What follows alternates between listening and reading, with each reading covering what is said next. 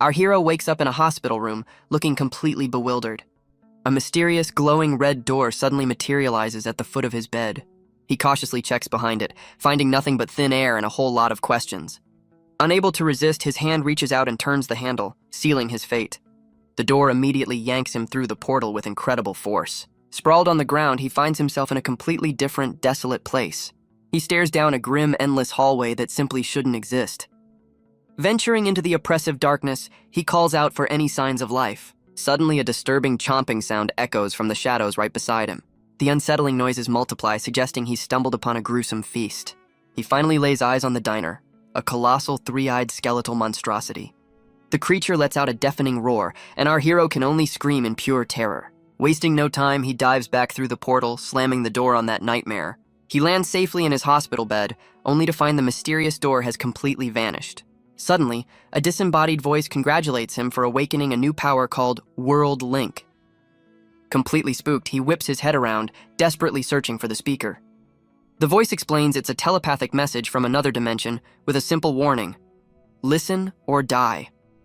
Its first command is to find a creepy-looking statue hidden inside his own bag. He pulls out a cursed golden idol, allegedly planted there to steal his very soul.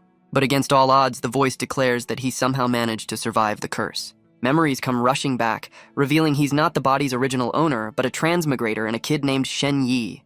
The voice explains the original Shen Ye's soul was completely annihilated by the statue's curse. Turns out our hero died from overwork back on Earth, and his soul conveniently slipped into this vacant body. The curse had a major flaw. Failing to kill its target grants them all the power it's stolen for millennia. As the cursed idol crumbles to dust, the voice commands him to summon the door, which is now his to command. The ominous red door reappears, a direct result of his newly awakened World Link ability. He's immediately awarded a new title for his troubles: the incredibly lame, polite person. This damaged passive skill just makes people think he's slightly nicer, much to his confusion. He demands to know who the voice is, but only gets a warning that the original curse casters are coming for him. Before disappearing, the voice reveals the horrifying name of the world he visited, now etched onto the door: the Nightmare Realm. The voice reveals it's also trapped in that hellscape, promising a reward if he grows strong enough to free it. He's barely been in this world for a day and already has a mysterious target on his back. With no way to defend himself, he decides to equip his lame title and hunt for a new one. His brilliant new plan involves trying to negotiate with the giant three-eyed skeleton monster. Convinced his polite person title is the key, he prepares to reason with the beast. Stepping back into the Nightmare Realm, he's immediately dwarfed by the skeletal horror. He nervously introduces himself and activates his only weapon: extreme politeness. The monster just stares back, its glowing eyes completely unimpressed by his introduction. Believing his charm is working, he sincerely apologizes for the interruption and offers friendship. His offer is immediately rejected as the creature lunges forward to attack. He narrowly dodges a devastating swipe that shatters the very ground beneath him. Scrambling back to safety, he can't believe his polite chat was met with such aggression. The skeletal beast smashes right through the portal, determined to finish the job. Thrown back onto his bed, he barely escapes the monster's relentless pursuit. Catching his breath, he realizes the door simply vanishes if destroyed and curses his useless title. A system notification pops up, crushing his dreams of farming titles by limiting him to one per day.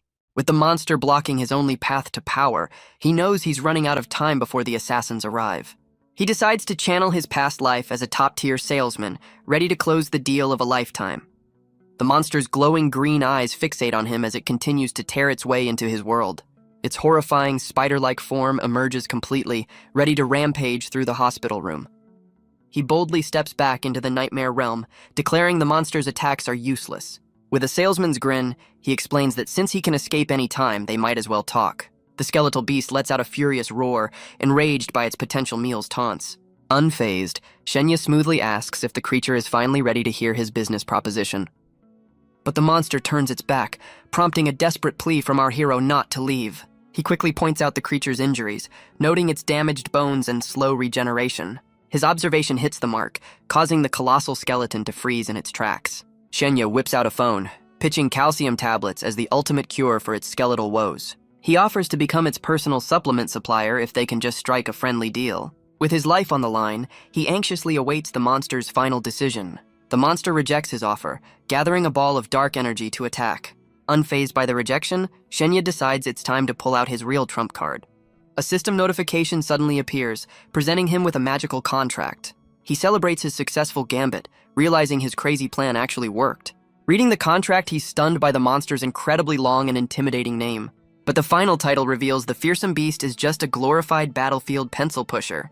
The skeleton proposes a soul exchange, admitting it needs his help to regain its strength. With the terms laid out, Shenya prepares to sign the binding agreement with a magical flourish. He proudly signs his name, discovering he has some seriously impressive titles of his own. As the contract is sealed, our hero and his new skeletal partner are officially bound together. Finally out of the hospital, Shenya arrives at his new home in a modern apartment complex. His new parents fuss over him, handing over tonics and the calcium tablets he asked for. As a former orphan, he's genuinely moved by this unexpected display of parental care. Their peaceful family moment is suddenly shattered by an unexpected knock at the door. 2 police officers introduce themselves, here to investigate the circumstances of his accident. The lead officer casually dismisses the incident as an unpredictable misfortune, calling his survival a blessing. Shenya's face darkens as he internally rejects their fatalistic explanation. He knows the truth. The original Shenya was killed by a monster from that cursed idol. He confronts the officer, asking if people are just supposed to accept their fate when these things happen. The cop is left sweating and speechless, completely caught off guard by the kid's intense questioning. The officer tries to calm him down, admitting he has something important to share. He announces the hospital will be abandoned and sealed, a drastic measure to prevent more accidents. Shenya feigns relief, noting the officer's high rank while pretending he's just a scared kid. The cop shuts down his concerns, claiming a simple middle schooler couldn't possibly have enemies. With their official business concluded, the officers turn to leave the apartment. Shenya sees right through their act, realizing even the government is terrified of the curse's power. He's left wondering why anyone would waste such a powerful curse on an ordinary teenager. Just as he's lost in thought, the sergeant unexpectedly returns to his doorway. The officer offers his personal card, a silent acknowledgement that something is very wrong. He gives a final, cryptic warning to call if anything feels off, leaving Shenya with a direct line to a potential ally. He examines the card, noting the name of the surprisingly helpful Sergeant Luo Feichuan. Alone in his room, he questions if one rogue cop can truly help when the entire government is useless. A grim reality sets in. Now that his enemies know he's alive, they're definitely coming back. His greatest fear suddenly surfaces. What if his new family becomes their next target? Fueled by a new resolve, he clenches his fist, determined to get stronger immediately. Without a moment's hesitation, he summons the ominous red door to the nightmare realm. He flashes a professional sales smile, ready to make his first delivery.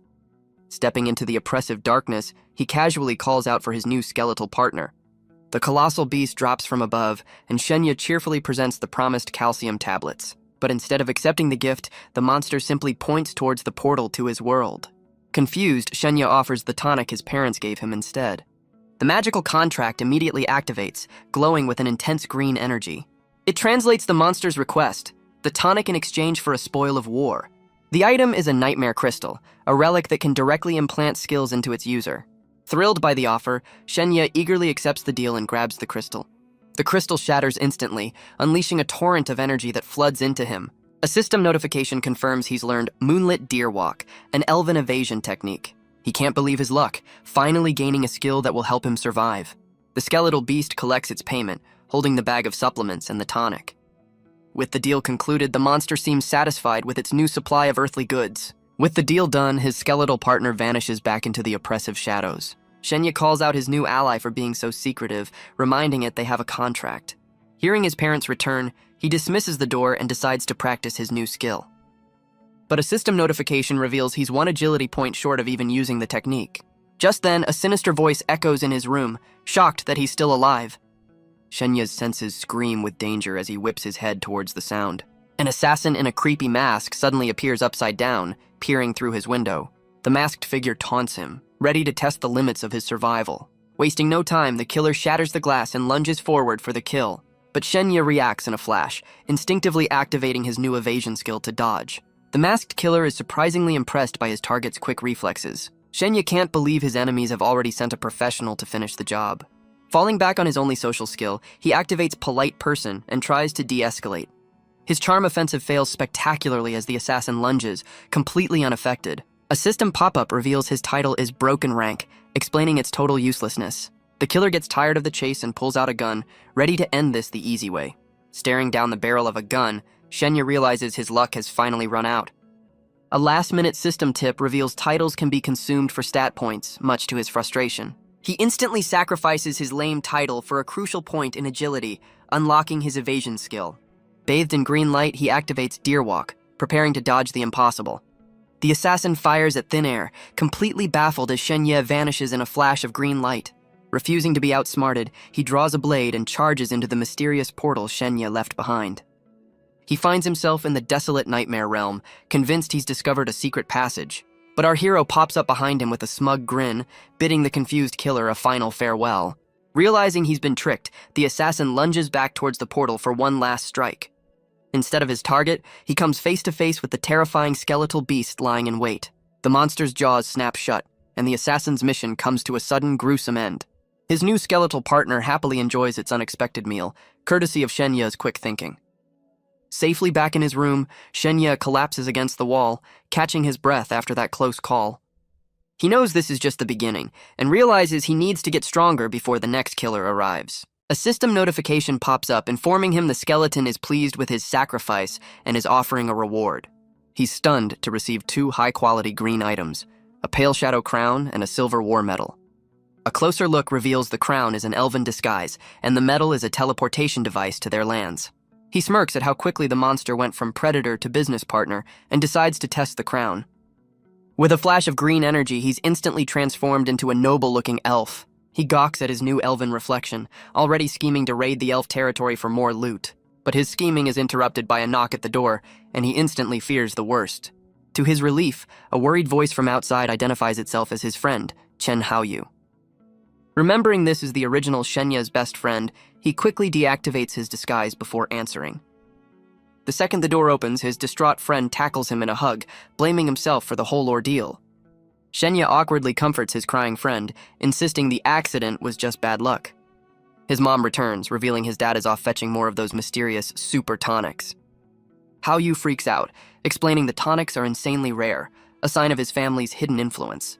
His friend quickly changes the subject, reminding him about the all-important high school exams. The word exams hits Shenya like a truck, suddenly remembering he's stuck in a middle schooler's body. His mom reveals he missed the strength portion, but can still pass with a good agility score. It all clicks for Shenya. This world's education system is based on physical stats, not just book smarts. But a grim thought surfaces. Attending school is like painting a giant target on his back for assassins. Overwhelmed by his dangerous new reality, he falls silent, worrying his mother.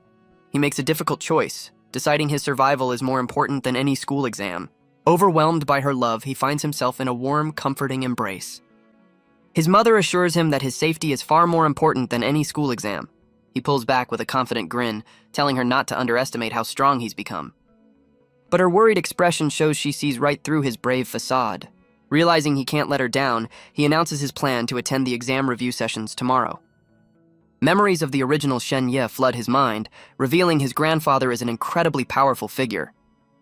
But his parents cut ties with the wealthy family, choosing to live a simple, independent life.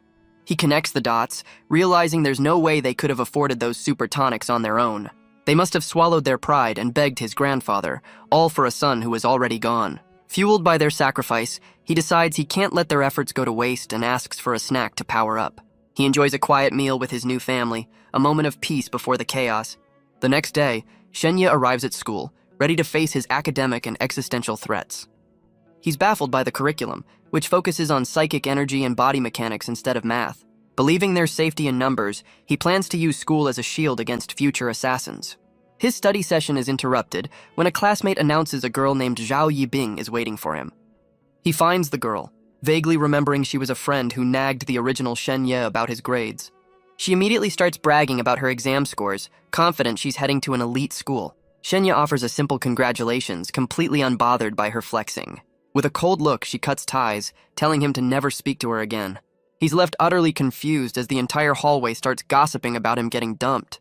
She tries to let him down easy, claiming they're from different worlds and should just be friends. He calls her out for kicking him while he's down, just as she deletes his contact info for good. Shenya flips the script, revealing he never wanted to be her friend and tells her to leave him alone. The crowd's gossip reveals the truth. She was only interested in him when he was at the top. Her friend jumps to her defense, calling Shenya a disappointment, but he couldn't care less. Zhao Yibing starts crying, trying to guilt-trip him by saying she thought they were friends. But our hero sees right through the act, ready to counter her emotional manipulation with his own sales skills. He publicly rejects her, declaring he has the right to find someone better and offers to pay for her gifts. With a final decisive point, he makes it crystal clear that their friendship is officially over. Her friend explodes with rage while Zhao Yibing is left speechless by his brutal honesty. The crowd erupts, branding Shenya a heartless villain for his public takedown. But Zhao Yibing panics, realizing her plan to dump him has backfired spectacularly, making her look like the fool. Suddenly, a burly classmate steps in, blocking Shenya's path with a furious expression. The self-appointed bodyguard declares that our hero isn't going anywhere until Zhao Yibing says so.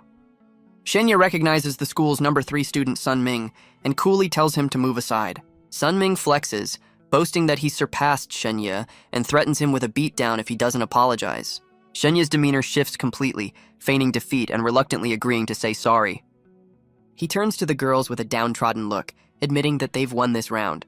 With a single tear, he dramatically asks if she's finally happy now that she's broken him. Then, in a brilliant move, he fakes a sob and dashes right past the stunned bully, escaping the scene entirely. The crowd completely falls for his act, seeing him as the heartbroken victim.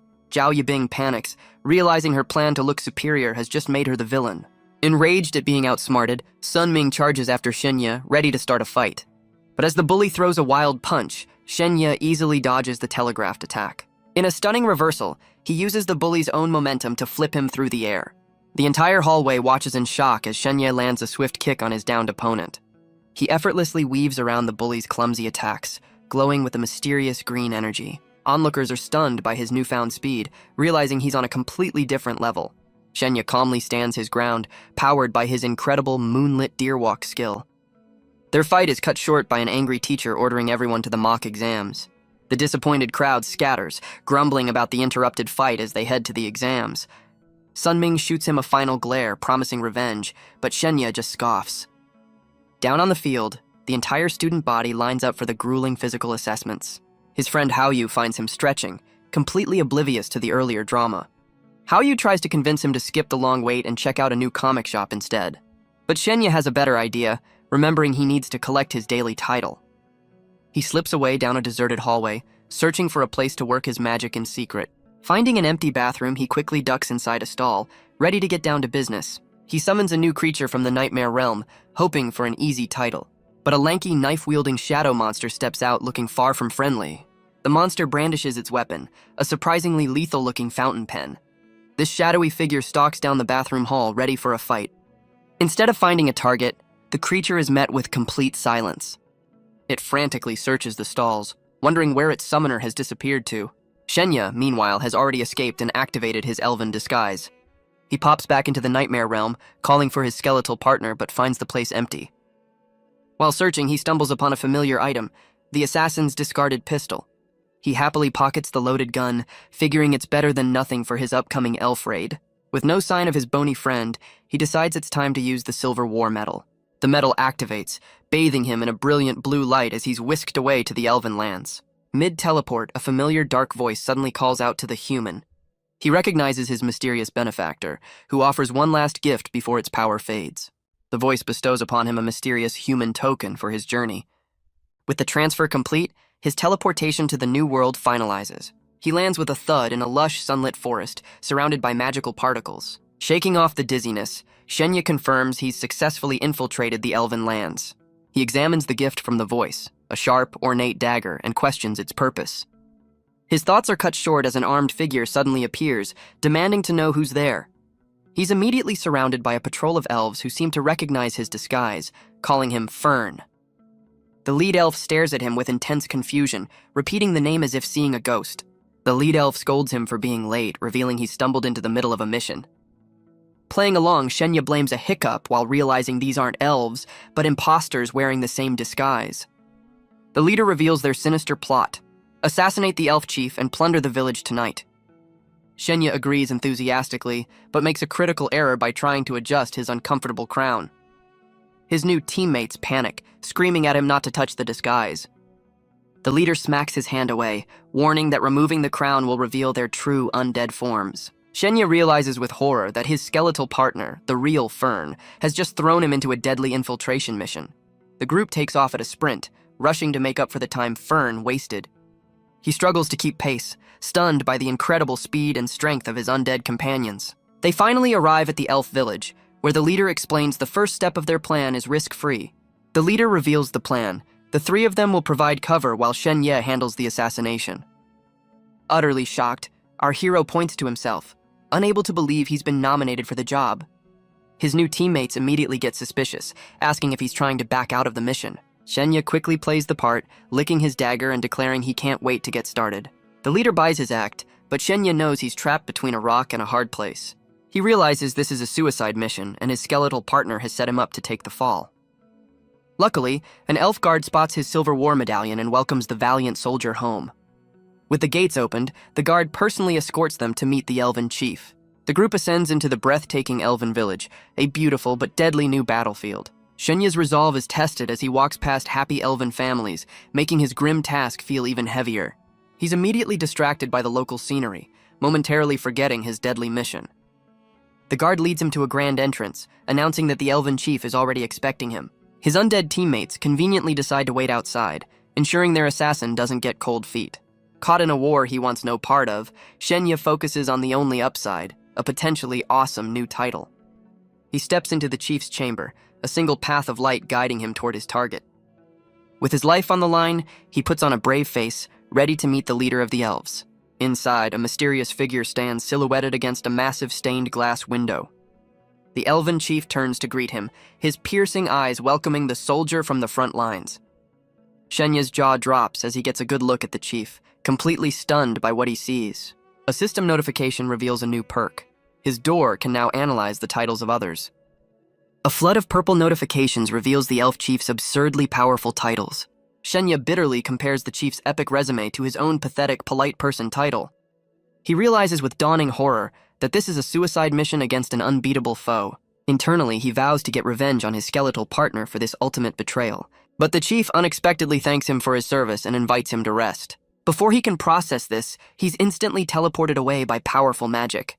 He lands in the middle of a celebratory banquet, surrounded by his fellow soldiers. His undead leader reveals the assassination plan, wait for the chief, then strike while they create a diversion. Knowing his teammates will just abandon him, he desperately tries to think of an escape plan. His plotting is suddenly interrupted when a beautiful elf maiden asks him for a dance. She declares it an honor to dance with a hero, her eyes sparkling with admiration. He awkwardly accepts, but the charming elf maiden happily offers to take the lead.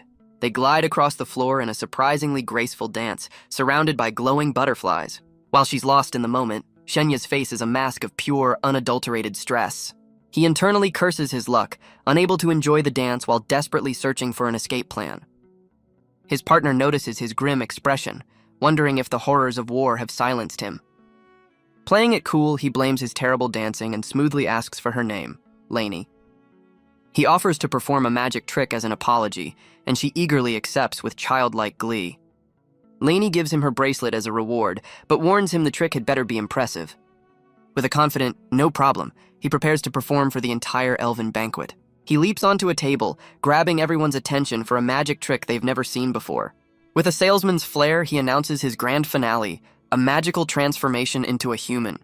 The elven crowd goes wild with excitement, eagerly demanding to see the impossible feat. His undead partners are baffled, but one genius thinks it's a clever way to blend in. Shen Ye tells the audience to watch closely as he prepares to reveal his true self. In a flash of green light, he removes the crown and reverts to his human form, offering the disguise to Lainey. Lainey is completely mesmerized by the transformation, holding the magical crown in her hands.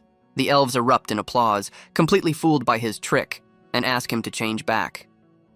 He smugly explains the secret. The crown was the source of his elven appearance all along. Then, he points a finger at his stunned teammates, outing them as fellow magicians who can do the same. He drops the final bombshell. Without their crowns, his teammates are just a bunch of undead.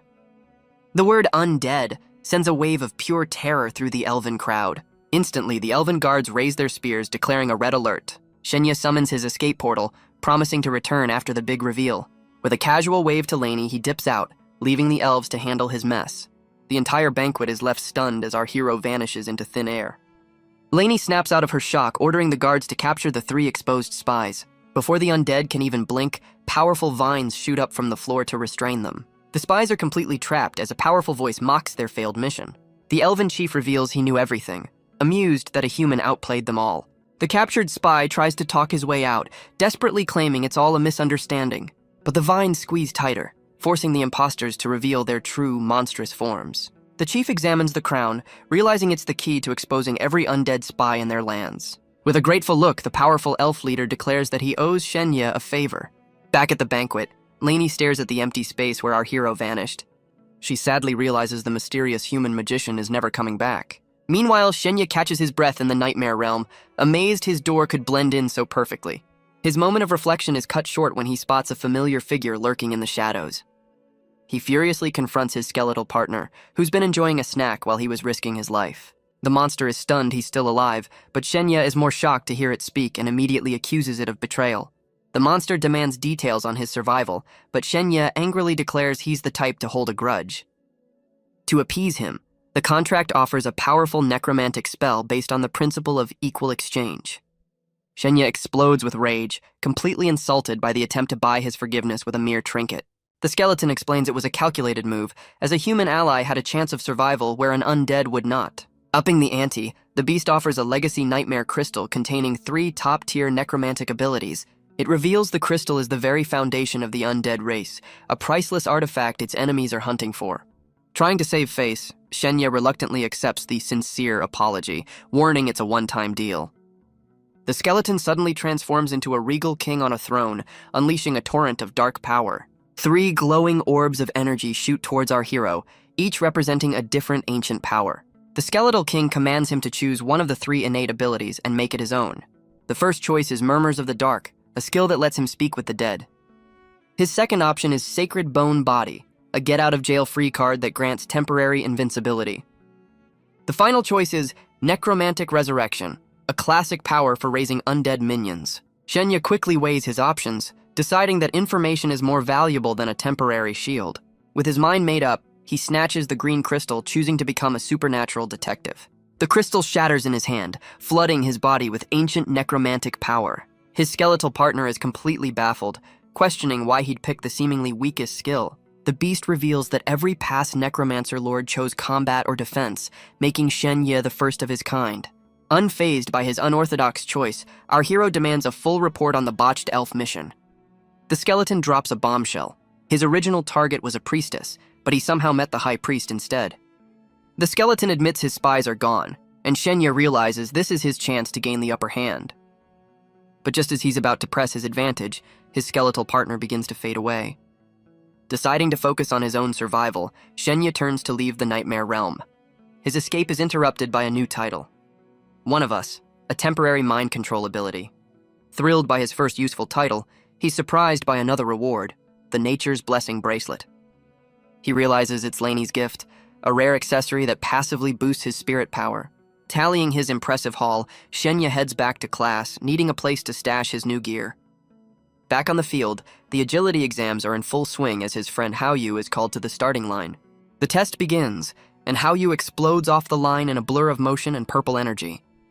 Shenya shouts encouragement from the sidelines, cheering on his best friend. Haoyu confidently thanks his friend, boasting that the agility test is nothing he can't handle. His confidence is immediately shattered as a paintball splatters right across his face. With a disappointing score, Haoyu is dismissed, and Shenya is called to the starting line.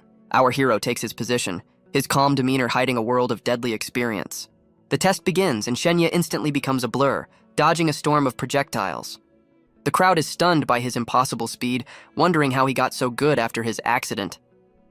He smirks internally, knowing his elven footwork makes this schoolyard test a complete joke.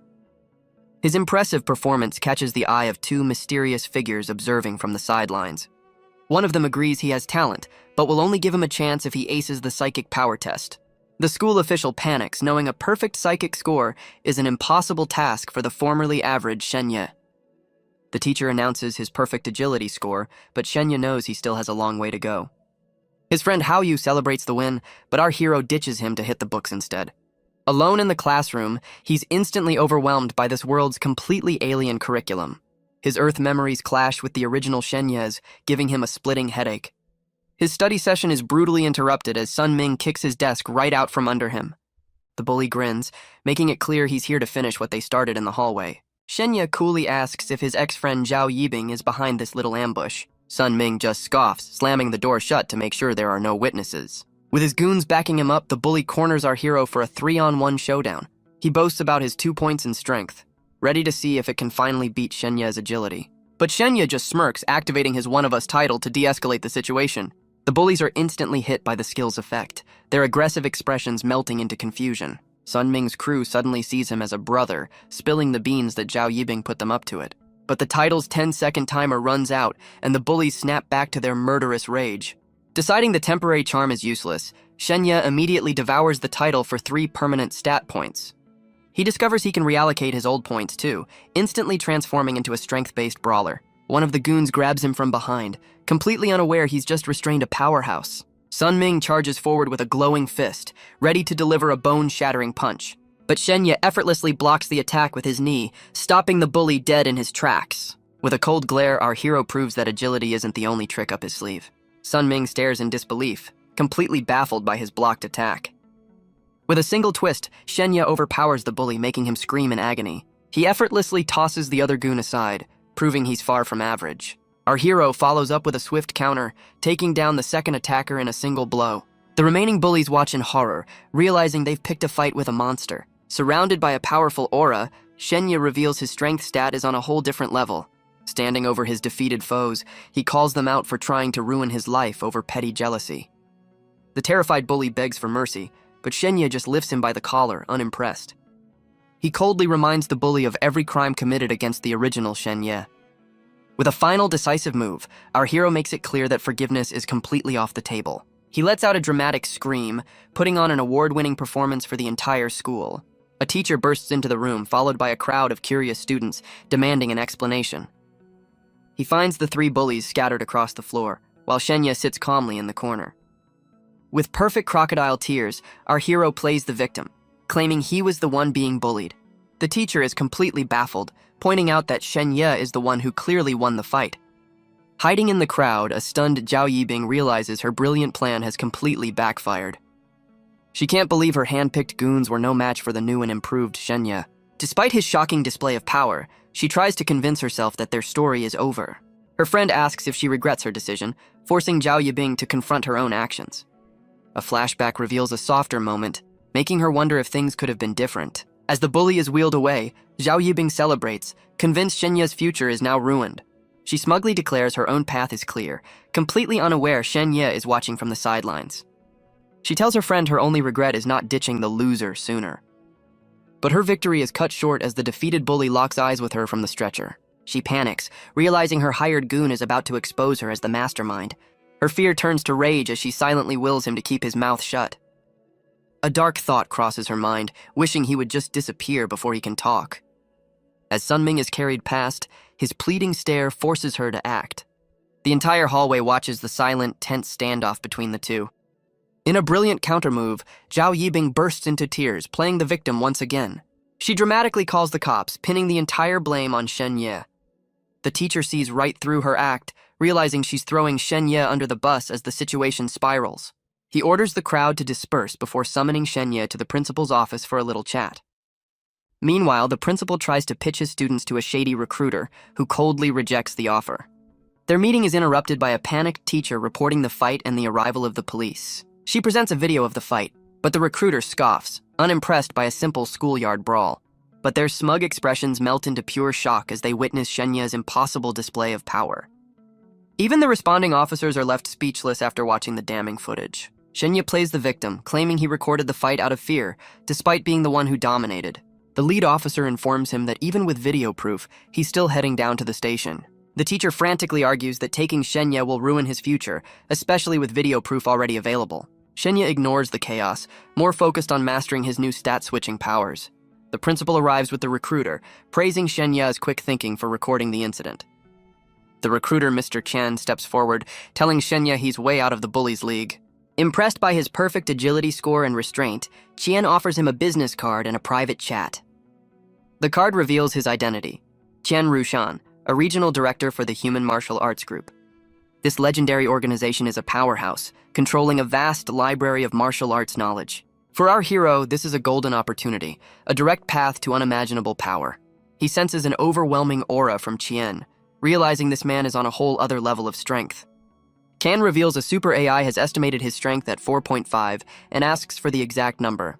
Shenya sees his ticket to safety and confidently reveals his strength is a solid 5. The school officials are left completely speechless by the impossibly high number. Qian praises his remarkable talent while Shenya feigns ignorance about his own power. The recruiter explains that a strength of 5 unlocks the ability to pilot mechs and wield ancient weapons. Impressed, Qian offers him a recommendation and a special retest if he joins the martial arts group. Our hero eagerly accepts the deal, securing his spot among the elite. Just as a formality, Qian casually asks about his psychic power stat.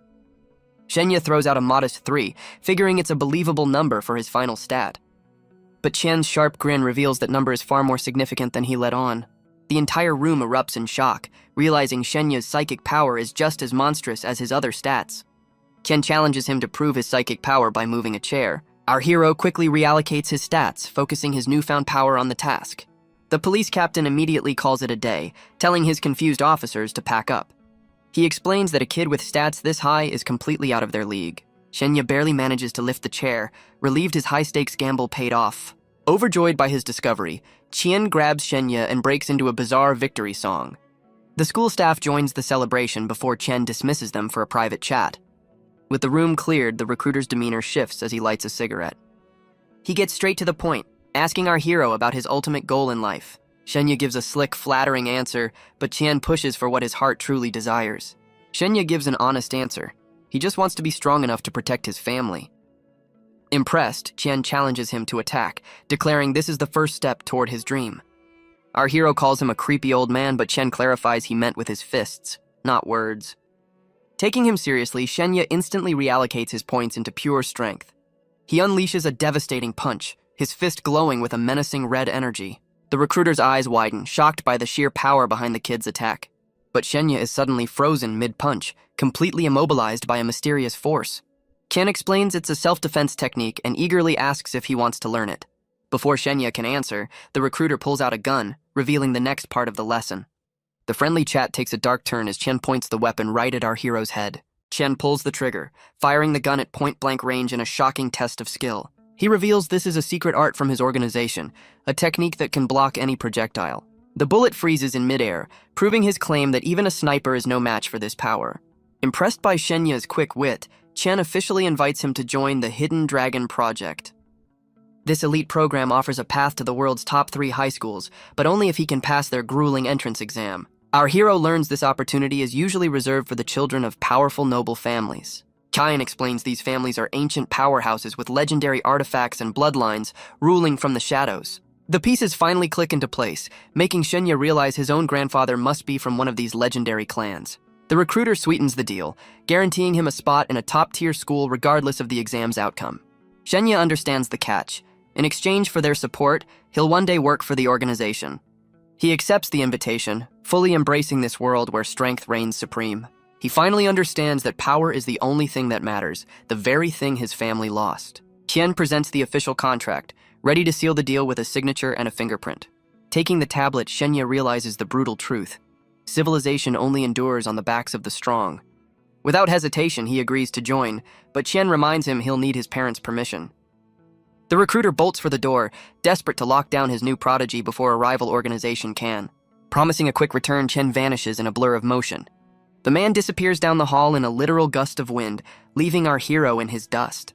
Stunned by his new mentor's power, Shenya is interrupted by the nosy school staff. He confirms the deal is done, sending the principal into a wild celebration over the school's newfound fame. Just as his life calms down, Shenya gets a call from an unknown number. It's Sergeant Luo Feichuan, who's found new information and wants him at the station immediately. At the station, the sergeant with a cybernetic hand offers him a seat and prepares to show him a new lead. But as soon as he stepped inside, Shenya felt a strange and unsettling presence in the air. Luo reveals a photo from the day of the incident, showing a suspicious figure on a nearby rooftop. Shenya zooms in on a spiky-haired man but plays dumb, claiming he's never seen him before. The sergeant reveals their experts believe the man was in the middle of activating something.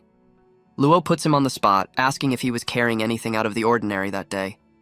Shenya instantly connects the dots. This man activated the cursed statue, but the evidence is long gone.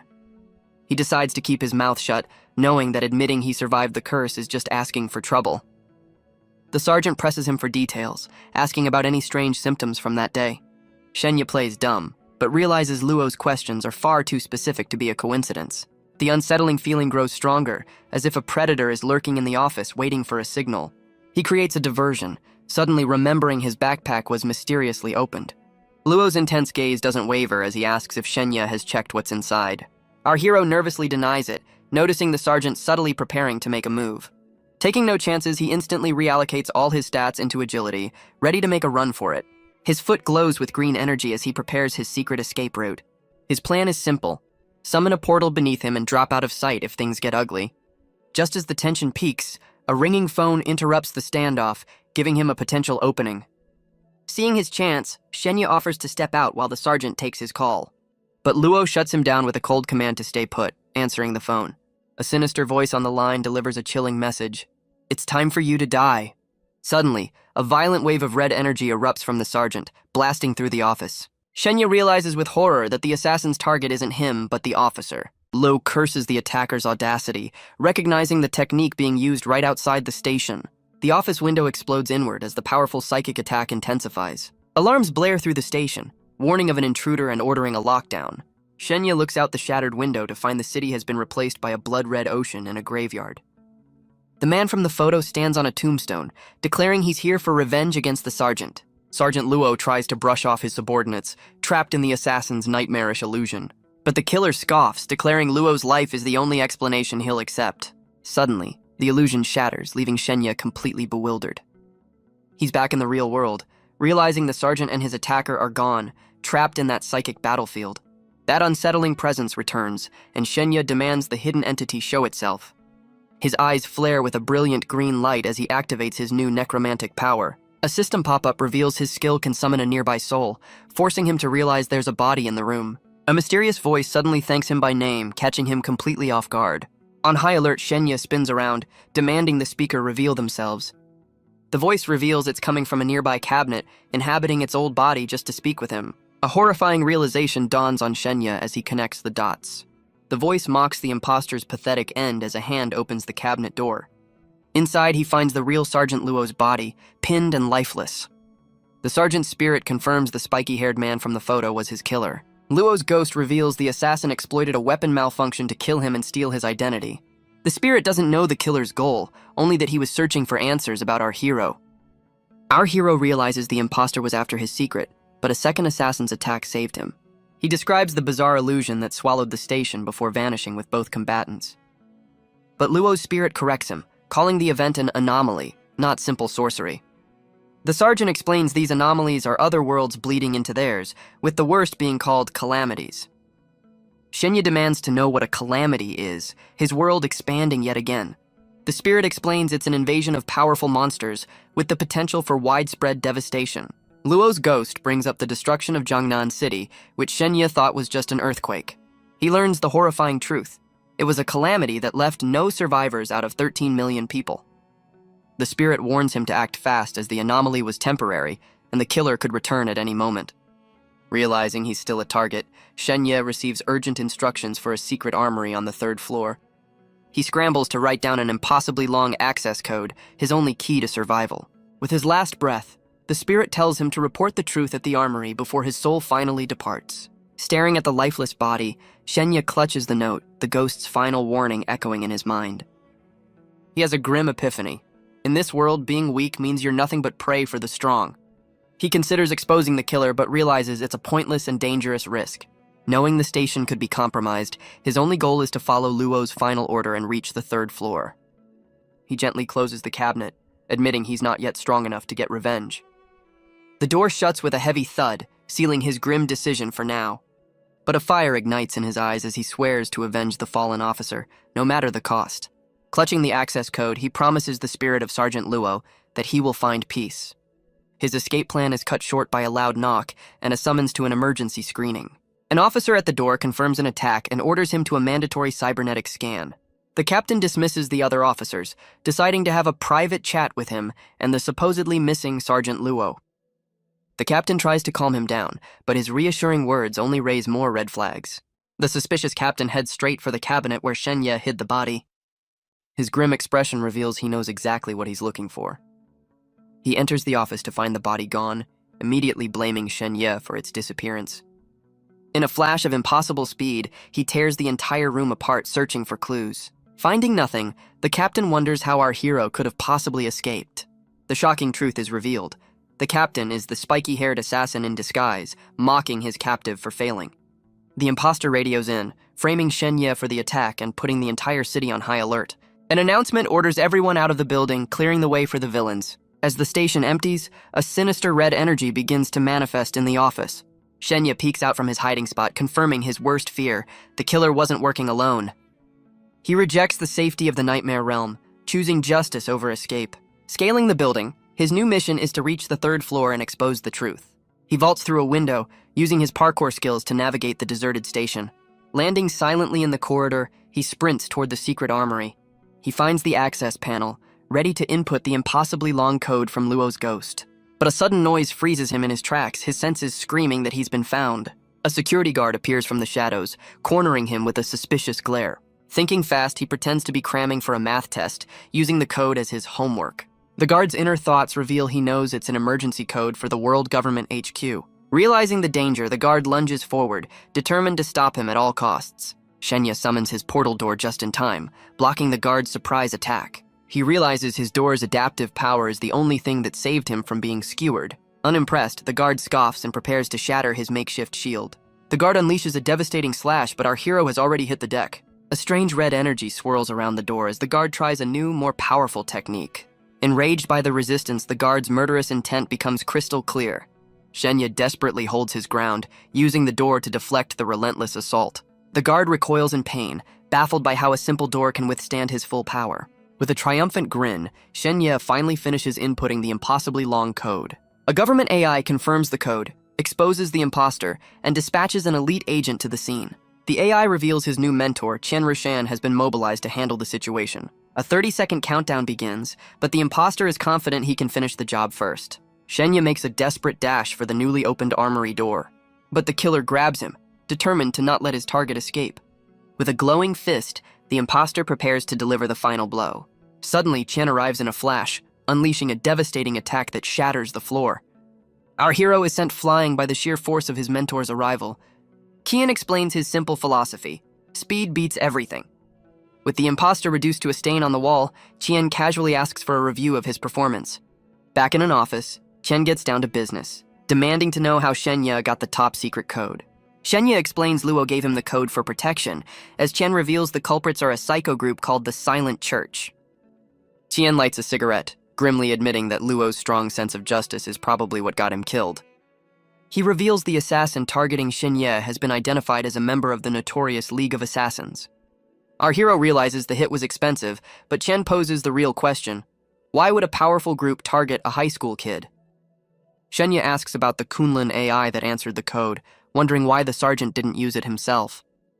Qian explains Kunlun is a top-tier government AI that only intervenes for agents with a special passcode. The recruiter drops a bombshell. Luo couldn't call for backup because his main weapon was sabotaged.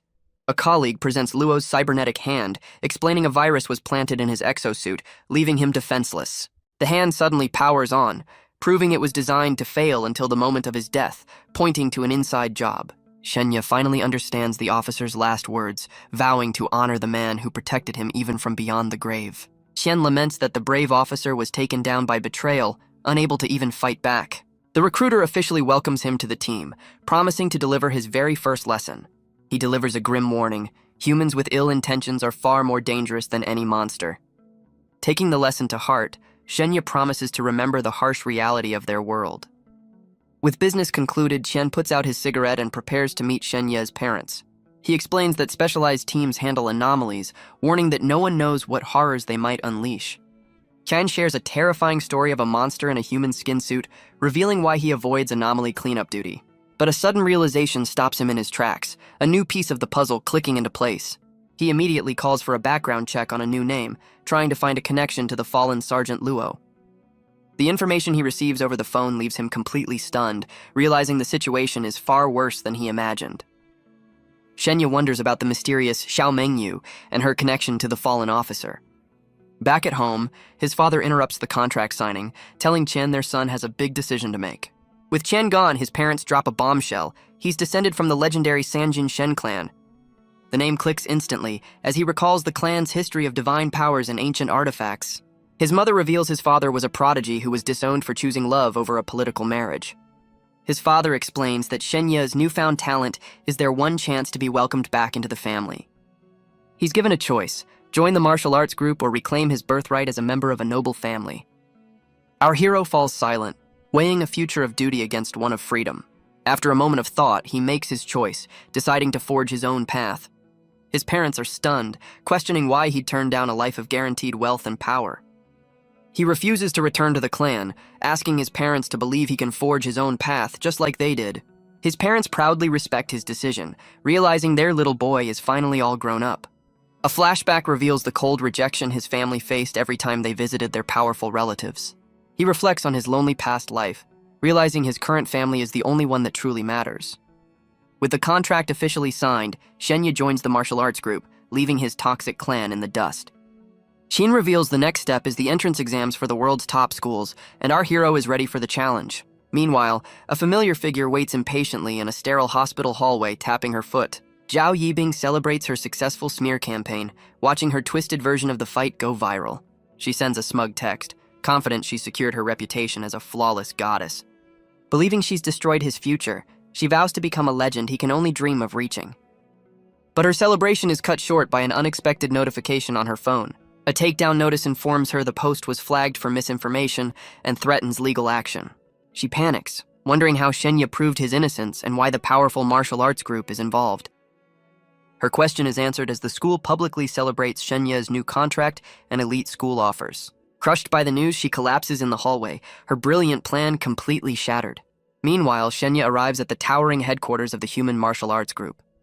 In the elevator, Chen casually mentions earning 5 merit points for taking out an enemy. He explains merit points are a special currency, but Shenya isn't eligible to earn them yet. But a government notification reveals he's getting a special reward for his contributions anyway. As they reach their floor, Chen promises to investigate the attempts on his life, advising him to lay low. Cheyenne officially welcomes him to the group, confirming his funds are transferred and the online drama is squashed. A personal video message from a famous celebrity, Xu Mulan, greets him in his new luxury suite. The star offers him words of encouragement and even scores him VIP tickets to her next concert. Our hero is floored, realizing this is the original Shenya's absolute favorite idol. He quickly pieces it together. The entire room has been perfectly customized to his predecessor's tastes. Stepping onto the balcony, he's amazed by the VIP treatment, finally understanding the perks of power. From the 105th floor, he gazes at the sunset, feeling the pull of his new elevated status. With his exams just 2 days away, he vows to dive back into the nightmare realm for another power-up. At midnight, he summons his ominous portal, ready for another trip into the unknown. But the moment he steps through, he's greeted by a gruesome scene of carnage and debris. Shenya wisely backs away, realizing a reckless charge could ruin his next title evaluation. A weak voice calls from the wreckage. His skeletal partner is barely conscious and begging for help. The monster asks for a healing tonic, but Shenya admits he has no idea how to patch up a giant skeleton. With his life force fading, the beast ironically accepts his grim fate. Deciding his trading partner is too valuable to lose, Shenya promises to return with a solution. 2 hours later, the skeleton has given up all hope, convinced he's been left for dead. Our hero finally returns, but his grand rescue plan is immediately foiled by a door that's way too small. He proudly presents a custom-made healing bath, admitting he has no clue how to get his patient into it. Before they can solve the puzzle, the entire room begins to violently shake and crumble around them. The skeleton reveals their secret undead stronghold is being invaded by a united force of humans and elves. Too weak to fight, the skeleton tosses our hero a spatial ring and tells him to hide it. The massive beast dissolves into pure energy, shooting straight for its new hiding spot. With a flash of light, the monster's essence is completely absorbed into the magical ring. The stronghold's entrance explodes, forcing Shenya to quickly dismiss his own portal.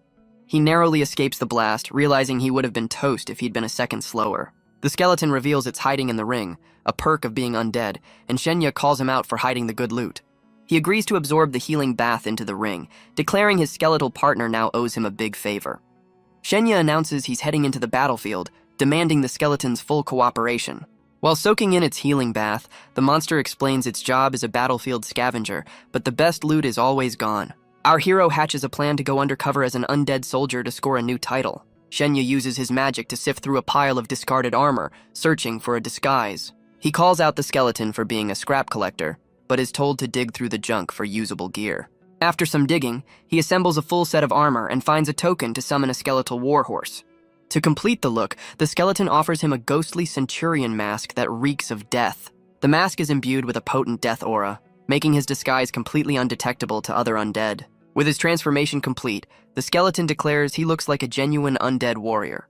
He daydreams about his new Ghost Rider persona, planning to flee at the first sign of trouble. As he heads for the door, the skeleton begs him not to die, worried about its own safety if the ring is found. With a sarcastic promise to try not to die, he phases through the door into the battlefield. He emerges into the war zone, finding the entire undead stronghold has been completely decimated. He surveys the ruins, remembering a dagger he picked up in the Elven lands for extra protection. While sneaking through a rocky crevice, he suddenly finds himself in a tight spot. A dozen sharp blades are suddenly pointed right at his skeletal mask. A squad of human soldiers corners him, mistaking him for a stray undead in their territory. He rips off his mask in a panic, desperately trying to prove he's a human on their side. The lead soldier isn't buying it, calling him a traitor and raising his sword for the final blow. But our hero easily blocks the massive sword with his tiny dagger, much to the soldier's surprise. The soldier stares in disbelief, recognizing the dagger's unique glow as the legendary Nightshade.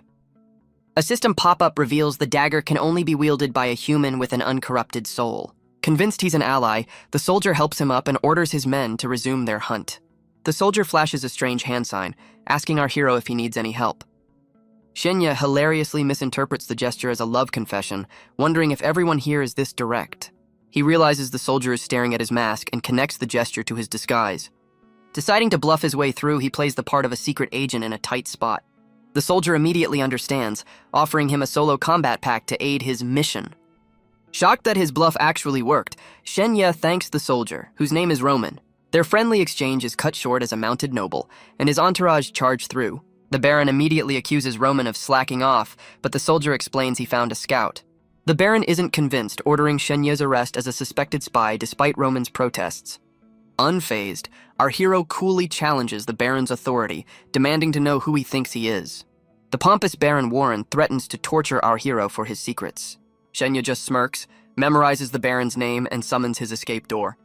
Enraged by the disrespect, the Baron orders his men to take him down. The soldiers charge forward, ready to carry out their lord's command. But their weapons hit nothing but dirt as our hero vanishes into thin air. The Baron is completely baffled, unable to comprehend the magical disappearing act. Roman chimes in, mentioning rumors of elite assassins joining the war effort. He mockingly points out that the Baron just gave his name to a potential shadow killer. The Baron breaks into a cold sweat, realizing he's just painted a massive target on his back. Terrified of a knife in the dark, he orders a hasty retreat, leaving the scene in a panic. Our hero drops back into his luxury suite, making a hasty retreat from the battlefield. He catches his breath, vowing revenge on the Baron and blaming his partner for the near disaster. The skeleton scoffs from the ring, claiming ignorance of convoluted human military tricks. A system pop-up rewards his clever escape with another green quality One of Us title. A special event triggers, offering a legendary latent ability if he can earn the same title one last time. He realizes it's a high-stakes gamble, succeed on the next mission or lose the chance forever. Our hero analyzes the conditions, knowing he must face impossible odds and escape using only his wits. He recalls turning both elves and soldiers into allies by navigating life-or-death situations. With the key to success in hand, he decides the risk is too great, prioritizing his life over a new power. His strategic planning is suddenly cut short by an unexpected interruption. A call on the intercom announces a visitor, a verified family member of the fallen Sergeant Luo. Feeling a deep debt to the man who saved his life, Shenya knows he can't refuse the meeting. He agrees immediately, hoping to offer some comfort to the grieving family. On a moonlit balcony, he finds a mysterious woman with striking purple hair waiting for him. Our hero confirms his identity, stepping forward to meet his unexpected guest. She introduces herself as Luo's sister, Xiao Mengyu, unleashing a powerful aura and the title Great Swordsman. Shenya is stunned, realizing titles are far rarer and more significant than he ever imagined. It all clicks into place. This is the woman whose name alone terrified his hardened mentor. She reveals her brother was betrayed by jealous classmates who sabotaged his weapon. With a cold, unwavering gaze, she calmly announces that she's already delivered her own brand of justice. Shenya is completely floored by her ice-cold confession of revenge. He confirms she took out all 3 culprits, and her casual yes shows him what a great swordsman truly is. She reveals her brother had limited talent, and she only wanted a safe, simple life for him. Our hero is baffled, as he'd been told the sergeant was a prodigy, not an average man. Seeing his silence, she challenges him, asking if he thinks revenge was the wrong move. He frantically clarifies he's just worried about the legal trouble she might be in. She scoffs, explaining that for noble families, restoring honor is a right no one dares question. Unfortunately, the assassin she interrogated didn't know who hired him, leaving her with a dead end. Now she turns to Shenya, asking for any names of his own enemies so she can continue her crusade. He claims ignorance, but she unsheathes her glowing sword, declaring her quest for vengeance is far from over. She vows to eliminate both the assassin and the mastermind behind her brother's death. Our hero realizes her path to peace is paved with absolute vengeance. With a single unseen slash, she tears a rift right through the night sky. Shenya is left speechless, wondering how she just cut the heavens in half. She then offers her blade to his cause, asking for the names of any potential enemies. He plays it safe, claiming his only connection to the noble families is a strained one. But he suddenly recalls hearing screams during his first attack, giving her a new lead. She promises to investigate before leaving him with her contact info and a warning. His mentor suddenly appears, admitting he was worried the vengeful swordsman would target Shenya. Qian reveals she's a top prodigy and, shockingly, a fellow high school exam candidate. Tian reassures him that noble kids just have a head start, but our hero is more relieved to have a powerful ally. The grim reality hits him hard. A noble family could easily hire assassins to wipe him off the map. Deciding he needs his own offensive skills, he asks his skeletal partner for a power-granting nightmare crystal. He urgently asks his partner for a crystal, needing a new combat ability to survive. The skeleton scoffs that he only has undead skills, which are completely useless to our hero. He fumes, realizing he can't wait for school with assassins and noble family rivals breathing down his neck. But a sudden light bulb moment reminds him of the combat pack he received from Roman. Tossing aside rations and first aid, he rummages through the pack for something actually useful. His search pays off as he pulls out a massive, glowing green nightmare crystal. He crushes the crystal, absorbing its power and receiving a secret mission from a group called the Shadowhand Brotherhood. Our hero is bummed the crystal gave him a mission instead of a skill, but his partner has a theory. Realizing he can't earn another title today, he decides this Shadowhand mission is the perfect side quest. He hatches a new plan. Go back to the battlefield disguised as a human soldier. His partner hooks him up with armor from a fallen army, giving him the perfect lone survivor cover story. The crystal he holds is actually a distress signal from a fallen lord, a key part of his disguise. The skeleton's sudden concern raises red flags, and Shenya demands the real reason for his help. The partner admits his true motive. He needs Shenya to get rich so he can afford a new body. Stepping back into the nightmare realm, he finds himself on a grim, moonlit battlefield. He immediately spots a soldier desperately trying to save his wounded comrade. From the shadows, he overhears the soldier's false hope, knowing their base camp is still far away. He cautiously surveys the battlefield, knowing he can't risk being recognized by Roman's squad. Deciding to gather intel, he approaches the fallen soldiers scattered across the wasteland. He finds an undead giant and uses a dark art to wake it for a quick interrogation. But his first lead is a dead end, as the giant has no clue about the mysterious mask. Leaving the giant to its final rest, our hero continues his search for answers. He questions every body he can find, but his mission is met with a chorus of failure. Frustrated by his fruitless search, he takes a moment to regroup, feeling completely lost. But his brief rest is cut short by a hulking figure appearing right behind him. A massive werewolf looms over him, but instead of fear, Shenya sees a potential solution. He presents the mask to the beast, hoping its keen sense of smell can track down his target. The dying werewolf gives him a solid lead, pointing him toward a one-armed centurion. He finds the centurion's severed arm, wondering if his necromancy will even work on a single limb.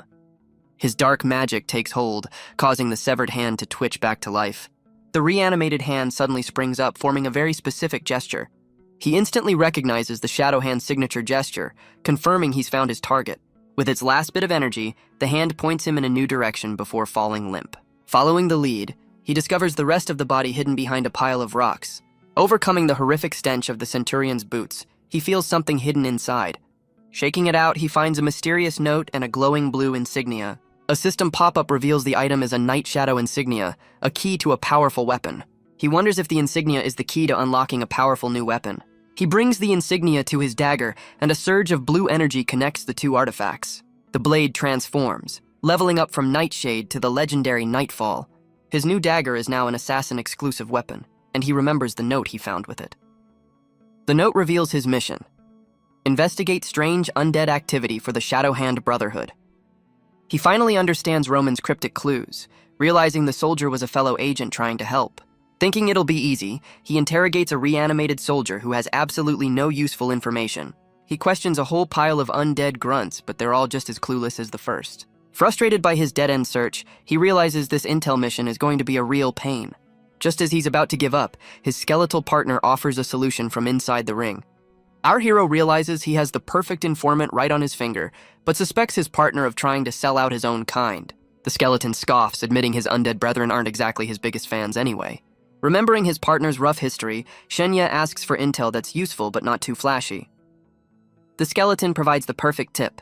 The undead have upgraded their cannons, a valuable but believable piece of intel. He worries the information is too good, but his partner explains the humans likely already suspect it and just need proof.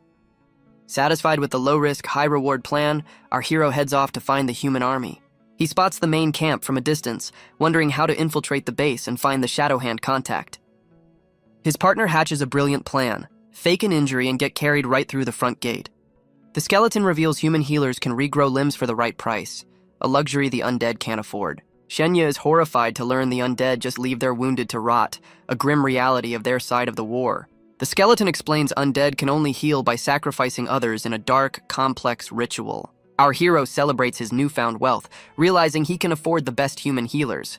He approaches a fallen giant, declaring he has a brilliant, if slightly insane, plan. Shenya dumps all his points into strength, struggling to lift the giant's massive hammer. He tells his partner to be ready to yell for him just in case he can't.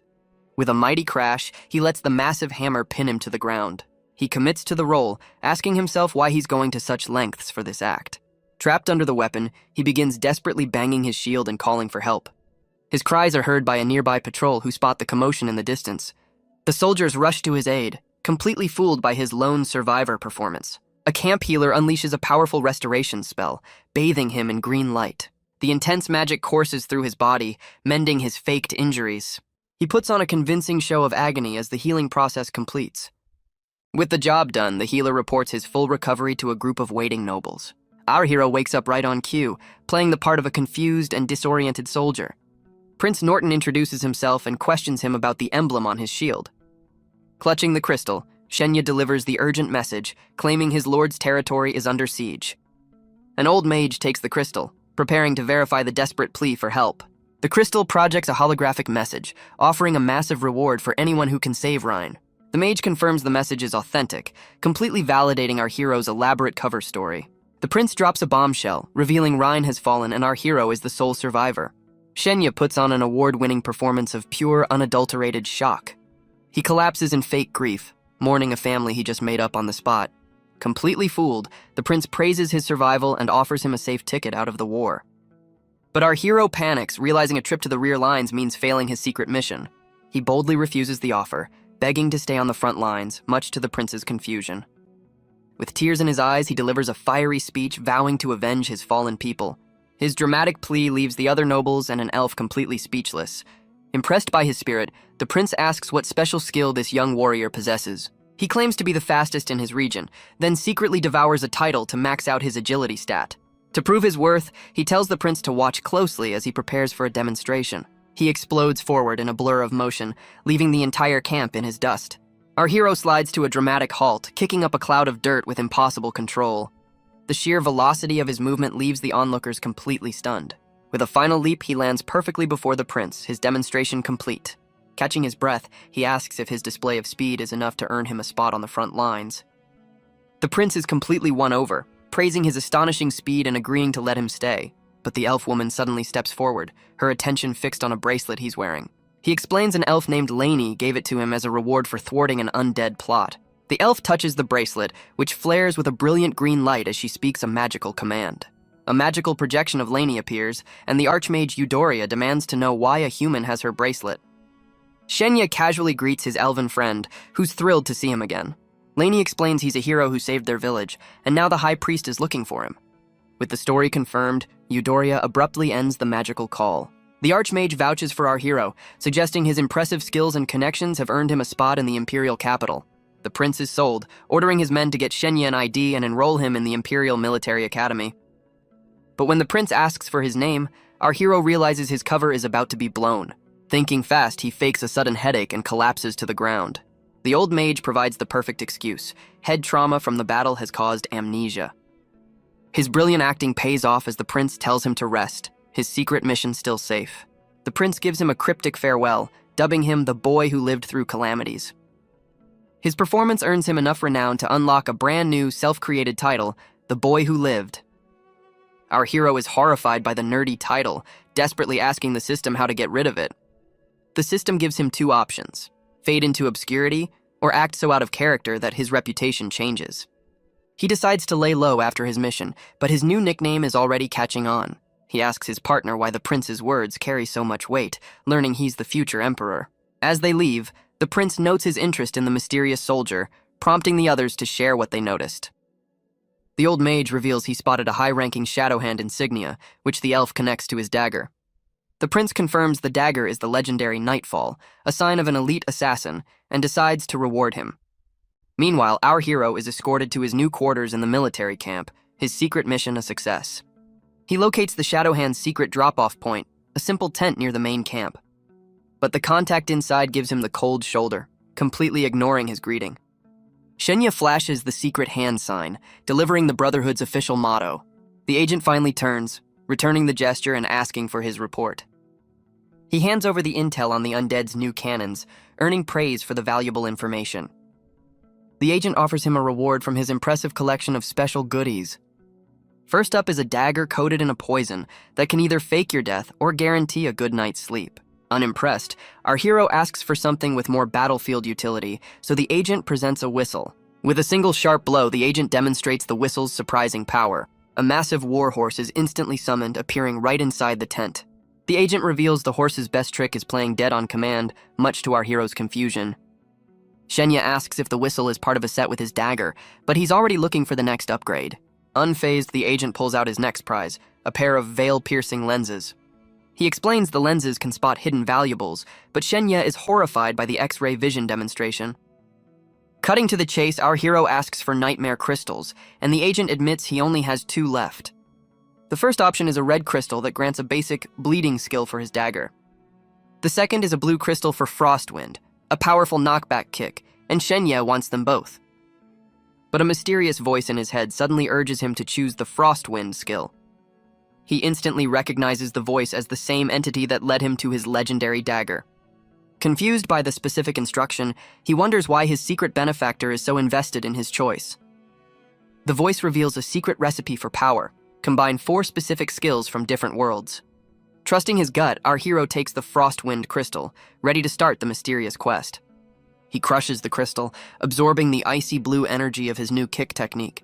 The agent admits the intel was far more valuable than the skill, offering him more rewards. To balance the scales, the agent hands over a hefty bag of gold, a nice bonus for a job well done. With one piece of the puzzle secured, he immediately asks his skeletal partner for the next, an undead spell. The skeleton confirms he has the Shadow Mirage spell, a simple illusion that our hero can easily learn. He instantly reallocates his stats, pouring points into psychic energy and agility to master the dark art. Knowing he can't be seen, he slips into a dark forest to practice his forbidden new magic. He cautiously scans his surroundings, making sure he's completely alone before casting the undead spell. He unleashes the Shadow Mirage, summoning a ghostly purple duplicate of himself. But the illusion shatters into nothingness just as quickly as it appeared. His partner mocks the seemingly useless spell, but Shenya knows it's part of a bigger plan. With 3 of the 4 secret skills collected, he's just one step away from unlocking a legendary power. His private training is interrupted by a soldier who greets him with his cringy new nickname. The soldier presents him with a Medal of Valor and a letter of recommendation, a personal gift from the prince. He accepts the honor and his new mission, report to the Imperial Military Academy. Between the prince's reward and the assassin's gold, our hero is officially rolling in cash. With his mission accomplished and pockets full, he decides it's time to leave this world behind. He returns to the real world, trading a war-torn forest for a bright, sunny cityscape. A cute AI confirms his war spoils have been converted into a hefty sum of cash. Just as the transaction completes, his phone starts ringing off the hook. He generously sends the newfound cash to his parents, telling them not to worry about him. After his call, he's flooded with notifications congratulating him on his new career. Among the messages is a desperate apology from his old nemesis, Zhao Yibing. He considers her pathetic attempt to win him back, a slight blush on his cheeks. With a smirk, he sends a savage reply, shutting down her advances for good. His best friend hits him up next, ready to celebrate his success with some food. But our hero hesitates, knowing a night out could be a death sentence with assassins on his tail. He remembers the original Shenya's bond with his friend, a connection he's determined to protect. His friend texts, begging for a tour of the martial arts group headquarters. Figuring it's the safest place to meet, he agrees to give his friend a private tour. While waiting in the lobby, he spots a crowd of intimidating figures gathered together. A closer look reveals a motley crew of powerful warriors, each one radiating a dangerous aura. He realizes these must be the professionals his mentor warned him about.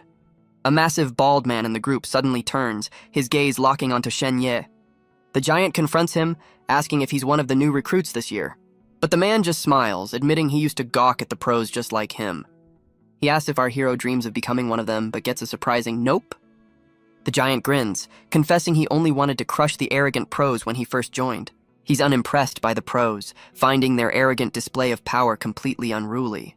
The bald giant's attention is suddenly caught by a mysterious woman in a wide-brimmed hat. He casually asks the gunslinger out for dinner, interrupting her conversation. She instantly shuts him down, shoving a pistol in his face with a chilling threat. The woman then turns to Shenya, asking if his friend at the front desk should be let in. He offers to go get his friend himself, but she tells him to stay put. She reveals his mentor gave specific orders to keep him safe due to his sticky situation. A little flustered by the attention, our hero shyly agrees to wait for his friend. His friend finally arrives, completely starstruck by the luxurious headquarters. As his friend gushes about his newfound fame, Shenya tells him he's welcome anytime. His friend skips the cafeteria tour, demanding to see his new luxury suite instead. Their conversation is cut short by the silent, judgmental glares of the pros. His friend is blown away to learn he's living on the 105th floor, right in the penthouse. But the tour is interrupted by a sudden, urgent text message on his phone. It's from Xiao Mengyu, revealing a key witness to the hospital attack has vanished. She sends him a video file, telling him to take a look at what she found. The video shows his best friend, as she reveals the nurse was likely silenced because of him. She explains she's running background checks on everyone he knows, just in case. The footage shows his friend acting suspiciously at school, and Shenya's eyes widen with a terrible realization. As the elevator dings, the message confirms his friend was caught searching for something, raising a massive red flag. Our hero realizes he was in the nightmare realm when his friend was searching for him, but the question remains, why? He stares at his friend, a cold suspicion growing behind his eyes. As his friend innocently asks what's wrong, a text from Xiao Mengyu delivers a chilling warning. Be careful. The elevator doors open, and his friend's gushing excitement provides the perfect cover for his dark intentions. Chen Haoyu sprints down the hall, eager to see the penthouse suite, leading Shen Yi right into a trap. He points to the door at the end of the hall, his cheerful demeanor hiding a deadly secret. In a shocking betrayal, his friend spins around and unleashes a devastating surprise attack. A vicious arc of purple energy slices through the air, aimed directly at our hero's head. The blade finds its mark, and Shenya's world explodes in a flash of purple light. Overwhelmed by the sudden assault, our hero is consumed by the traitor's power. The imposter is stunned, realizing he only struck an illusion and underestimating his target's skill. But the real Shenya, glowing with blue energy, has already dodged the fatal blow. He unleashes a devastating counterkick, sending the traitor flying across the hall. A system pop-up reveals he's combined 3 skills to unlock a temporary legendary technique. With a permanent stat boost, Shenya coldly demands to know where his real friend is. The imposter just cackles, revealing the real Chen Haoyu is already gone. He lunges forward again, promising our hero will be joining his friend very soon. But Shenya meets the charge head-on, blocking the attack with a powerful glowing kick. The assassin scoffs at the defense, but his confidence shatters as he feels the kick's true power. His new skill's guaranteed knockback activates, sending the stunned imposter stumbling backward. Our hero finally understands the secret to his new power, combining simple skills into a legendary combo. The assassin dodges a hail of bullets, moving with incredible speed. With the gun clicking empty, the imposter taunts him for missing every single shot. But Shenya reveals his true goal. The gunshots were just an alarm to summon backup. The building's security system goes into overdrive, dispatching elite forces to their location. Suddenly, the imposter is riddled with projectiles, caught completely off guard. The gunslinger from the lobby appears, revealing she was the one who took the shot, using pens as ammo. She grabs the assassin, demanding to know who hired him for the hit. The imposter just grins, defiantly biting down on something hidden in his mouth. He takes his own life with a poison capsule, leaving the gunslinger furious at the lost lead. The gunslinger fumes over the dead end, realizing the assassin's skin shift ability fooled everyone. In the morgue, an agent reports the assassin is a complete ghost with no records or identification. The gunslinger Wenna apologizes to her superior for failing to capture the target alive.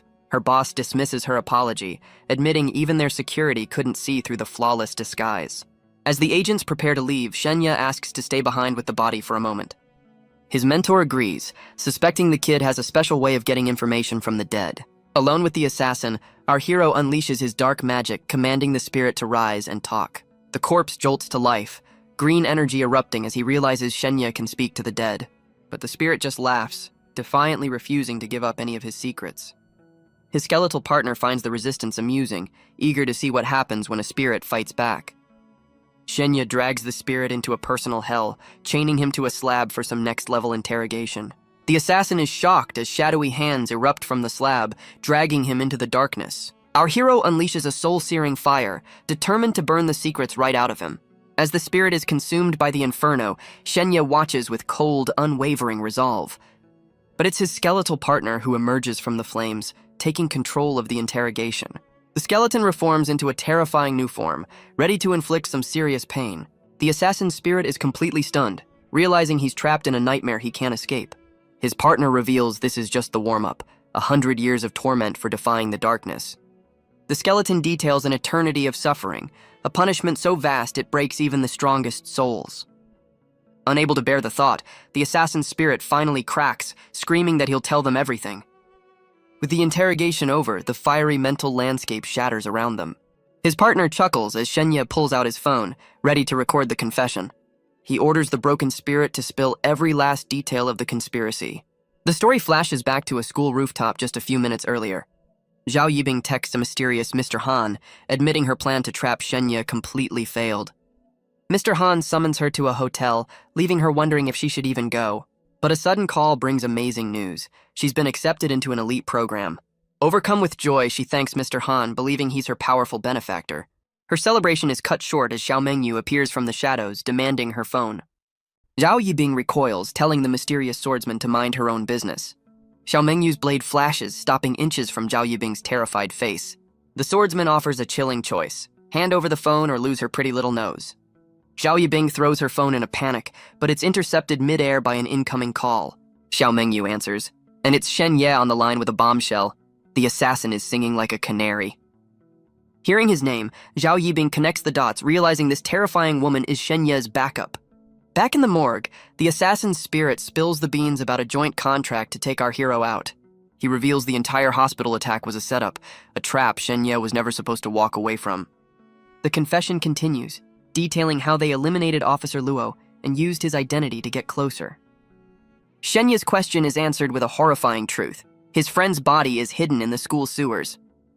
A wave of cold fury washes over our hero, his grip tightening until his phone screen shatters. With ice in his veins, our hero demands the name of the person who hired the hit. He records the confession, forcing the reanimated assassin to talk. The spirit reveals only the head of the operation knows the full details. Shenya presses for a name and location, needing to find the mastermind. He learns the boss is the Skinner, a notorious killer hiding at the Maplewood Hotel with the last eyewitness. When asked about weaknesses, the assassin claims the Skinner's power is unfathomable. Apparently, attacking a high schooler is beneath the legendary killer, who is only supervising as a favor. Desperate for a lead, Shenya demands any distinguishing traits, no matter how small. The assassin reveals the Skinner's one twisted hobby, cannibalism, shocking both Shenya and his ally on the phone. Hearing enough, Xiao Mengyu hangs up, declaring she's going to pay the killer a personal visit. The spirit cackles, warning that the swordsman is walking right into the Skinner's twisted trap. Enraged by the taunt, Shenya delivers a brutal punch, silencing the spirit's laughter for good. The force of the blow sends the reanimated corpse flying across the cold morgue slab. With a cold command to stick to the facts, he dismisses the spirit, its essence dissolving into smoke. Meanwhile, at the luxurious Maplewood Hotel, a sinister evening is just beginning. Inside, the infamous Skinner calmly cuts into a disturbingly rare piece of meat. He's enjoying a candlelit dinner with his captive, the last surviving witness from the hospital.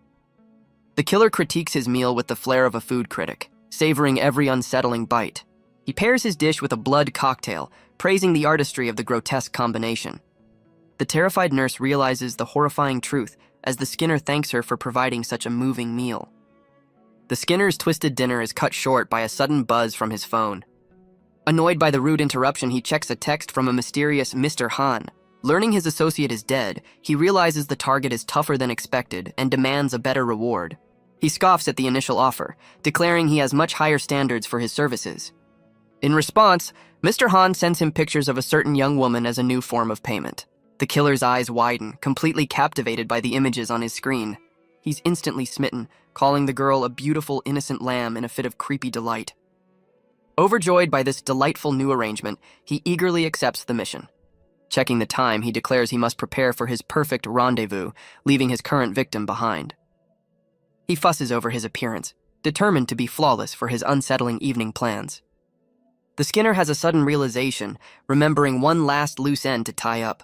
He turns to the terrified nurse, announcing he almost forgot a crucial detail. With a flick of his wrist, he severs their connection, coldly ending her life. The killer tidies up the scene, not wanting to scare away his next guest. The story flashes back to Chen Haoyu, who activates a high-tech device with a poetic command. His phrase is accepted, and a mysterious benefactor gives an approving thumbs up as the device transforms. A futuristic green motorcycle materializes from the light, stunning the young man. The benefactor boasts about the bike's impressive specs and its undeniable appeal. He reveals the bike can fly on autopilot and is linked to his ID for automatic payment. Chen Haoyu sits on his new ride, musing that it would look even more eye-catching in red. With a simple thought, the bike transforms into a slick crimson, boasting a high-tech chameleon coating. Our hero sighs, admitting he was hoping for a secret manual. But his mentor explains this escape vehicle is a sign of extreme danger. The bike's jet mode is faster than a missile, but Shenya just wants to know who the organization thinks is hunting him. His mentor explains the organization won't intervene in personal vendettas unless he proves his worth to them first.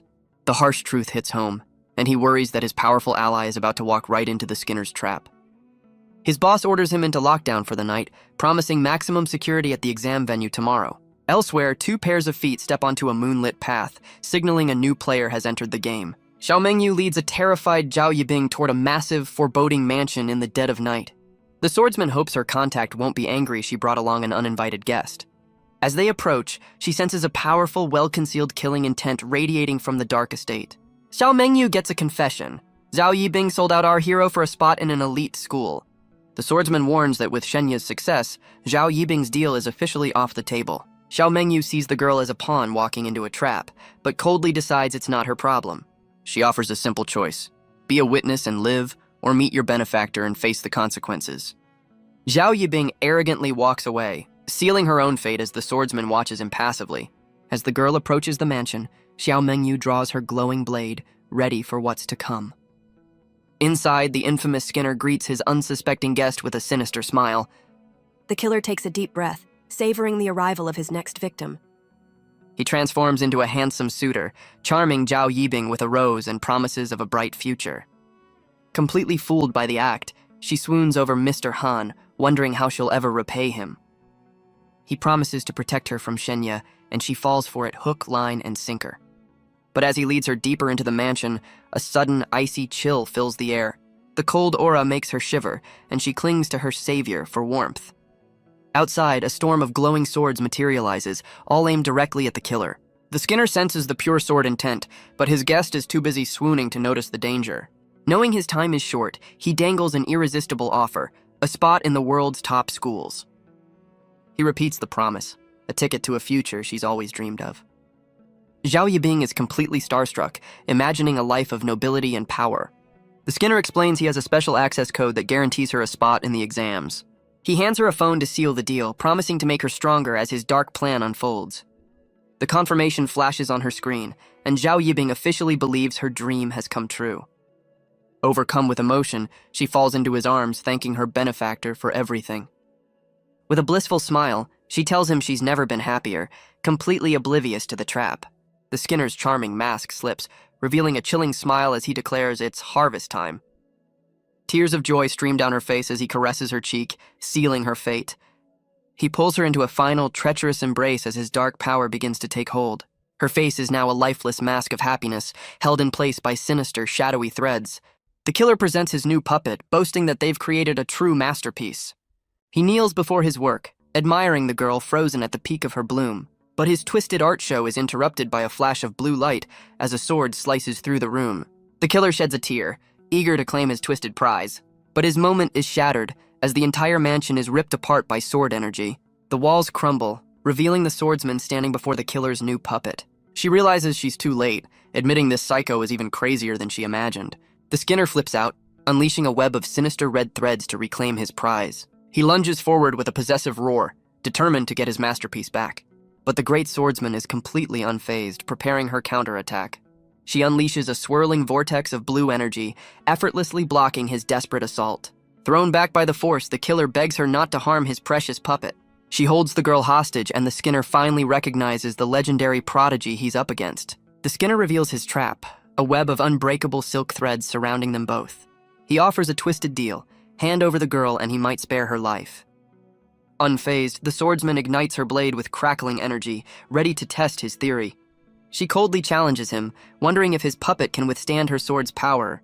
The killer's confident smirk shatters into a mask of pure, tearful despair. He completely breaks down, lamenting the loss of his perfect masterpiece. His grief twists into a new obsession as he turns his creepy attention to the swordsman. With glowing red eyes, the Skinner's sanity snaps, vowing to consume them both. Xiao Mengyu realizes this killer is too far gone for simple threats to work. Changing tactics, she raises her blade and offers him a deal of her own. She offers a shocking deal: the mastermind's name in exchange for her life. The killer scoffs, confident he can just take her down and claim his prize anyway. But she warns him a fight means damaging the goods, promising no family retaliation if he plays along. Her bizarre offer gives the unhinged killer a moment of pause. He reverts to his human form, asking if her insane proposal is for real. With unwavering resolve, she confirms she's dead serious about the deal. The Skinner laughs, admitting that betraying his client would make him a target for life. Unimpressed by his dilemma, she simply asks if he's afraid. He dramatically denies it, declaring he'd gladly become a fugitive for a chance with her. Her threat to slice him up only excites him more, as he creepily thanks her for a delightful evening. The Skinner agrees to the deal, promising to devote himself to the swordsman after securing his current prize. Meanwhile, our hero broods on a rooftop, a storm brewing both in the sky and in his mind. He worries about his ally, remembering the assassin's warning that the Skinner was out of her league. His partner gives him the grim truth: the great swordsman is completely doomed. The skeleton scoffs at her cloud-slicing feat, explaining the Skinner's power is far beyond that of a little fish. Realizing the true danger, Shenya's worry deepens, but his partner just tells him to sleep it off. Guilt washes over him as he lists the casualties of this conspiracy, realizing he put her in harm's way. He realizes she's the only one left fighting for justice, and he can't let her fall too. Just as his resolve hardens, a sudden phone call shatters the tense silence. An unknown number asks for him by name, and he cautiously confirms his identity. The voice on the other end is a scared little girl who was told to call him if her mom went missing. He instantly connects the dots. It's the daughter of the nurse who witnessed the hospital attack. Learning she's at the Maplewood Hotel, he tells the girl to stay put and call the police while he rushes over. His partner warns it's a trap, but Shenya can't risk another innocent life and prepares to leave. Grabbing his legendary sword, he argues that hiding isn't an option, and he has plenty of escape routes. He calmly states that to get the truth from these killers, he has to rely on his own dark methods. His partner points out the floor is on lockdown, but our hero is already heading for the balcony. Realizing the insane plan, the skeleton panics as Shenya prepares to make a very public exit. He maxes out his agility, ignoring his partner's warning that the fall will still be fatal. Looking out at the storm, our hero declares this chaotic night is the perfect cover for his rescue mission. He takes a leap of faith, jumping straight off the 105th floor as his partner screams in disbelief. The wind howls as he plummets through the stormy night, completely calm. He free-falls toward the sprawling city lights, a tiny figure against the concrete jungle. His partner threatens to reanimate his corpse if this crazy stunt fails. But our hero has a plan, summoning a glowing red door from the nightmare realm right beside him. He kicks off the magical door, using it as a temporary foothold against the skyscraper wall. Repeating the trick, he summons another door further down, gracefully descending the massive building. He reveals his brilliant strategy, using the nightmare realm to create platforms and break his fall. After a series of perfectly timed jumps, he lands on the ground without a single scratch. His partner calls him insane, but Shenya just smirks and tells him to get the bike ready for their rescue mission. Our hero tears through the city on his high-tech bike, a crimson blur on a mission. He activates the bike's full power with a poetic password, verifying his command. The futuristic ride rockets down the empty streets, leaving a trail of pure velocity. He screeches to a halt on the west side of the city, arriving at the designated location. A small girl peeks out from an alley, confirming she's the one who made the desperate call. With wide, worried eyes, she asks for help finding her mother, who has completely vanished. He tries calling the cops for her, but she reveals no one is picking up the phone. When his own call goes unanswered, the little girl's desperate plea hangs in the tense night air. Learning she's all alone, he promises to find her mom after getting her to safety. He orders his smart bike to take the girl to headquarters, ensuring her protection before he faces the danger alone. He gently reassures the terrified girl, promising her a safe haven from the chaos. With a solemn vow, he promises to find her mother and bring her back safely. Trusting the stranger, the tearful girl bravely agrees to his plan. As she speeds off to safety, his partner scoffs at the seemingly pointless rescue, but our hero insists on saving the innocent, refusing to let his soft heart be a weakness. Alone on the deserted street, an eerie feeling begins to creep over him. His partner confirms his suspicion. The entire city block is completely devoid of life. The chilling realization hits him as he stands in the ghost town, a perfect trap.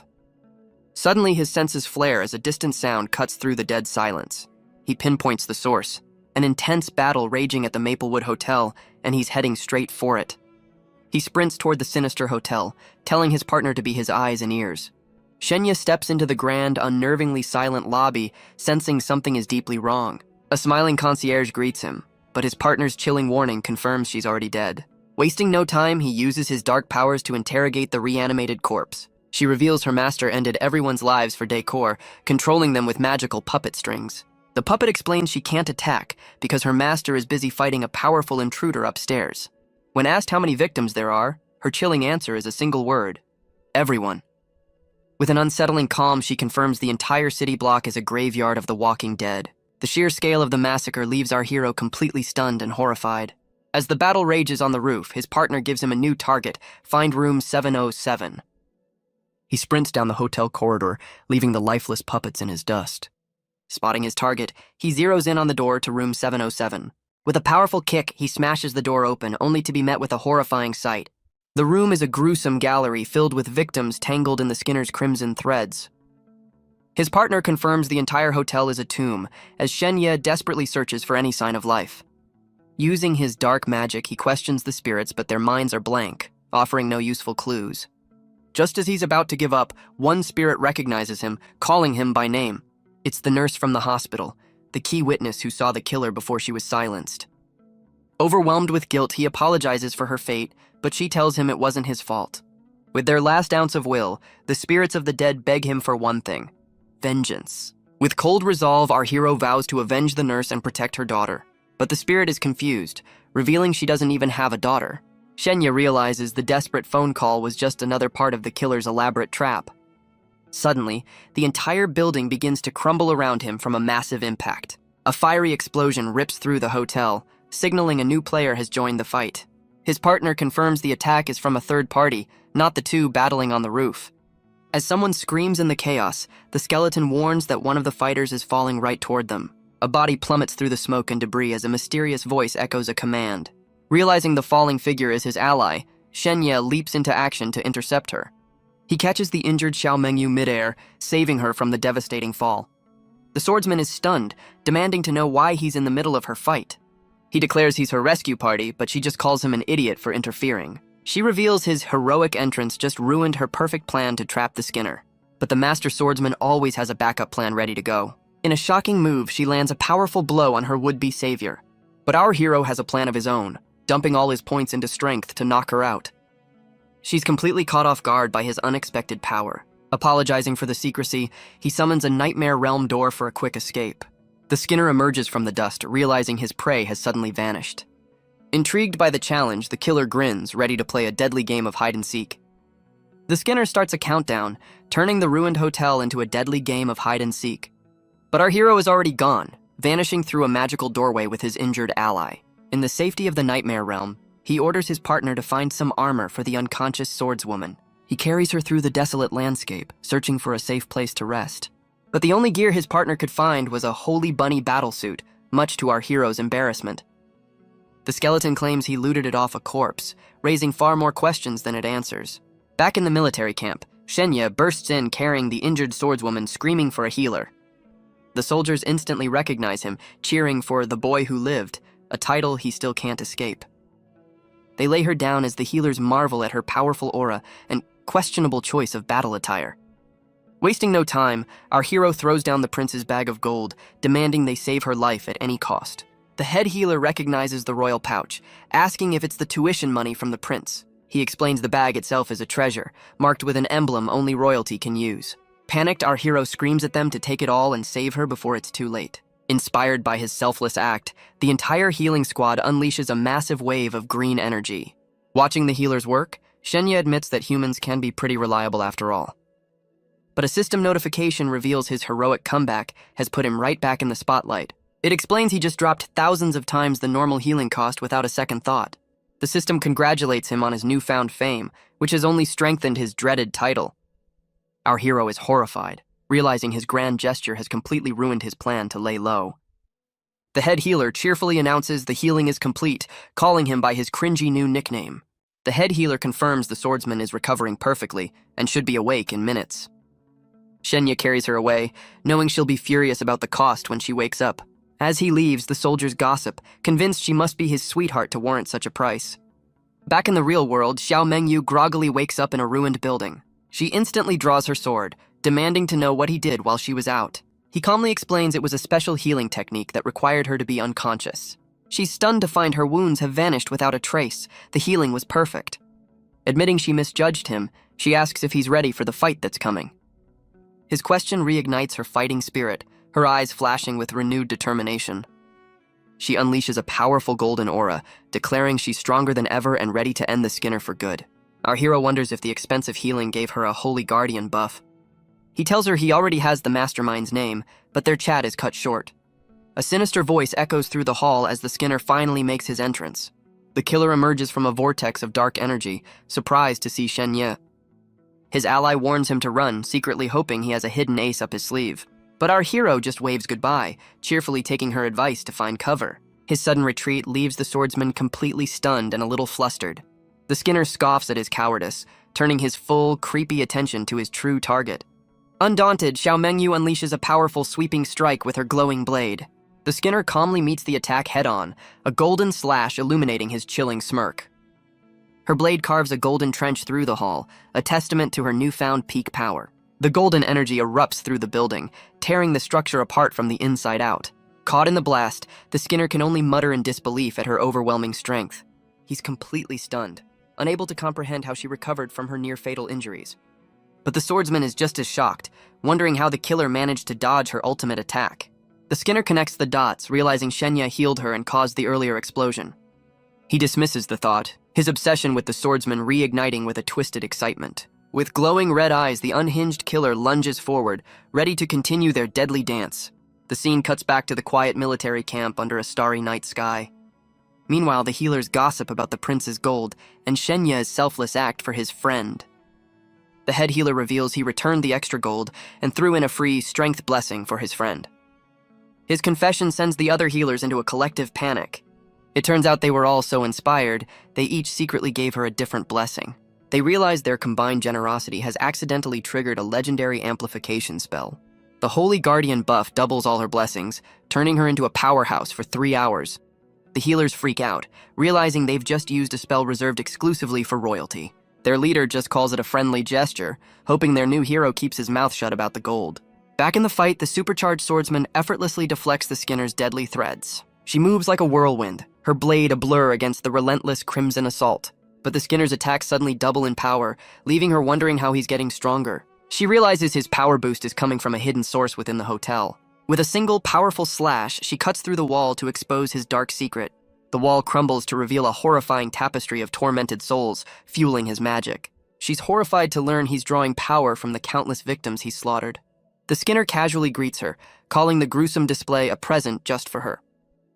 With tears streaming down his face, he creepily invites her to listen to their singing. He kneels before the souls, declaring their screams are the perfect wedding hymn for their union. A system pop-up reveals the name of his terrifying technique, Blood Fiend's Eternal Curse. Elsewhere, Shenya's partner panics, urging him to escape the cursed building immediately. But our hero ignores the warning, charging deeper into the hotel and declaring he's one step away from the truth. His partner warns him to run, but Shenya notices the reanimated corpses are chanting in unison. He agrees he's no match for the Skinner, but reveals he has a different way to help. He finally finds what he's been searching for, bursting into a hidden room. His partner is confused to find a simple server room, wondering what the plan is. With a smirk, Shenya declares it's time to show this killer some modern-day magic. Back in the fight, the Skinner prepares to ensnare his target with a web of crimson threads. He unleashes his ultimate technique, a swirling vortex of energy meant to trap her forever. Unfazed by the overwhelming power, the swordsman prepares her counterattack. With a flash of blue light, she slices through the seemingly unbreakable threads. But her victory is short-lived as she realizes the threads are regenerating instantly. The swordsman finds her blade completely ensnared by the killer's crimson threads. In a flash, the Skinner appears before her, offering a twisted proposal with a ring of his own making. But she has a trick up her sleeve, revealing a second hidden blade crackling with energy. She lunges forward with the smaller sword, aiming for a decisive blow. The surprise attack hits its mark, but she knows this fight is far from over. Powered by his endless curses, the Skinner's wound heals instantly as he declares himself invincible. He taunts her from his throne of souls, confident that her fate is already sealed. Unfazed, the swordsman retorts that the story isn't over yet, readying her blade for another round. She channels all her remaining power, her sword glowing with a mix of blue and orange energy. With a final, desperate move, she unleashes a swirling vortex of dual-colored sword energy. The Skinner's eyes glow red, impressed by her overwhelming power. He recognizes her legendary technique, lamenting that she lacks the divine blade to perfect it. Unfazed by his creepy praise, she gives him a simple, chilling command. She drives her blade down, clashing with his dark energy in a spectacular explosion of light. The killer's grin widens, thrilled by the challenge she presents. He begins a dark ritual, offering thousands of dead souls as a sacrifice. As dark tendrils ensnare her, he calls out her name with a sinister promise. A horrifying, multi-eyed monster emerges from the shadows, ready to claim her. The swordsman realizes he's summoning a powerful demon, and she's the main course. Caught in his trap, she knows there's no time to dodge the inevitable. But Shenya hijacks the hotel's PA system, greeting the tormented souls like a rock star. His voice echoes through the building, stunning both the killer and the swordsman mid-battle. He calls out to the spirits, and their glowing green eyes snap to attention, answering his call. The souls turn on their master, overwhelming him with a deafening chorus of pure agony. The Skinner is horrified as his connection to the souls shatters, interrupting his ultimate curse. Seeing her chance, the swordsman lunges forward, seizing the perfect moment to strike. She unleashes her ultimate attack, a swirling vortex of energy aimed right at the killer's heart. Her blade finds its mark, delivering a devastating and seemingly final blow. Standing over her defeated foe, she declares the long and brutal fight is finally over. But a weak, chilling laugh cuts through the silence, proving her victory was premature. The Skinner rises from the rubble, his dark power regenerating as he declares himself unkillable. Xiao Mengyu is stunned her ultimate attack failed, realizing his armor saved him as the corpses begin chanting again. He dismisses Shenya's interruption, his red aura flaring as he prepares to finish their fight. But our hero has a new plan, asking the army of tormented souls if they know a certain birthday song. The spirits enthusiastically agree, and Shenya counts them down for a truly bizarre performance. As the souls begin to sing, the Skinner's curse shatters under the weight of the cheerful tune. Even the great swordsman can't help but crack a smile as the dead serenade their former master. The absurdly cheerful lyrics echo through the ruined hotel, completely derailing the dark ritual.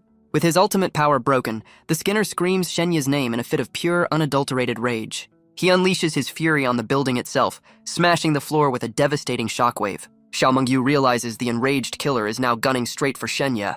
His partner confirms the danger, screaming at him to run as the Skinner closes in. But our hero ignores the warning, grabbing a headset with a look of grim determination.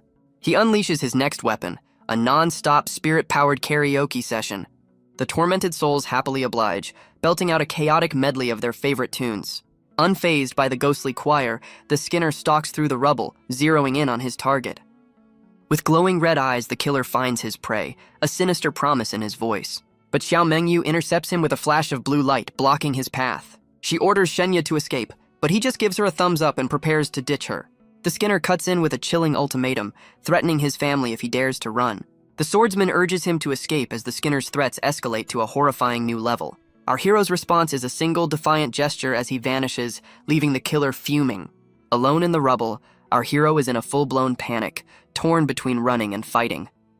His skeletal partner lays out the grim truth, warning that his dark magic stunt was a fluke, not a strategy. He takes a moment to compose himself, reluctantly agreeing with the grim assessment. The skeleton scoffs, boasting that at his peak, a killer like the Skinner is mere child's play. But that's just talk. As the injured spirit admits, they need to focus on escaping, not fighting. Glad his partner is on board, Shenya's expression shifts, signaling he's up to something new. He reminds the skeleton of their binding contract, revealing he wants to make a deal. His proposal stuns the ancient spirit. "I'll help you recover your power, and you'll help me end him." The skeleton explains his power-up plan, a dark ritual that drains souls for instant recovery. He's horrified to realize Shenya plans to use the hotel's countless victims as fuel. His partner reveals the Skinner's magic makes the corpses perfect for the ritual, but he's too weak to chant. Knowing the Skinner will interrupt, our hero vows to buy them the time they need. Shenya makes a grim offer. If he falls, the skeleton can claim his body and soul as a minion. With a flash of golden light, the two seal their dark pact in a binding magical contract. Our hero pulls out his phone, preparing to record the ancient chant for a modern playback. He admits a recording is the only safe way, as his rage would get him killed in a direct fight. With a beep, the phone starts recording the dark incantation that will turn the tides. Ready to be the ultimate distraction, Shenya dumps all his points into agility. With his agility maxed out, our hero hijacks the PA system for a little listening exercise. He sprints through the hotel, ordering the army of the dead to pay close attention. The phone plays back the dark chant, a ritual to summon power from the underworld. This ancient incantation calls upon a terrifying entity known as the Dark Lord of Bones. Shenya ends the recording, commanding the spirits to recite the chant in perfect unison. With the murmurs of the dark activated, the corpses begin the ritual, their soul fire blazing. The Skinner realizes the brat is hijacking his puppets and vows to end him immediately. His partner confirms the plan is working, but warns him to stay hidden until the ritual is complete. Following the trail of souls, our hero races towards the roof where their power is converging. But the Skinner is already on his tail, lunging down the stairs with murderous intent. The Skinner roars that our hero won't escape as he chases him through the ruined hotel. But the killer is momentarily distracted by another attack from the relentless swordsman. Xiao Mengyu intercepts him with a powerful downward strike, trying to halt his pursuit. In a shocking move, the Skinner takes the hit, using the momentum to launch himself forward. Her blade strikes true, but the killer completely ignores the wound, his eyes locked on his prize. The swordsman is stunned, realizing he's so obsessed with Shenya he won't even dodge. He uses the force of her attack to close the distance even faster, a blur of red fury. Shenya reaches a doorway just as the killer screams that he's finally cornered. Our hero dives through the doors, narrowly avoiding the killer's frantic lunge. The Skinner smashes through the wall, finally trapping his target in the room where the ritual is taking place. The Skinner finds himself surrounded by spirits, demanding to know where Shenya is hiding. He realizes the chanting is a ritual, invoking the names of ancient, dark entities. As the chant calls for power, our hero sprints past the swordsman, putting his plan in motion. Shenya tells his ally he's counting on her, and she accepts her role without hesitation. The killer is enraged to find Xiao Mengyu blocking his path, threatening to tear her apart. The dark incantation reaches its climax, promising to spread the summoned entity's power. His partner confirms the ritual is working, needing the souls to willingly offer their energy. With a glowing artifact, Shenya rallies the spirits, declaring it's their one chance for revenge. He leaps into the swirling vortex of souls, calling on them to unite their power with his. But a sudden, urgent warning from his ally makes him turn back in alarm. She warns that the Skinner has completely lost it, willing to do anything to get to him. With a guttural scream, the killer lunges forward for the final, fatal blow. The Skinner's attack lands, seemingly ending our hero's life in a brutal display. But his hand passes through a ghostly afterimage, revealing it was all a clever illusion. The real Shenya appears high above, calling on the souls to join him in a final stand. He roars for them to unite their power and finally take down their tormentor. Fueled by his words, the spirit's cries for vengeance echo through the ruined hall. The entire room becomes a swirling vortex of souls, all focused on a single purpose. The Skinner just laughs, mocking the idea that a mere boy could ever hope to defeat him. His eyes glow with dark power as he prepares to unleash his full, terrifying might. A colossal bone sword slams down from the heavens, pinning the killer to the floor. Even the great swordsman is stunned by the sudden, overwhelming display of power. Pinned and defeated, the Skinner can only cough out a weak, sarcastic retort. The fully restored skeleton emerges, promising to deliver a swift and final judgment. As rain pours down, the atmosphere over the ruined hotel grows heavy with impending doom. The ancient spirit looms over his prey, savoring the moment of the killer's demise. Shenya declares this is justice delivered right in front of the killer's victims. The Skinner stares in disbelief, realizing our hero has summoned a calamity-class entity. Standing atop the skeletal giant, Shenya reveals his ultimate, terrifying trump card. With cold fury in his eyes, our hero gives the final chilling order to end it. The skeletal giant raises its blade, crackling with the soul's energy, ready to deliver the final blow. Pinned to the ground, the Skinner realizes with dawning horror that he never stood a chance. But in a last-ditch effort, his crimson threads snake up the giant's arm, trying to halt the inevitable. The ancient spirit scoffs, mocking the very power the killer held so dear. With a single dismissive word, he calls the Skinner's ultimate technique pathetic. The killer can only stare in disbelief as his life's work is brushed aside like dust. His partner boasts that an insect like the Skinner doesn't even warrant a real fight. Channeling the victim's pain, the spirit reveals its true purpose is to free the tormented souls. With a final declaration, he announces it's time to release them from their long nightmare. A holy symbol of resurrection shines over the hotel, signaling the end of the curse and a new beginning for the dead. Green soulfire erupts from the eyes of the dead as they are finally set free. The swordsman stands among the liberated souls, witnessing the end of the curse. From his skeletal throne, Shenya announces that the spirit's hour of vengeance has arrived. Powerless and bleeding, the Skinner realizes his magic has been completely stripped away. He curses in fury, his ultimate power now utterly useless against this new threat. With a final desperate act, the killer uses his last thread to launch an escape. But the ancient spirit scoffs at the attempt, its flaming eyes locking onto its prey. A torrent of golden energy erupts from the skeleton's jaw, blasting toward the fleeing killer. Caught midair, the Skinner is engulfed in the holy fire, his body seizing up in shock. The spirit calmly explains it's a soul-suppressing spell, a temporary paralysis before the real punishment begins. The spirit explains the dead now crave the killer's living flesh, just as he once craved theirs. Dropped into the horde of his victims, the Skinner is immediately swarmed by the vengeful dead. His reanimated puppets tear into their former master, their faces twisted with pure, unholy rage. The skeleton explains that true vengeance means the dead will drag their killer down into the abyss themselves. The once mighty killer can only scream in terror as he's overwhelmed by the vengeful spirits. In a desperate plea, he begs for salvation, offering everything he has as a sacrifice to any god who will listen. Shenya watches in shock as the Skinner's desperate prayer seems to be answered. A sinister red energy erupts from the horde, signaling a new, darker power has entered the fray. The energy forms a swirling vortex, pulling the Skinner into a terrifying, unknown abyss. With his last breath, the killer thanks the dark entity, begging it to descend and claim his soul. The Skinner's body contorts in the dark vortex, his last-ditch prayer backfiring spectacularly. He screams in disbelief, asking why the dark entity he worships is suddenly rejecting him. His partner warns that the killer is casting one last spell, urging Shenya to immobilize him. Vowing to avenge his friend, our hero leaps forward, ready to deliver the final blow himself. As his golden attack lands, Xiao Mengyu screams a warning, sensing something is wrong. The Skinner just laughs, boasting that he's protected by the shadow of his powerful master. With a defiant cry, Shenya lunges through the rain for a final decisive strike. But it's another clone, and the killer scoffs that our hero fell for the same trick twice. Done with tricks, the real Shenya pulls out a gun, ready to end this the old-fashioned way. A single shot hits its mark, and the killer finally stumbles as his army of the dead begins to fall. Our hero is left speechless, realizing his modern weapon was a total bust. He admits his aim is terrible and orders his partner to finish the job with a flame attack. The ancient spirit raises its blade, ready to unleash a wave of purifying energy.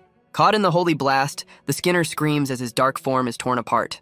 The killer's body finally dissolves, his reign of terror seemingly at an end. But just as they celebrate, his partner screams a last-second warning. A cage of bones erupts around them, shielding Shenya from a shadowy, unseen attack. The skeleton reveals the Skinner's death triggered a final trap from an unknown entity. His partner points out their ally, who stands ready for whatever comes next.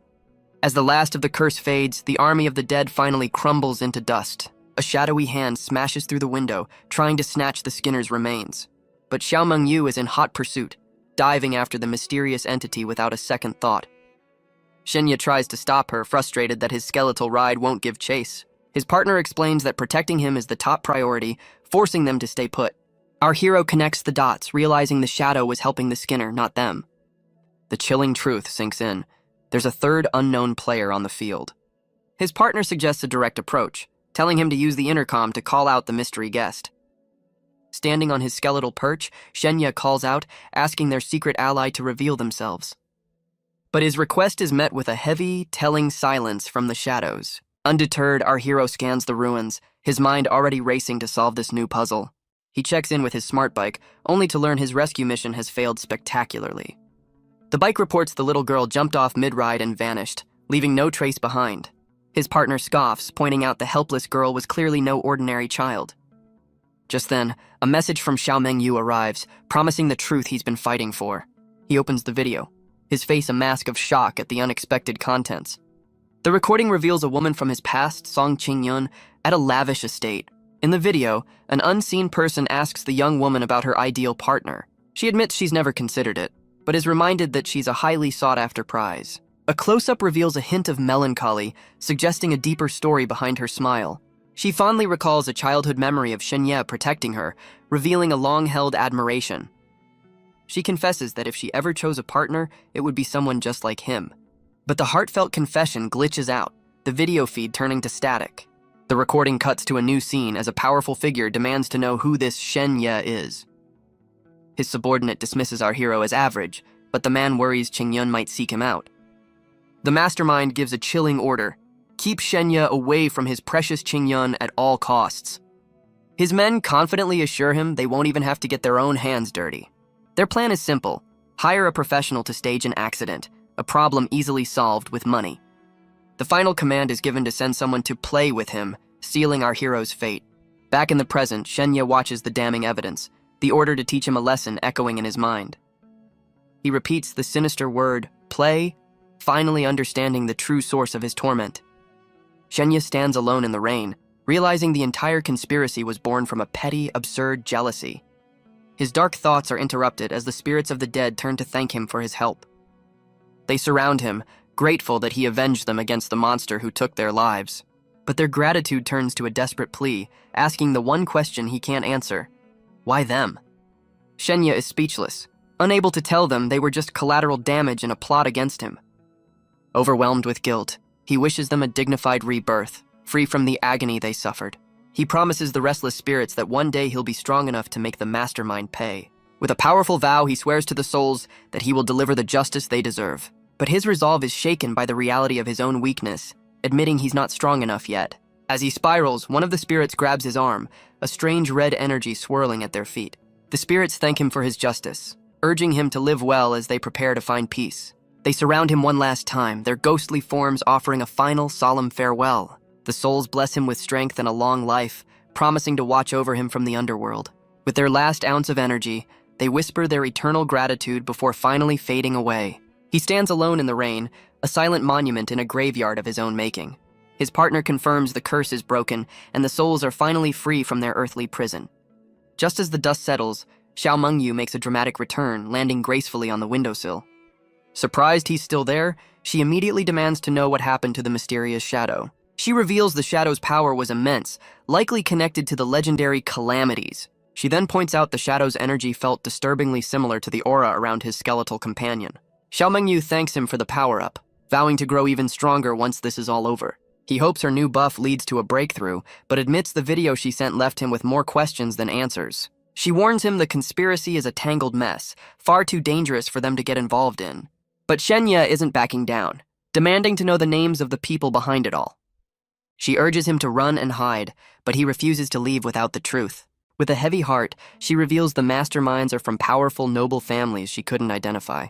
He pushes back, arguing that her own noble background should give her some insight. She explains their families are nothing compared to these elites, but he refuses to accept that they'll get away with it. She grimly clarifies they won't get justice, just a light punishment. The swordsman reveals their penalty will be a slap on the wrist, a temporary grounding, and some blood money. He points out they're both loose ends the masterminds will now try to tie up permanently. She accepts this as the price of truth, admitting she's completely outmatched by the world's elite. She admits they were lucky. The Skinner's obsession gave them an opening a true professional never would have. With the hit squad defeated, she hopes her brother can rest and tells Shenya to look after himself.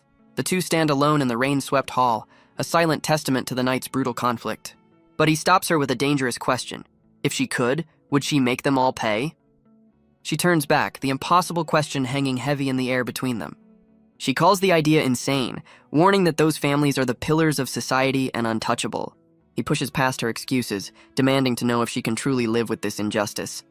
He reminds her of the thousands of innocent lives destroyed, all for a rich man's petty lesson. Her voice trembles as she realizes the entire massacre was just a twisted game. Shenya explodes in rage, vowing to make the masterminds pay for treating lives like toys. In response, the swordsman unleashes her full power, her blade lighting up the stormy night. Her raw energy shatters the ground, forcing our hero to take cover from the fallout. But she stands unshaken in the chaos, her resolve now as sharp as her sword. With tears in her eyes, she makes a silent vow and prepares to leave. Without another word, she vanishes into the night, leaving him to deal with the aftermath. His partner sarcastically congratulates him for making his only ally run off crying. As the dust settles, the skeleton asks the million-dollar question, "What's the plan now?" Shenya tries to brush it off, but his partner sees right through his cynical act. The skeleton calls his bluff, lecturing him on the true human pursuit of happiness. But Shenya's new happiness is simple: hunt down everyone responsible as a tribute to the dead. Finally believing him, the skeleton dematerializes, agreeing its giant form is a bit too conspicuous. Before leaving, our hero shouts a thank you to the mysterious ally who helped him from the shadows. High above the city, a lone figure watches him ride off into the stormy night. It's the little girl who sighs that Shenya is finally all grown up. Perched atop a massive tower, she hums a tune, revealing her true vantage point. Suddenly, a strange pink energy begins to swirl around her, hinting at her true power. In a flash of light, she transforms into a young woman, floating in the rain-soaked sky. With a fond smile, she calls him an idiot, revealing a hidden connection from their past. The mysterious woman watches the city, her secret mission finally complete. She fondly calls our hero a dumb kid, a conversation with an unseen partner beginning. A voice from her strange headphones asks why she's not going to see him now.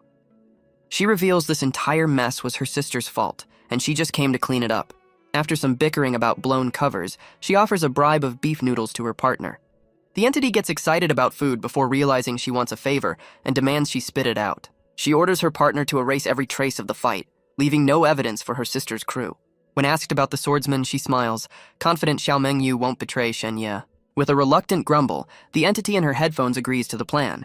A massive, shadowy being with glowing red eyes manifests behind her, ready to get to work. The shadowy entity unleashes its full, terrifying power, dwarfing the city below. A wave of crimson energy washes over the entire city block, erasing every trace of the battle. With the cleanup complete, she declares it's time to bounce, her mind already on a promised bowl of noodles. But a text from her sister interrupts, summoning her to a party she has no intention of attending. She chooses noodles over the party, insisting a promise is a promise, much to her partner's surprise. She reveals her name is Song Yinshin, explaining her sister Qingyun is the one who shines in the spotlight. With a self-deprecating sigh, she leaps into the night, calling herself a useless waste of space.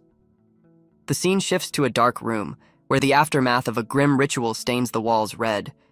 Above a tub of crimson liquid, the grim results of the Skinner's work are on full display. The liquid begins to bubble and coalesce, forming a strange, ominous sphere at its center. From the crimson pool, the Skinner is reborn, screaming back into existence. He stares at his hands in disbelief, realizing he's somehow cheated death once again. Stumbling from the gruesome tub, he thanks his dark master for this second chance at life. But his prayer is answered with a condescending voice as a shadowy entity manifests before him. The Skinner immediately grovels, thanking the existence beyond words for its loyalty. Getting bold, he asks why his master waited so long to intervene in the fight. The entity's glowing red eye flares with rage, asking if a mere mortal dares to question its judgment. Dark tendrils immediately punish his insolence, piercing his newly reformed body. Pinned and in agony, he quickly backtracks, insisting he would never dare question his lord. The entity reveals it held back because another, unfathomable power was watching from the shadows. The entity mocks the Skinner's weakness, explaining why he never sensed the other hidden power. It admits this world, once thought boring, is now full of surprises after the Skinner's defeat. The Dark Master reveals other powerful beings like itself are already hiding in the shadows of this world. Suddenly, the shadowy form vanishes, leaving the Skinner confused and alone. A click from the doorway startles the killer, signaling a new arrival. A young woman in a school uniform appears, and the Skinner recognizes her as Zhao Yibing.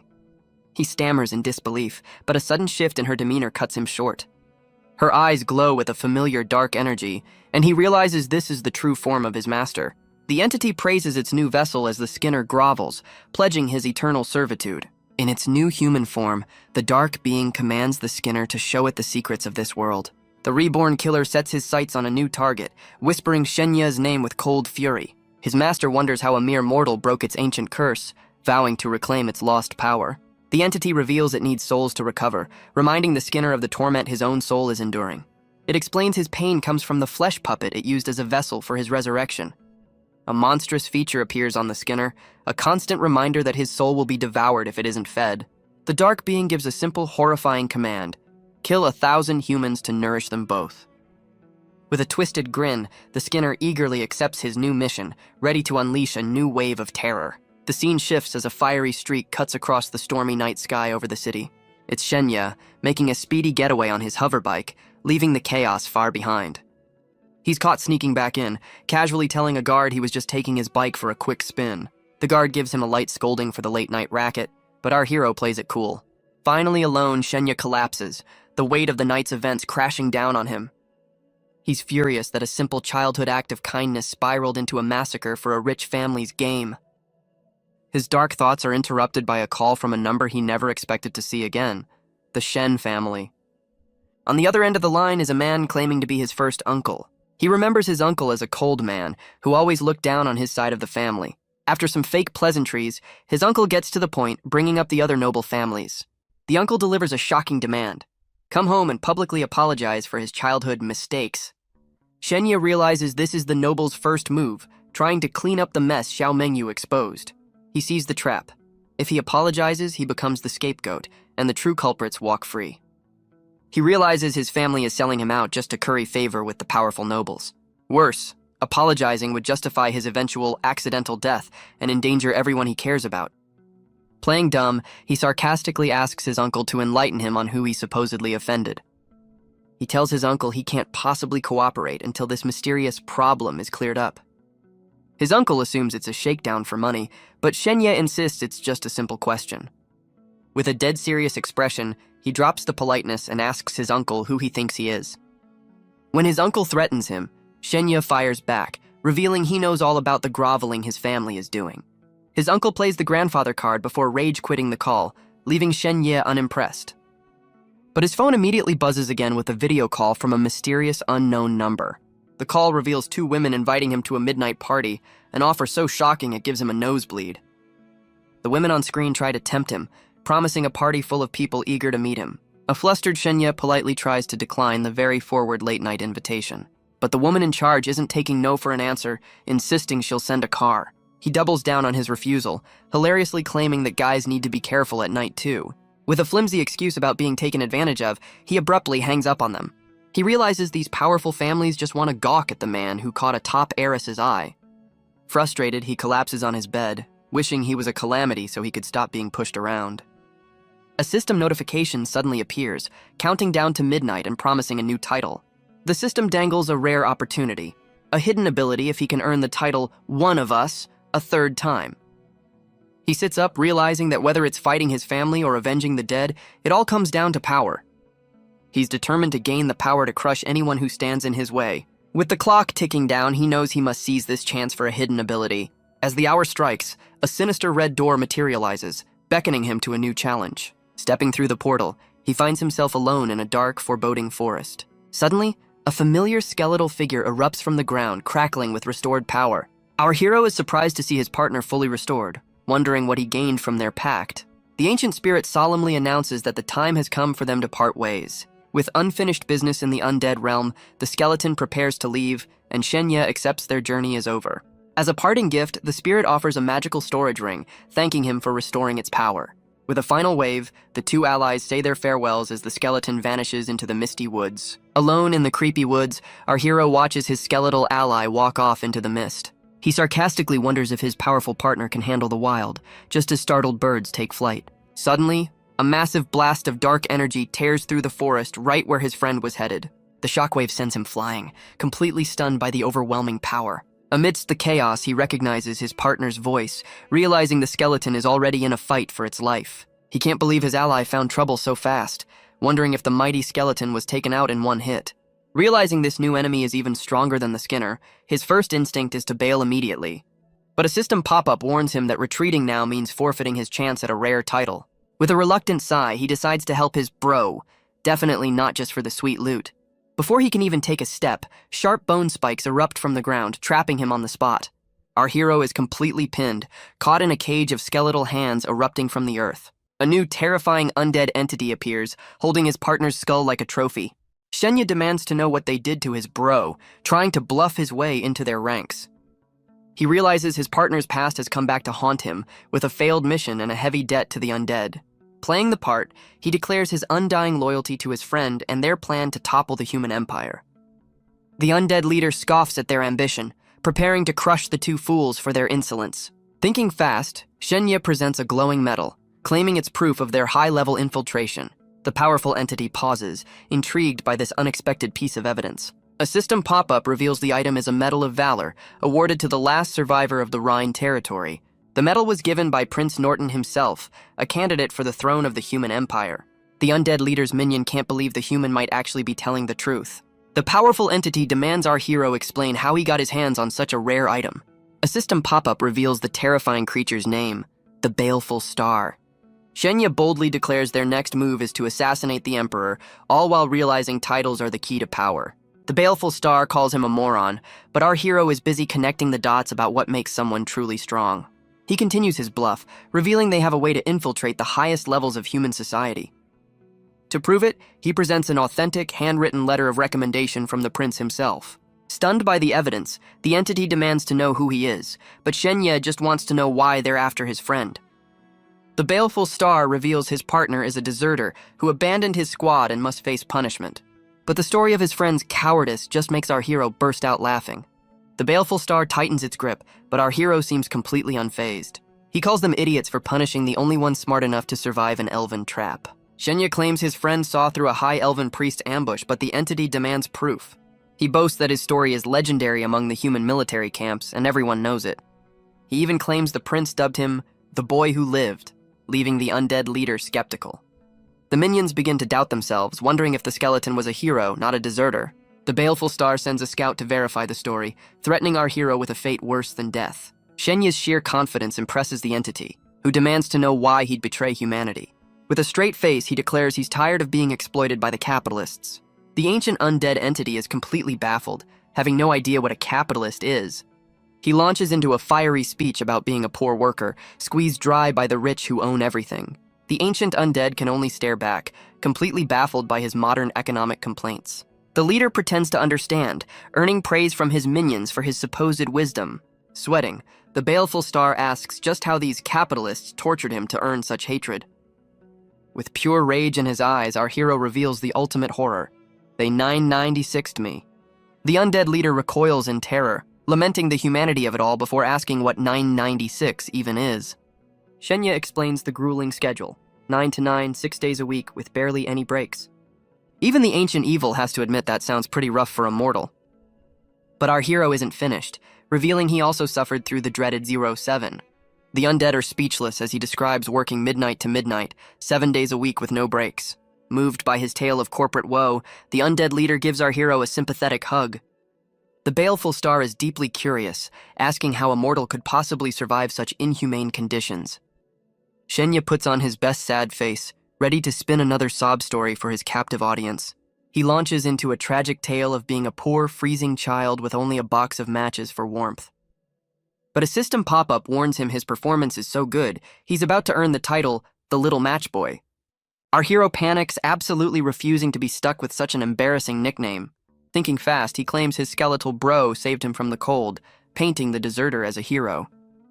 Just in time, the scout returns, confirming that every part of Shenye's wild story is true. The minions are stunned, realizing their traitor is actually a hero who recruited a valuable new asset. The Baleful Star is caught in a bind. Executing a hero would turn his own army against him. The undead leader weighs his options, realizing saving the hero would be a political win, but a personal loss. After a moment of theatrical deliberation, he clears his throat to make a grand announcement. He awards the battered skull a Medal of Honor, spinning his own blunder into a tale of heroism. Turning to our hero, he bestows the cringeworthy title, the Little Match Boy, to hide his other identity.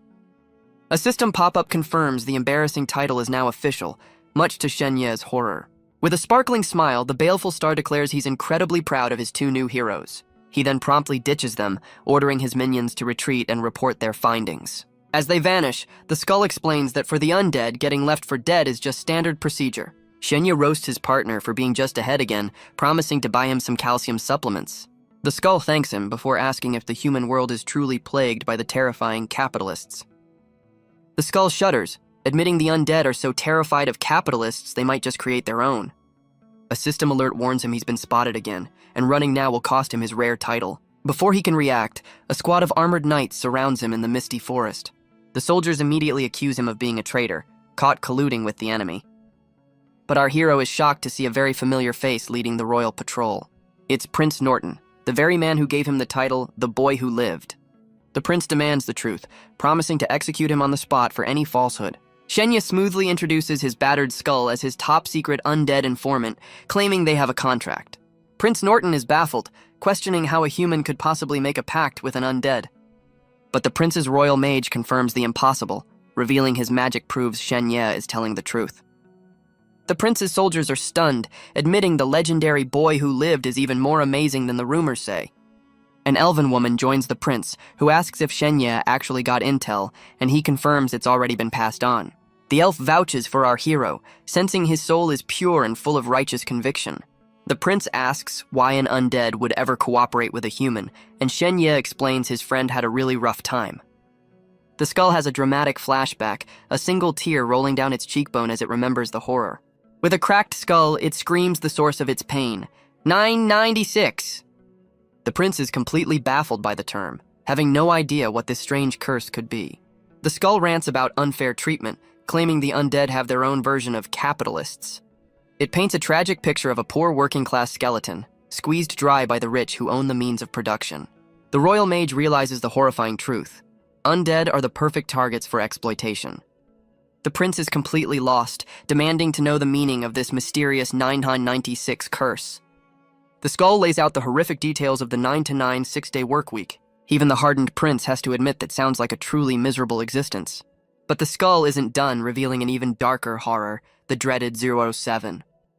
The royal court is left speechless as he describes working 24/7 with absolutely no breaks. Overcome with emotion, the prince offers the tormented skull a heartfelt, sympathetic hug. He asks the skull how it could possibly have survived such an inhumane ordeal. With a tear rolling down its cheekbone, the skull begins to recount its tragic origin story. It spins a tale of meeting a freezing Shenya who had nothing but a single box of matches. But our hero frantically cuts him off, refusing to be saddled with that embarrassing story again. The skull spins a tale of a young Shenya showing it kindness, lighting a match to keep it warm in the cold. Inspired by the single act of compassion, the skeleton declares it decided to rebel against its cruel undead masters. The system makes his Little Match Boy title official, leaving our hero fuming at the lack of decent nicknames. When asked for proof of its identity, the skull presents a glowing official-looking medal from its time in the army. The royal mage examines the artifact, confirming its dark, soul-bound magic is the real deal. This medal proves the skull was a high-ranking officer, making its story of defection completely believable. The prince's men are stunned, realizing they're witnessing the first-ever human-undead alliance in history. Believing our hero has amnesia, the prince decides to bestow a new name upon him as a reward. His soldiers gasp in awe, knowing a name from a prince is a ticket to a life of honor and privilege. With a regal smile, the prince begins to announce the new name, starting with Har.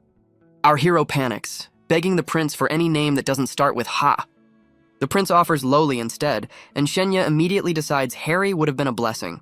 Seeing his reaction, the prince tells a legend of two divine children who save the world from calamities. He reveals the names of these legendary heroes are Loli and Peppa.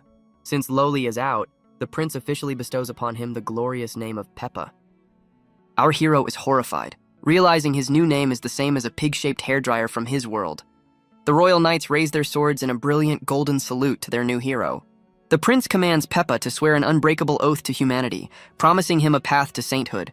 Shenya weighs his options, deciding that being a saint in training is a pretty sweet deal. With a powerful shout, he accepts his new identity, swearing as Peppa to never betray humanity. A holy light erupts as the knights witness our hero's sacred oath. Shenya is bathed in golden energy, officially completing the ceremony. The royal mage reveals his old name is gone, and our hero eagerly awaits his glorious new title. With a grand flourish, the prince bestows upon him the magnificent title of Saint Peppa. Our hero's soul leaves his body as he realizes they just added Saint to his pig-themed name. The prince warns him to be careful, promising big rewards for any useful intel he gathers. As a final gift, the prince hands him a mysterious sealed letter. It's an enchanted paper for instant communication, a direct line to the royal court. Shenya snaps a salute, already scheming how to use his undead bro to get a promotion. With their business concluded, the prince and his royal guard finally take their leave. The elf reveals his new name holds a secret, piquing our hero's curiosity. She explains the legend of a divine hero named Peppa, a master of all weapons, even ones unknown to man. He realizes the name is a hint at his potential, and the elf encourages him to become a master of weaponry. To his dismay, he learns Peppa is a common name with variations like Old Peppa and Fat Peppa. She reassures him he's the most special one, the Saint Peppa, which is only slightly comforting. As the royal guard departs, our hero and his skeletal sidekick wave a final farewell, but the skull immediately pushes his buttons, cheekily calling him Peppa. Furious, Shenya storms toward the exit portal, demanding his partner use his real name. The skull trolls him one last time, earning a threat to have its calcium supplements canceled. With a final taunt, the skull zips through the portal right behind its fuming master. Back in his own world, Shenya steps through the portal, leaving the chaos behind. He finds himself safely in his room, but the adventure isn't quite over yet. His skeletal partner's skull floats through the portal right behind him, an uninvited guest. Annoyed, he asks his bony sidekick why it's still following him into his personal space. A system notification congratulates him for surviving the ordeal and making peace with both sides. It reminds him of the undead's gift, the incredibly embarrassing title, The Little Match Boy. And of course, the prince's contribution, the equally cringy name Saint Peppa. The system praises his clever maneuvering, officially granting him the title One of Us for the third time.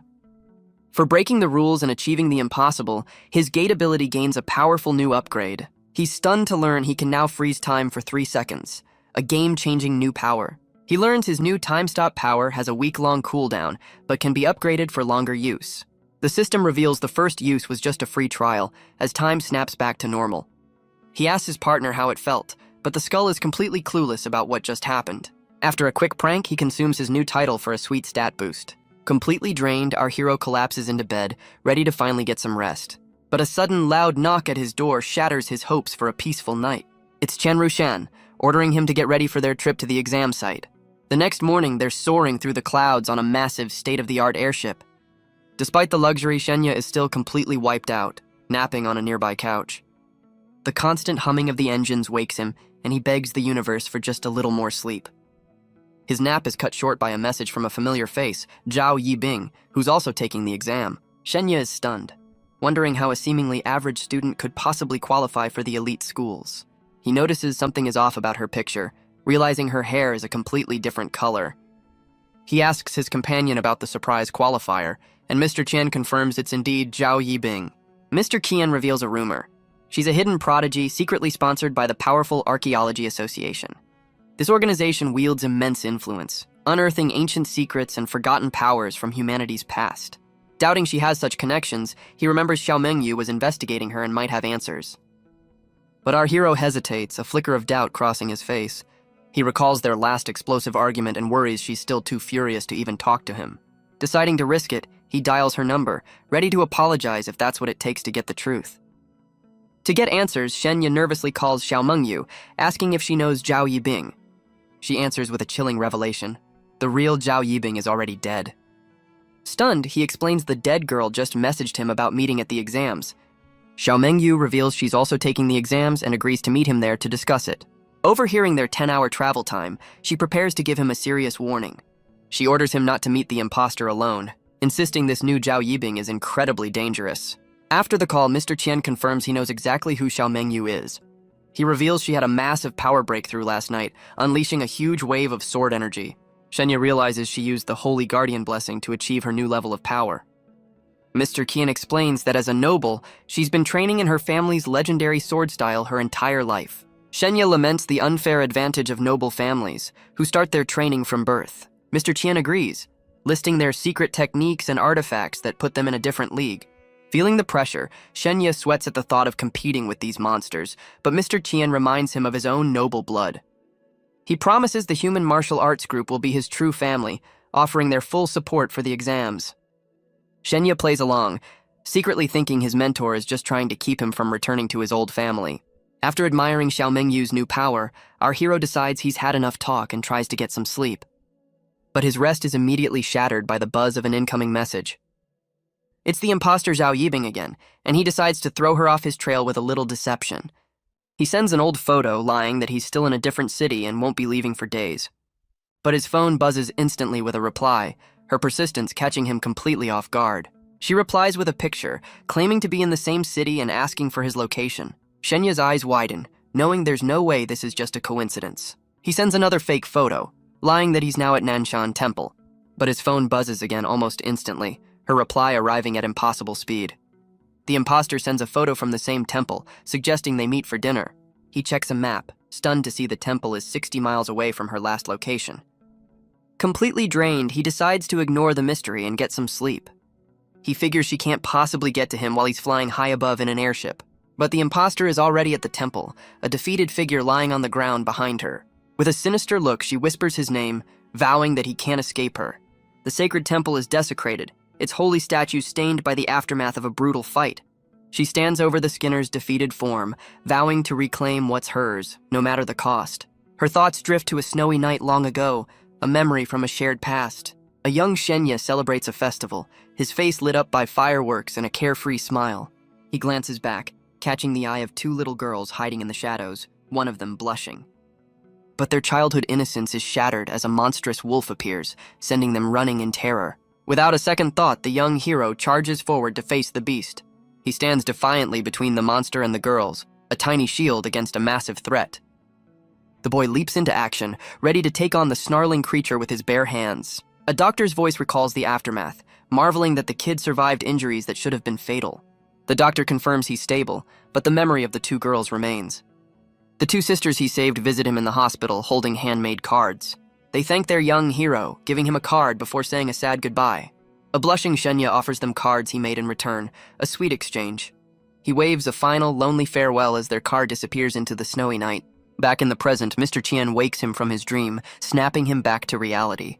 10 years have passed, and he can't help but wonder what became of those two girls.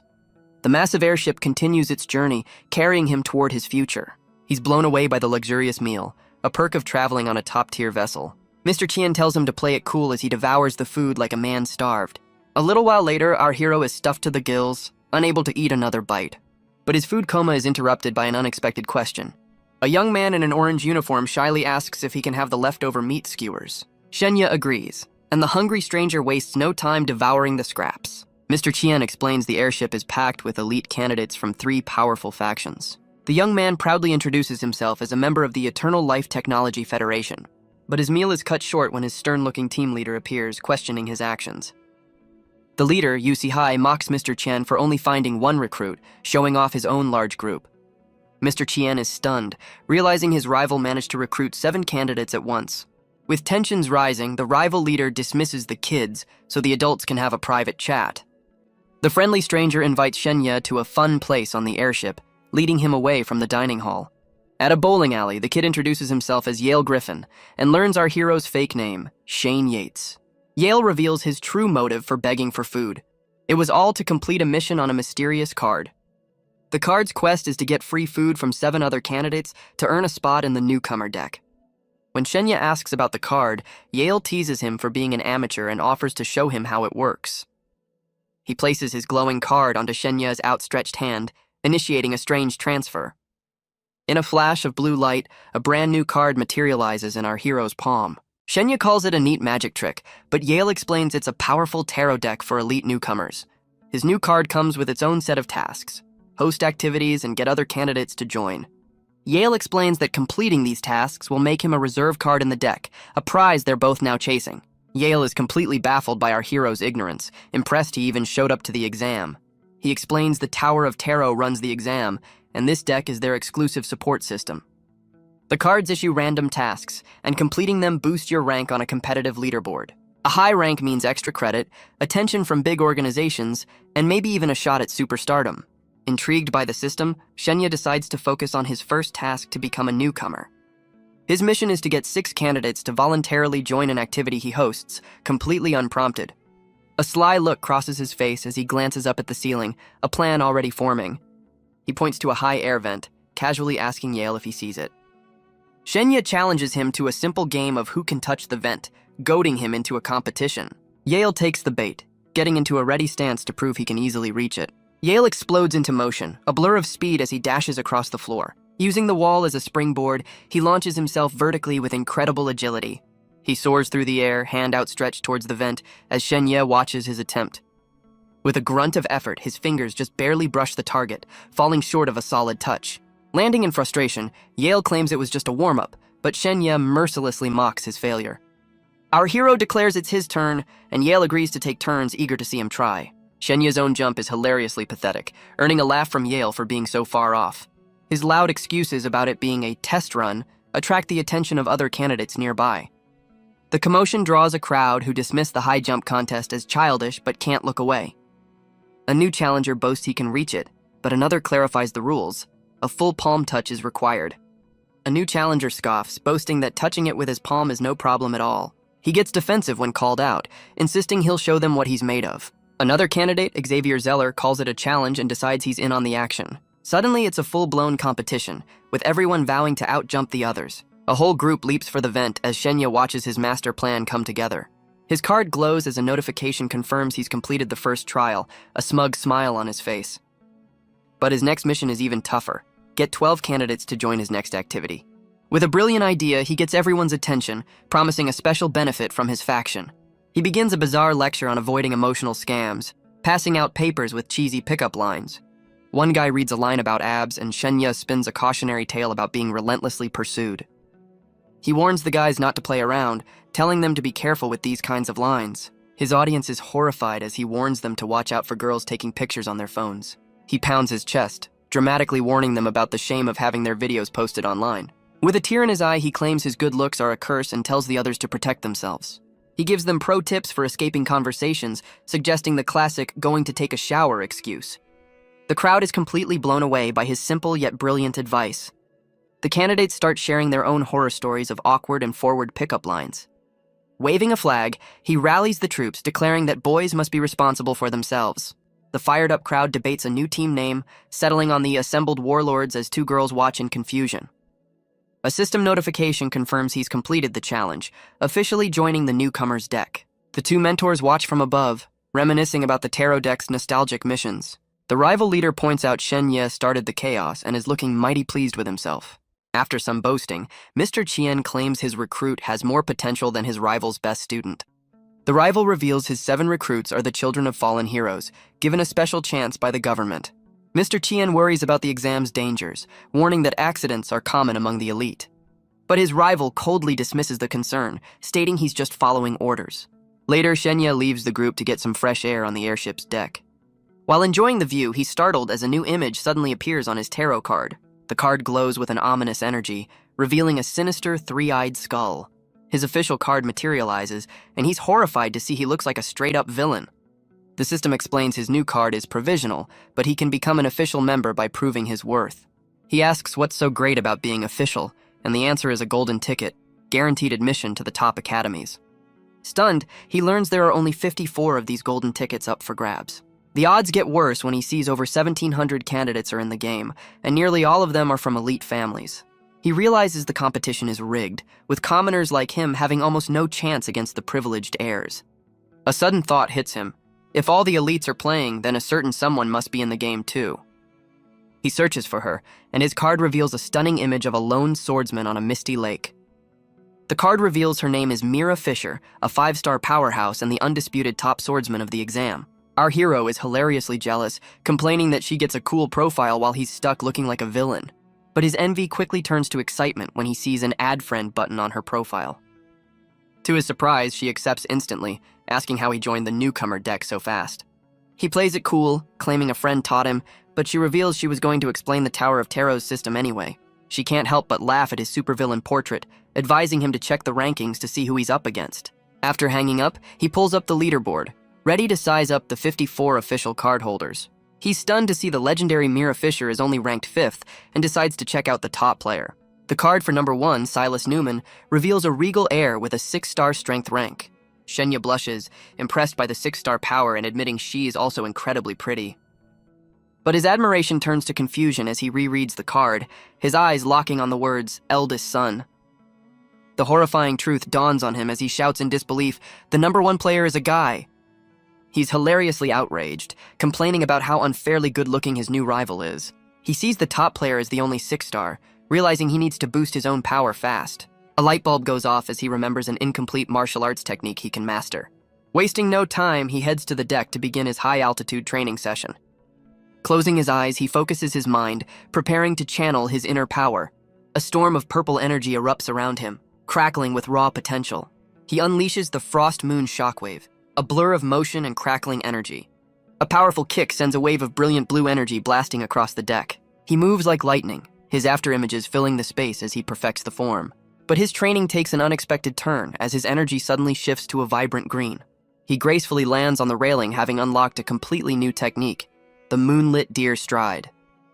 A system notification confirms his success, promoting him to a 1-star rank for mastering a long-lost technique. He's now an official member of the deck, earning the ability to refuse 1 challenge per hour. His new card is revealed, branding him Shane Yates with a hilariously villainous portrait. Our hero cringes at his own card, thinking his smug grin is just begging to be punched. He gets friend requests from his new buddies Yale and Xavier, and quickly accepts. His new friends immediately blow up his phone, freaking out over how fast he ranked up. As he brushes off their praise, Mr. Chien appears, completely floored that he's already an official 1-star newcomer. His mentor is bursting with pride, explaining that just making the list is a massive achievement that will get him noticed. Mr. Chien points ahead as they arrive at a massive, futuristic building, the exam site. Shenya stares at the imposing structure, a nervous sweat drop betraying his cool facade. Our hero is blown away by the sight of a massive city floating among the clouds. Mr. Kien introduces their destination as the legendary Mitten Cloud Port. He reveals the city is built on ancient ruins, and one of the world's top schools is hidden among them. Shenya can't believe a high school is actually located inside floating ancient ruins. His mentor explains that humanity's elites are tasked with uncovering the secrets of their own history. Suddenly, golden streaks of light zip past the airship, catching our hero's attention. Mr. Kien reveals these are admission tickets, and Shenya's evaluation begins the moment he lands. Intrigued by the promise of rewards, Shenya wonders if this is another game he can master. The mission is clear: earn a high evaluation before the banquet to gain an edge in the real exam. But when asked for details, his mentor admits the exam's format is a complete mystery every year. Mr. Chien recalls one exam was just a 45-minute written test, a total cakewalk. Another year, however, was a grueling 3-month survival challenge in the wilderness. Shenya groans at the chaos, but his mentor reminds him his newcomer status guarantees some kind of advantage. Just then, a system alert confirms his status, beginning a fusion sequence with his tarot card. His villainous card glows, solidifying his new identity in the high-stakes game. His first mission is revealed. Take an Azure Dragon for a 100,000-mile joyride, an absolutely insane request. Mr. Chien dismisses it as a mission for the elite, but our hero realizes this means it's not entirely impossible. His mentor scoffs, revealing only the super-rich heirs can use their family's power to complete these tasks. Annoyed by the rigged system, Shenya decides to just find a new, more reasonable mission. But his options are even worse, ranging from a 10-year demon hunt to the disgusting task of analyzing monster droppings. He finally finds a mission that seems simple: win 1 sparring match to rank up. But his mentor warns him it's a trap, a way for rich kids to prey on newcomers like him. Mr. Kien tells him to see the brutal reality of the exams with his own eyes. Below, a powerful warrior stands triumphantly over a freshly defeated opponent. Shenya is horrified to see the victim is his new friend Xavier, already taken out of the game. The victor is furious, realizing his target wasn't a newcomer and the beatdown was for nothing. As Shenya fumes, his mentor holds him back, explaining that this level of conflict is perfectly normal here. He clarifies that as long as no one dies, it's all part of the game, with medics on standby. Mr. Chien drives the point home. Fairness is a myth, and only the strong command respect. He reveals this heavily monitored city is a safe haven for Shenya, who is being hunted in the outside world. Just as he's processing the danger, his card gives him a chilling new evaluation: the Drowning Man. The card explains he's in a situation where he could be taken out at any moment, and he's completely oblivious. He panics, wondering how this is possible when the exam site is supposed to be the safest place for him. His mind races, trying to figure out if it's the rich kids or a hidden assassin who's after his head. Before he can figure it out, a new notification pops up, and it's not a friend request. The top-ranked swordsman, Mira Fisher, has issued a challenge that he absolutely cannot refuse. Our hero is completely baffled. wondering why the legendary Mira Fisher would even notice him. A friendly voice cuts through his confusion, and he spots someone waving from the landing dock. It's none other than the great swordsman herself, looking way less threatening than he expected. His mentor cheekily ditches him, leaving a blushing Shenya to insist that they're just friends. Mira thanks him for the blessing, revealing it helped her achieve a massive power-up overnight. When he asks about the challenge, she mysteriously leads him away to talk in private. She takes him to a soundproofed room she rented, perfect for a secret conversation. He learns it's a private training hall, just as she leads him down a quiet corridor. But their quiet walk is shattered by a massive explosion that sends a body flying past them. Mira pulls him to safety as they watch a defeated student crash into the rubble. The attacker emerges from the dust, annoyed that her powerful victim even put up a fight. Her goons cheer her on, excited to farm the one-star newcomer for easy points. Shenya recognizes the bully as a high-ranking player and steps in to defend the fallen student. The bully's smug expression falters, replaced by a look of sudden contemplation. The bully grins, thinking she's hit the jackpot with another one-star newcomer to farm. Her partner powers up a massive energy blade, ready to take on the new target. But Mira steps in front of Shenya, drawing her sword and declaring that he's her opponent. The attacker backs down, agreeing to let her go first but claiming the next turn for himself. Mira doubles down with a cold stare, repeating that this fight belongs to her and her alone. The bully loses her temper, accusing Mira of hogging the prey and threatening her for it. With a mighty clang, Mira's purple blade clashes with the bully's fiery gauntlet. The brawler puts all her strength into her flaming fist, trying to overwhelm the swordsman. But in a blur of purple light, Mira's single devastating slash ends the fight instantly. Shenya and the goons can only stare in shock as their powerful leader is taken down with ease. The bully is left standing, her clothes shredded with surgical precision, recognizing Mira as the 5th-ranked player. With a single command from Mira, the humiliated bullies tuck their tails and run for the hills. Shenya nervously asks about their fight, and Mira jokes he'll just end up stripped bare like the last guy. She reveals her true motive. The challenge is a clever way to protect him from other predators. As long as their battle is active, his card shows he's unavailable for any other challenges. He immediately sees the potential, realizing this is a brilliant loophole to exploit the system. But Mira warns him it's not foolproof. A strong enough challenger can break their match by defeating her. Shenya gets cocky, boasting that with their combined power, they're practically invincible. Mira explains that most top players, like Silas Newman, are too proud to farm points from weaker opponents. Our hero smirks, asking what she'll do if a shameless point farmer overtakes her in the rankings. Mira's solution is brutally simple. Just beat them and take their points. Our hero has a revelation, realizing that in this world, strength is the only thing that truly matters. She explains only elites can access these private halls, teasing him that a commoner would be kicked out instantly. Annoyed by the class divide, he fumes about the elites before getting down to business. Mira's tone turns serious as she reveals the imposter's true name, Zoe Bryce. He confirms that the supposedly dead girl just sent him a message, a bead of sweat on his face. She recounts how Zoe was taken out after leading her to the Skin Reaper, her body stolen by a dark entity. The horrifying implication dawns on him. If Zoe is back, then the Skin Reaper might be too. Mira agrees it's highly likely, realizing their old enemy is probably at the exam site right now. With a terrifying vision of Zoe's new form, Mira warns him to stay away, declaring she's no longer human. Shenya panics, wanting to report the danger, but Mira reveals the authorities don't care about ordinary people. He remembers how useless calling for help was in the past, a grim look on his face. Mira explains the Skin Reaper has a powerful backer who cuts all communications to hide its dirty work. As if that's not bad enough, she reveals several elite families are trying to force her into an engagement. The proposed fiancé is a creepy old man, and our hero is absolutely disgusted by the idea. He's shocked to learn she didn't refuse, instead asking for a few days to think it over. She admits she's too weak to fight back now, using the time to get into a top school and gain power. Relieved she has a plan, Shenya clutches his chest, glad she's not giving up.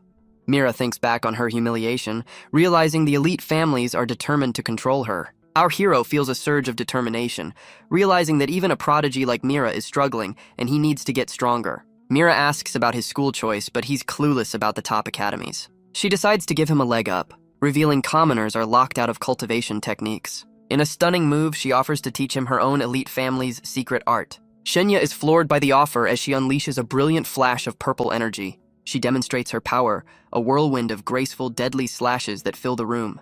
Our hero can only stare, completely mesmerized by her incredible swordsmanship. Mira proudly names her family's Ripple Stride blade and offers to teach him everything. He's immediately worried, asking if she'll get in trouble for sharing such a valuable secret. His concern catches her completely off guard, her confident demeanor faltering for a moment. Mira is left speechless, clearly touched that his first thought was about her safety. Mira reminds him that people would kill for her family's secrets, yet he's worried about her. With a gentle smile, he insists he just doesn't want to cause her any problems. His genuine concern catches her completely off guard, leaving her flustered. Blushing, she thinks he's a fool for worrying about her when she's just trying to repay a debt. Shenya sheepishly admits he wants to learn, but there's just one tiny problem. He doesn't have a sword. He quickly lies that the sword he used before was just a hotel decoration he already tossed. As she ponders this, he panics, realizing a priceless family sword would make him a massive target. Mira pivots, revealing she has a whole arsenal of other techniques to teach him instead. But one name catches his attention, and he eagerly asks if she really knows the thunderclap. She confirms it's a legendary palm strike, a secret known only to 7 elite families. Our hero's mind races, realizing thunderclap is the final piece of a puzzle given to him by a mysterious voice. He's instantly suspicious, questioning how Mira knows a technique supposedly from the nightmare realm. She reveals the technique was discovered in the legendary Sky Ruins, the very city they're in. Mira explains their ancestors found it, but it's notoriously difficult to master without enough insight. Seeing his interest, she offers to demonstrate the powerful palm strike for him. A system pop-up reveals his insight is pathetically low, but gives him a massive stat boost anyway. With a powerful shout, Mira unleashes a crackling blue energy from her open palm. She moves in a blur of motion, her after images filling the room with the powerful technique. After her impressive display, she asks our hero if he got the general idea of the move. But Shenya is completely underwhelmed, bluntly asking if she performed it incorrectly because it looked weak. Mira is completely offended, demanding to know how her legendary technique could possibly be unimpressive. Our hero schools the prodigy, pointing out the critical flaw in her palm strike's execution. With a confident smirk, he declares he'll show her how it's really done. Blue lightning crackles around his hand as he prepares to unleash the perfect thunderclap. He slams his palm down, unleashing a massive shockwave that dwarfs her previous attempt. The legendary swordsman is left blushing and speechless, completely floored by his talent. She admits she just skimmed the manual, handing over the real deal, impressed by his incredible insight. He sees the manual requires high insight for mastery, realizing Mira just gave him a priceless gift. The penny drops as he understands insight is the secret ingredient that gives the elites their massive head start. After a single read-through, he's already mastered the technique to the adept stage, his progress leaving Mira in the dust. Impressed, Mira tells him to check his tarot card, certain his power rating has skyrocketed. A system alert confirms he's now a 2-star newcomer, unlocking new outfits and hairstyles. Our hero is thrilled by the customization options and immediately decides to try them out. But his new card is a disaster, showing him as a bald monk with a ridiculous skull necklace. He slams the card down in fury, as Mira explains it's just teasing him until he reaches 4 stars. As he curses the card, she warns him that a bad attitude could negatively affect his evaluation. Panicked, he immediately starts sweet-talking the card, calling it his baby to get on its good side. He suddenly remembers his late-night meeting with Mr. Qian, and Mira tells him to go ahead. Before he leaves, Shenya asks her to keep investigating the dangerous Skin Reaper. She agrees to continue the search as they wave a final, friendly goodbye. Our hero arrives at a luxurious high-rise, but his mentor is nowhere to be found. Impressed by the fancy digs, he decides to use his new room for some top-secret training.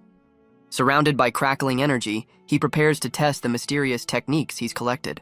He unleashes a flurry of moves, his after-images glowing with purple power. Combining his skills, he fills the room with a dazzling display of kicks, strikes, and shadow clones.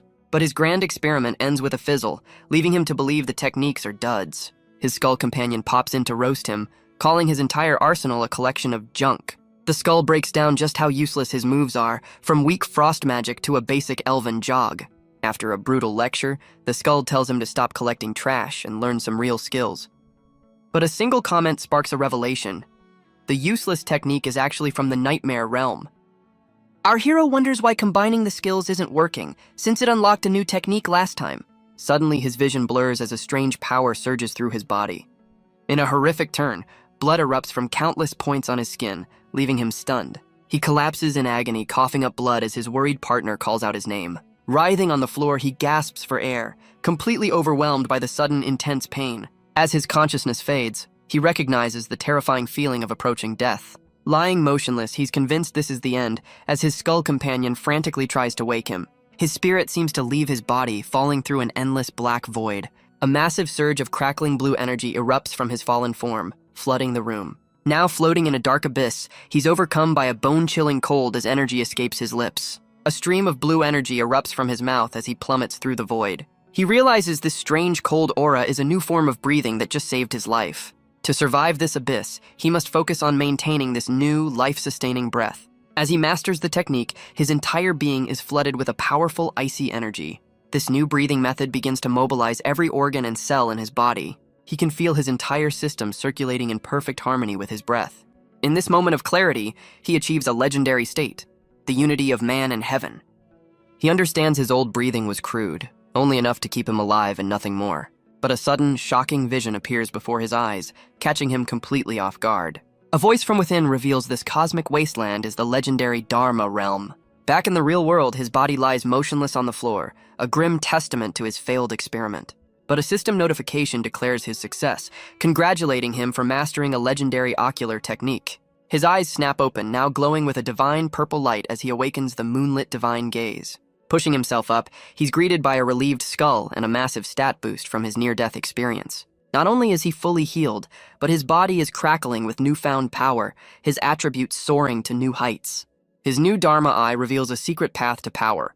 An adept level tag is now within his reach. The system announces his incomplete Frost Moon Shockwave has finally evolved into its true, complete form. All his junk techniques have leveled up, transforming into powerful skills of the legendary Moonlit lineage. His new Frostbite kick can now freeze enemies and even shatter their attacks. His movement is now a blur, the flowing moon technique creating water-like afterimages to confuse his foes.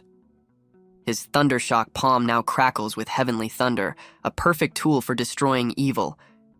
He's also gained the Heavenly Shadow, a stealth technique that lets him hide in plain sight. Our hero is ecstatic, realizing his new ocular power triples the strength of his entire moveset. He marvels at the purple level inheritance, wondering who could have hidden such power across different races. Deciding the mystery is too complicated, he gives up and heads off to wash away the blood. In the bathroom, he splashes his face, rinsing off the grim evidence of his brush with death. Staring at his reflection, he can't believe he survived, noticing his eyes now hold a new spark of life. He tests his new power, commanding a system interface to appear in the mirror. His divine gaze reveals the hidden explanations for his titles, unlocking secrets he couldn't see before. But as he examines his reflection, his eyes lock onto a mysterious red thread wrapped tightly around his neck. He's horrified to find a mysterious red thread wrapped around his neck, wondering how it got there. His divine gaze reveals it's a tracking device, allowing an enemy to teleport to him from 500 miles away. Meanwhile, in a high-stakes casino, a new group of powerful players enters the game. A powerful figure fumes over a failed hit on Shen Ye, vowing to destroy the entire Assassin's League. The man responsible folds his hand, annoyed that his incompetent lackeys couldn't get the job done. His associates are tired of the excuses and demand he contact the Assassin's League to clean up his mess. A holographic call connects them to a man with an impressive mustache, the head of the League. The hologram introduces himself as Wilson Graham, the leader of the Assassins. He's immediately grilled about his agent's failure and the leaked client information. Wilson coldly explains the rogue assassin has already been permanently dealt with for his mistake. The shadowy client reminds Wilson that his target is at the exam site, issuing a final warning. The assassin leader swears on his life he'll make Shen Ye disappear forever. With the deal struck, the holographic call ends, leaving the clients to their scheming. Doubting the assassins, they decide to send one of their own family's experts to ensure the job gets done. The true motive is revealed. They want Shen Ye gone for getting close to a noblewoman named Selina. With a sneer, the client declares all commoners should be crushed as we cut to the Assassin's League HQ. But back at the base, Wilson is caught completely off guard by a deadly, thread-like attack. A mysterious white-haired man appears, having just dispatched the entire room with contemptuous ease. The newcomer reveals his twisted preference for the pampered bodies of the elite, seeing them as superior prizes. A dark energy consumes the fallen assassins, leaving the new villain standing alone in the carnage. A mysterious girl materializes from a pool of dark, swirling energy.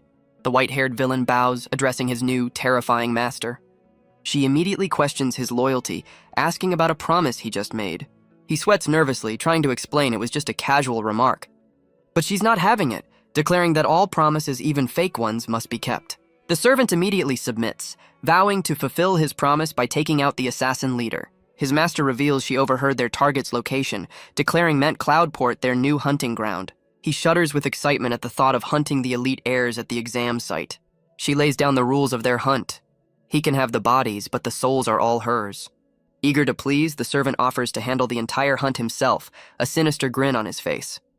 The mysterious master senses her tracking spell has been discovered, suspecting a powerful force is protecting our hero. She warns her servant that this hidden power is so immense, she had to cut the connection to avoid being found. Now she's not just hunting souls, she's determined to unmask the power behind Shane Yates. Back in his room, the cursed thread snaps, and a system alert confirms the tracking spell is gone. He connects the dots, realizing with horror that the Skin Reaper is still alive and hunting him. It all clicks. This is why his card called him a drowning man, and now it's glowing with a new update. His status changes to prey lingering before a trap, a grim warning that he's aware of the danger but still not safe. Shenya is stunned by the card's intelligence, realizing it's reacting to his situation in real time. But the card isn't done yet as its image shatters, preparing for another dramatic transformation. His profile gets a massive upgrade, revealing him as a 5-star powerhouse, ranked 11th, and the fastest improving candidate in the game. Our hero is stunned as his power level skyrockets from a measly 2 stars to a legendary 5. This new rank comes with some serious perks, promising a special strength boost for the final exam. The system also grants him a stealth mode, letting him hide his true power and appear as a 2-star weakling. Deciding it's better to be safe than sorry, he immediately conceals his rank to avoid unwanted attention from his rivals. A notification confirms his old 2-star profile is now his public face on the leaderboard. He knows not to get cocky, remembering that on the battlefield, the weak can often topple the strong. With the Skin Reaper and Zoe still out there, his only focus is to get even more powerful. His training is cut short by a buzzing phone. It's a frantic call from his mentor, Mr. Chien. Mr. Chien unleashes a verbal storm, revealing he was about to launch a search party for his missing recruit. After learning he was out cold for a full day, Shenya lies about family matters and agrees to meet his mentor for an update. Mr. Chien gets straight to business, laying out the 3 elite high schools Shenya needs to aim for. He breaks down the options: a sky island for fighters, a deep-sea city for scholars, and an underground tomb for a mix of both. Shenya questions their dominance, but his mentor confirms these ancient schools are in a league of their own. Mr. Chien crowns Sky Blueveil High as the undisputed champion among the 3 legendary academies. Blueveil is where the elites study the arts of the gods, making it the top choice for the rich and powerful.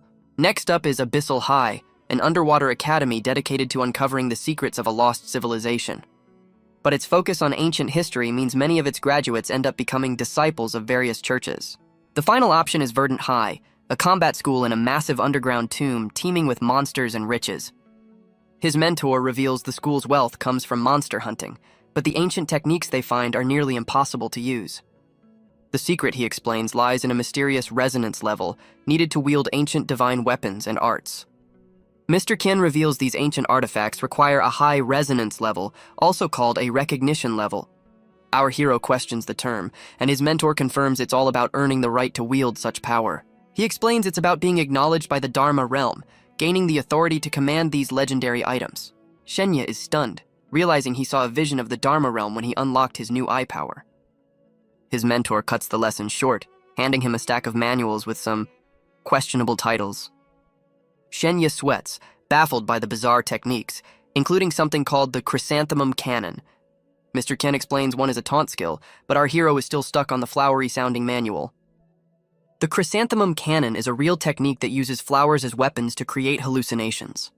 Next up is the Fist of Eastern Divinity, a technique found by a lone archaeologist in an ancient ruin. The archaeologist heard a mysterious voice ask what he was looking at, and instinctively yelled back, discovering the technique. And with that one defiant shout, the archaeologist unlocked the ancient martial art. Mr. Chien explains the manual simply appeared because the man's high resonance level earned him the technique's recognition. Our hero can't help but think the entire origin story sounds completely absurd. His mentor clarifies that high resonance isn't enough. You still need to be acknowledged by the power itself. Shenya mocks the name but is told to pick a manual for the upcoming exams. His divine gaze reveals the fist technique is an excellent grade skill with hidden potential. Realizing it's a cut above the rest, he gets giddy with excitement over his lucky find. With a confident grin, he officially chooses the Fist of Eastern Divinity. Mr. Chien admits it's the strongest of the bunch, prompting Shenya to ask if it could boost him to 5 stars. His mentor slaps that idea down, making Shenya realize his recent power-up was a 1 in a million miracle. Mr. Chien offers to demonstrate the powerful fist technique, telling our hero to pay close attention. The mentor leaps into action, boasting that his high insight makes the legendary move look like child's play. But Shenya watches with his divine gaze, seeing this as the perfect chance to learn while hiding his true power. After a ridiculously fast demo, his mentor tells him to get some rest before the big banquet tonight. Just as he's left alone, his tarot card buzzes with an urgent new message. It's Mira, who's found a lead on the Skin Reaper and wants to meet up immediately. On his way to the gym, he spots a frail old man begging on a desolate street corner. The old man approaches, asking for a little spare change to buy some sake. Our hero hesitates for a moment, surprised by the sudden request in the dead of night. He kindly drops his last coin into the man's bowl, giving him all the change he has. As Shenya walks away, the frail old man stumbles, but it's all part of a cunning act. A sudden explosion of killing intent puts our hero on high alert. The coin he just gave away comes flying back, now a deadly supercharged projectile. The old man mockingly calls himself useless, his true power now radiating around him.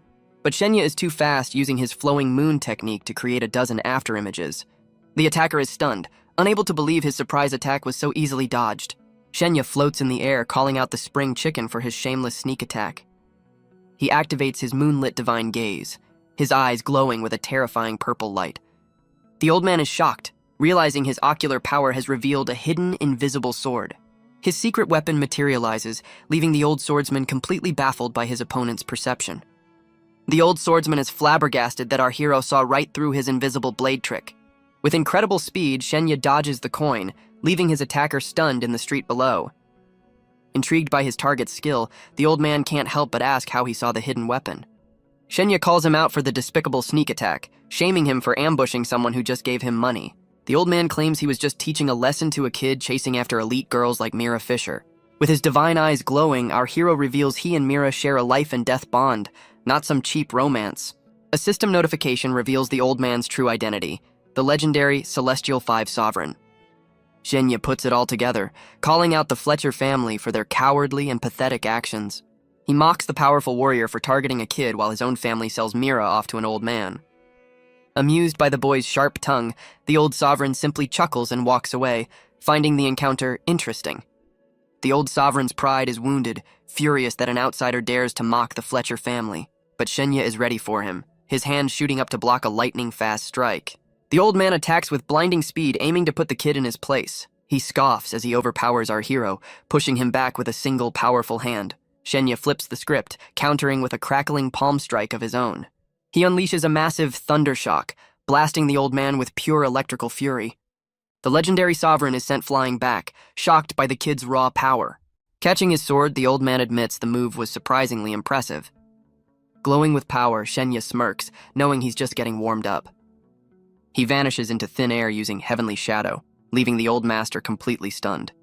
The old master is floored, wondering how a kid can just disappear into the shadows. Shenya reappears with a frostbite kick, unleashing a wave of icy energy. The legendary sovereign is baffled as ice crystals begin forming all over his body. A trail of crackling blue energy shows just how far the old man was pushed back. He's stunned to find his limbs are frozen, realizing the kid's attack is more than just a light show. Annoyed by the trick, the old man unleashes a fiery aura to melt the ice. Now fully powered up, he demands to know the secret behind Shenya's fluctuating stats. Shenya cheekily tells him to guess, secretly sweating that his best move did nothing. As the sovereign analyzes his strange powers, our hero prepares a daring escape plan. But the old man has a change of heart, admitting that the adults are the ones in the wrong here. The old sovereign powers up, his fiery aura exploding as he prepares to make his move. But instead of attacking, he simply bids our hero farewell, announcing he's leaving. In a flash of brilliant light, the old man zips away, leaving Shenya completely baffled. Standing alone, our hero can't believe the fight is over, wondering about the old man's true identity. The fiery streak soars through the sky, a testament to the sovereign's incredible power.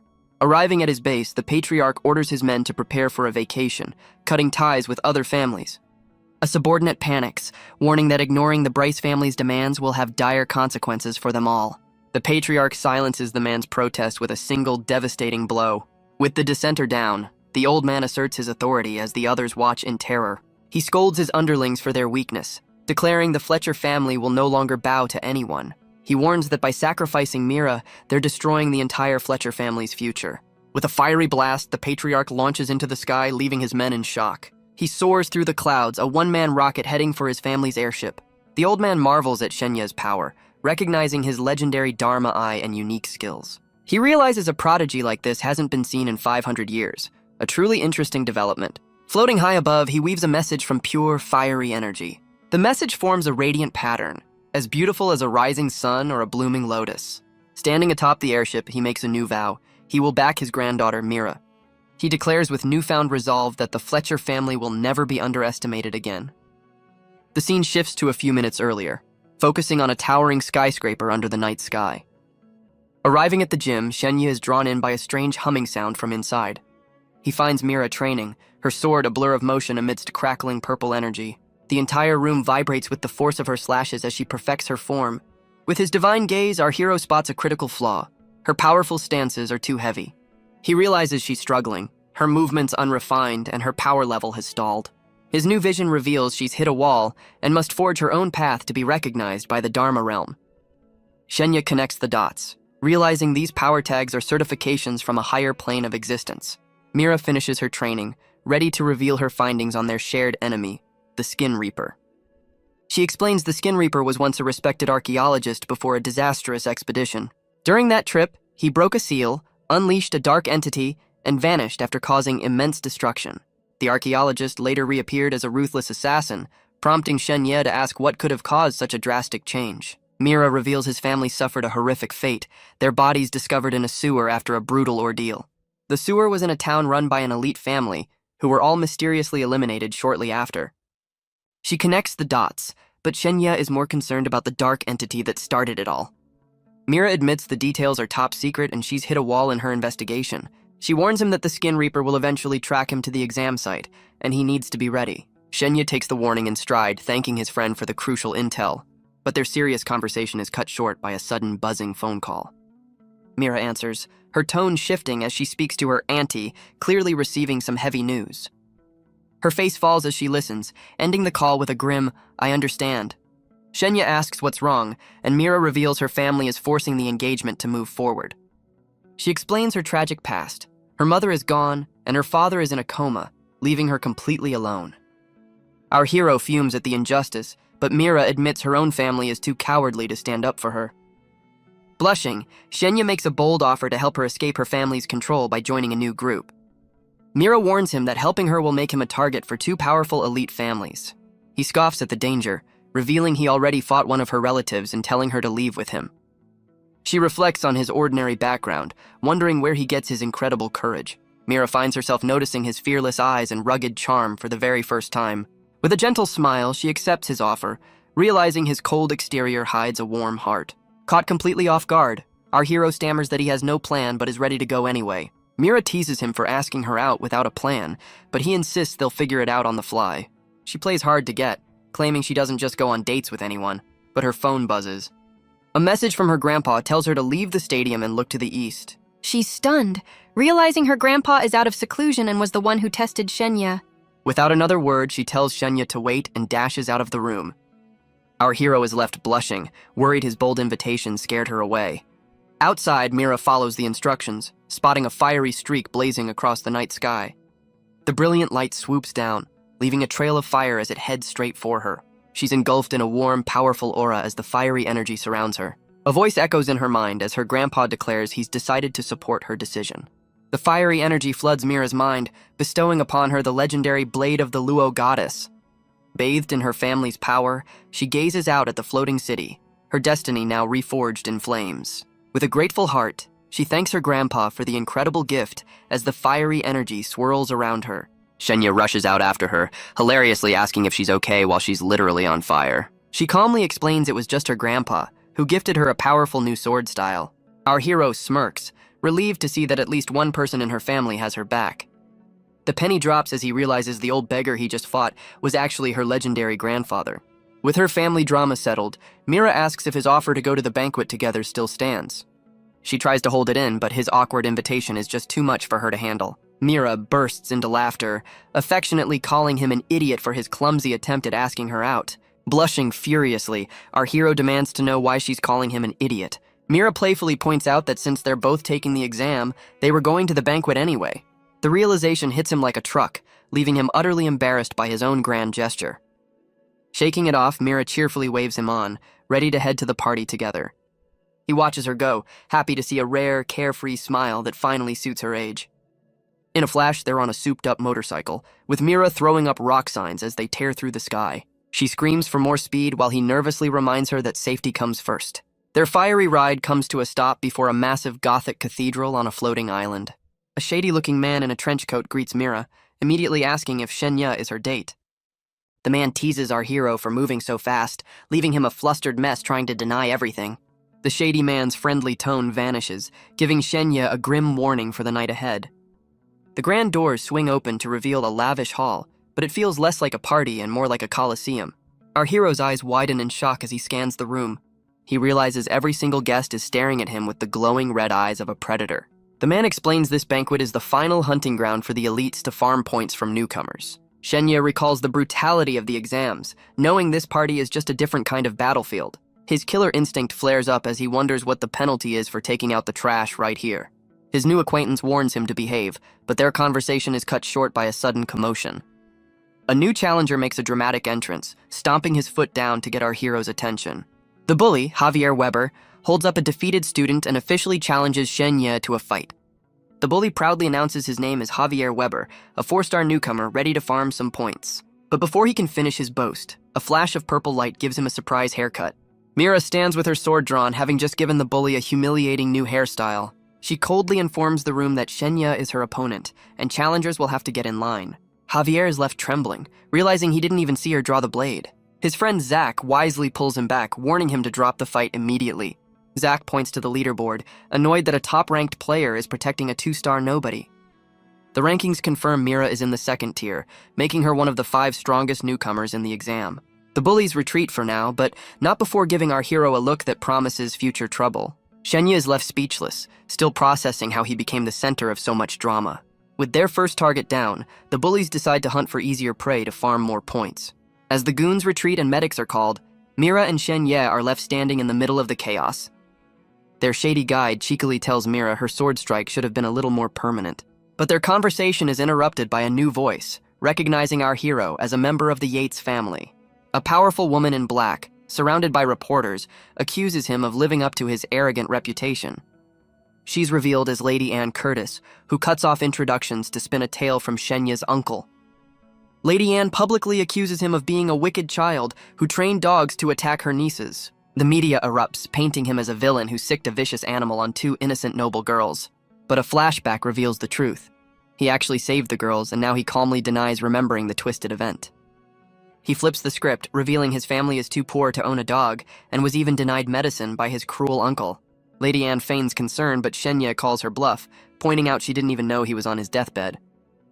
The shady guide is impressed, realizing Shenya just poked a massive hole in her 10-year-old story. Hiding her frustration, Lady Anne asks about his plans, and he reveals he's joined the Mortal Martial Arts group. She dangles a guaranteed admission spot in front of him, and he plays along with exaggerated gratitude. The noblewoman's true motive is revealed. He must stay away from a girl named Selena. The crowd erupts with gossip, jealous that this nobody is involved with the famous Selena Curtis. Our hero looks thrilled, eagerly accepting the deal as if it's the best news he's ever heard. Lady Anne smirks at his spineless act, believing she's won this public confrontation. But Shenya has one final request, asking for her help to fulfill his end of the bargain. He cheekily asks for a picture, admitting he has no clue who Selena even is. The crowd is left speechless as reporters frantically scribble headlines about his supposed memory loss. A bully calls him out for lying, but Shenya just scoffs at anyone remembering things from when they were 5. The shady guide realizes this single move dismantles Lady Anne's entire accusation against him. Playing innocent, our hero publicly rejects her offer, making the powerful Curtis family look like petty bullies. Lady Anne is trapped. His public denial has become the official story, and her grand scheme has backfired spectacularly. Trying to regain control, she presses him one last time, confirming her relation to the famous Selena. But he just smiles politely, insisting it's all a misunderstanding and he can't possibly accept her offer. With a sly grin, he turns the tables, asking the resourceful noblewoman for a little favor. He spins a tragic tale of his near-death experience and the mysterious deaths of everyone around him. With a dark and knowing smile, he asks if she has any idea who could be behind all his misfortune. He puts her on the spot, demanding she bring justice for the thousands of lives lost in the tragedy. Lady Anne realizes he's using her to spread his story, but she deflects, pointing to Mira's family as the investigators. She tries to divide them, congratulating Mira on a fake engagement and questioning her choice of company. Mira shuts the rumor down with a polite smile, calmly stating that she is not engaged. She then backs Shenya up, confirming they're investigating together and have made significant progress. Our hero adds to the mystery, slyly telling the reporters that the truth is a secret for now. Lady Anne is left speechless and horrified as her entire plan spectacularly implodes. The shady guide sweats, asking Shenya if he realizes he's playing with fire by provoking the elites. Enraged, Lady Anne accuses him of trying to turn Mira against her own family and make her an outcast. A new voice defends Mira, declaring she's too virtuous to be spouting baseless rumors with a punk like Shen Ye. A new warrior arrives, confidently declaring that Mira is in fact engaged. Lady Anne smirks, recognizing the newcomer as Elijah Fletcher from Mira's own family. Elijah ignores everyone else, demanding to know why his niece disobeyed his orders to return home. He tries to drag her away, insisting the engagement is for her own good and she should just obey. Mira stands her ground, refusing to be manhandled as a gust of wind swirls around her. Her uncle's patience snaps, his knuckles cracking as he repeats his demand to return for the engagement. She questions his authority, asking if her grandfather or even her own father approved this decision. With a defiant glare, Mira unleashes her own power, asking if anyone bothered to ask for her consent. The two family members face off, their powerful auras clashing in the middle of the banquet hall. Elijah scoffs, callously using her comatose father as a reason she should accept her fate. Mira puts her uncle on blast, daring him to reveal the creepy age of her proposed fiancé. Furious at the public shaming, Elijah grabs her arm, demanding she stop her disrespectful behavior.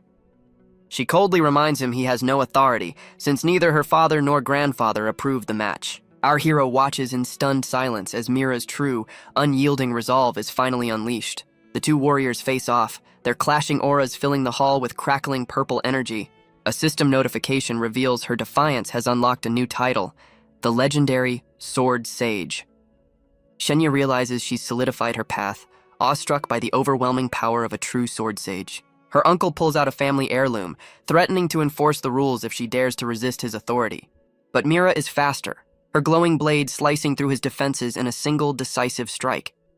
Elijah is sent flying across the room, utterly defeated by the niece he tried to control. Mira schools her uncle, calling him a greedy fool who couldn't even handle a single strike. With an icy glare, she declares him unworthy of wielding the family's divine weapon. She turns to the fallen blade, asking the legendary sword to join her instead. The divine weapon answers her call, flying into her hand as the crowd gasps in shock. Now wielding two swords, Mira is engulfed in a maelstrom of blue and purple energy. Her incredible power surge triggers an immediate update to the newcomer rankings. The leaderboard reveals Mira has skyrocketed to first place, tying for the top spot. Her rivals scoff, dismissing her new rank as a cheap trick from a divine weapon. But a wiser voice explains the weapon only chose her because she earned the Sword Sage title. The rankings, he reveals, are a true measure of power, factoring in everything from gear to sheer willpower. The shady guide reveals that with the sword's acknowledgement, Mira is now the undisputed head of the Fletcher family. He smacks our hero, telling him not to be jealous and praising his 2-star rank as a commoner's triumph. Shenya plays along, secretly amused that his guide has no idea he's a 5-star monster in disguise. With the crowd watching, Mira stands tall, embracing her new title as the Fletcher family's leader.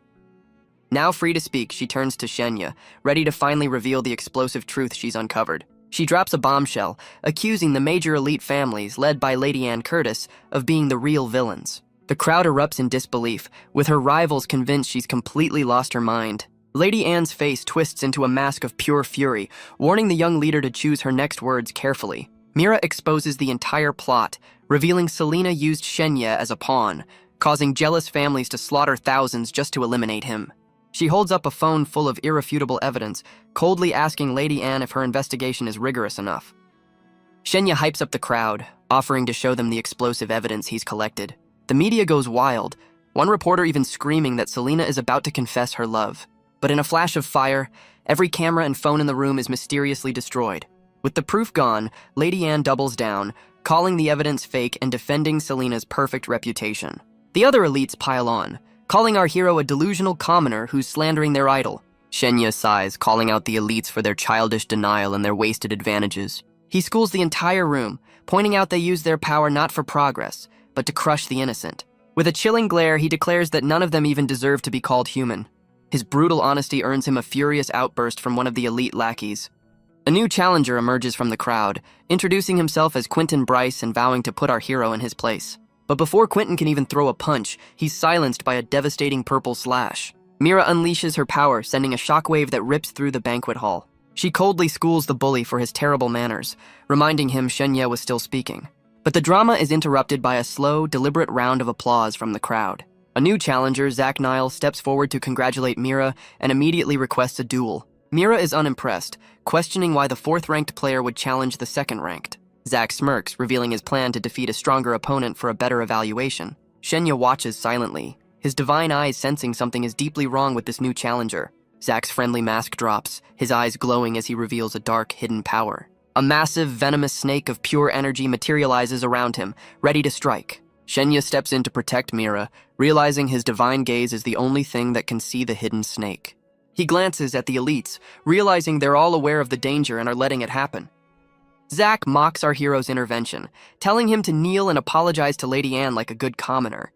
Suddenly, his tarot card appears, glowing with another ominous update. It reveals a grim new title, Dead Man, declaring his fate sealed for angering the elites. With a wry smile, our hero accepts his cursed fate and decides to forfeit the fight. A system alert confirms his surrender, declaring Mira the winner of their non-existent duel. Zach laughs at the cowardly move, but a new challenge notification pops up aimed at him. But Shenya's aura explodes as he reveals his true plan. He didn't forfeit to Mira, he forfeited for her. Mira is left stunned as our hero smirks, having just challenged the snake-wielding bully himself. Zach erupts in laughter, finding the idea of a two-star commoner challenging him absolutely hilarious. He summons a massive spectral snake, boasting that his killing intent alone will be enough to finish the fight. Shenya calls his bluff, pointing out the giant snake he's sending to do his dirty work. Our hero unleashes a crackling thunder punch, striking the invisible serpent head-on. The clueless crowd just sees him punching the air, completely baffled by his strange movements. But the elites know better, realizing with horror that he can actually see the hidden attack. Zach is left speechless as his snake fizzles, demanding to know how his opponent saw the invisible strike. With his eyes glowing a divine purple, Shenya prepares to show everyone what he's truly capable of. The shady guide breaks into a cold sweat, recognizing the legendary power of the Dharma Eye. Zach denies the impossible, knowing only a wielder of the Dharma Eye could ever perceive his dark shadow. Zach admits even he can only guess his snake's position, making our hero's perception seem impossible. Dismissing it as luck, he sends his dark shadow to attack from behind, vowing to end it now. The snake wielder prepares a new move, confidently asking if Shenya can handle what's coming next. But our hero meets the attack head-on, his body a blur of blue energy as he deflects the strike. Zach is stunned as Shenya effortlessly dodges, his eyes glowing with newfound power. Shenya unleashes a devastating frostbite kick, sending the spectral snake flying into the ceiling. The crowd is baffled by his moves, but the elites watch in horror, knowing exactly what's happening. The shady guide realizes Shenya has the Dharma Eye, understanding he would have been defeated instantly. With a smirk, our hero taunts his opponent, asking what he's got left without his invisible pet. Zach is left speechless, his face a mask of pure rage as he grips his staff in frustration. Enraged, Zach unleashes a flurry of staffs, demanding to know who dares to challenge a 5-star elite. The sheer force of his attack creates a vortex, threatening to suck in the entire crowd. He spins his weapons with blinding speed, creating a massive whirlwind of destructive energy. But Shenya meets the attack head-on, stopping the powerful strike with a single hand. The entire room watches in awe as he effortlessly halts the devastating blow. Even his allies are stunned, shouting his name in disbelief at the incredible display of power. Our hero stands firm, completely unfazed by the swirling storm of energy around him. Zach is left utterly speechless, unable to comprehend how his ultimate move was so easily neutralized. A system notification reveals Shenya just dumped all his points into strength, his power level skyrocketing. The bully is floored, screaming that it's impossible for anyone to have more strength than his own impressive stats. Zach scoffs in disbelief, convinced our hero is just bluffing to hide his weakness. But Shenya proves him wrong, effortlessly lifting the bully with a single powerful hand. Zach struggles desperately, hammering his fists against an arm that won't even budge. Our hero calmly warns him to stay still, or he'll deal with that invisible snake for good. The bully's eyes widen in terror, realizing his hidden weapon is completely exposed. He frantically calls for his dark shadow, ordering the spectral serpent to attack. Shenya mocks his opponent, revealing the 5-star title was clearly bought, not earned. Zack foolishly believes the crowd will protect him, ordering his snake to strike while he's held captive. Our hero doesn't hesitate, delivering a bone-crushing punch that sends the bully reeling.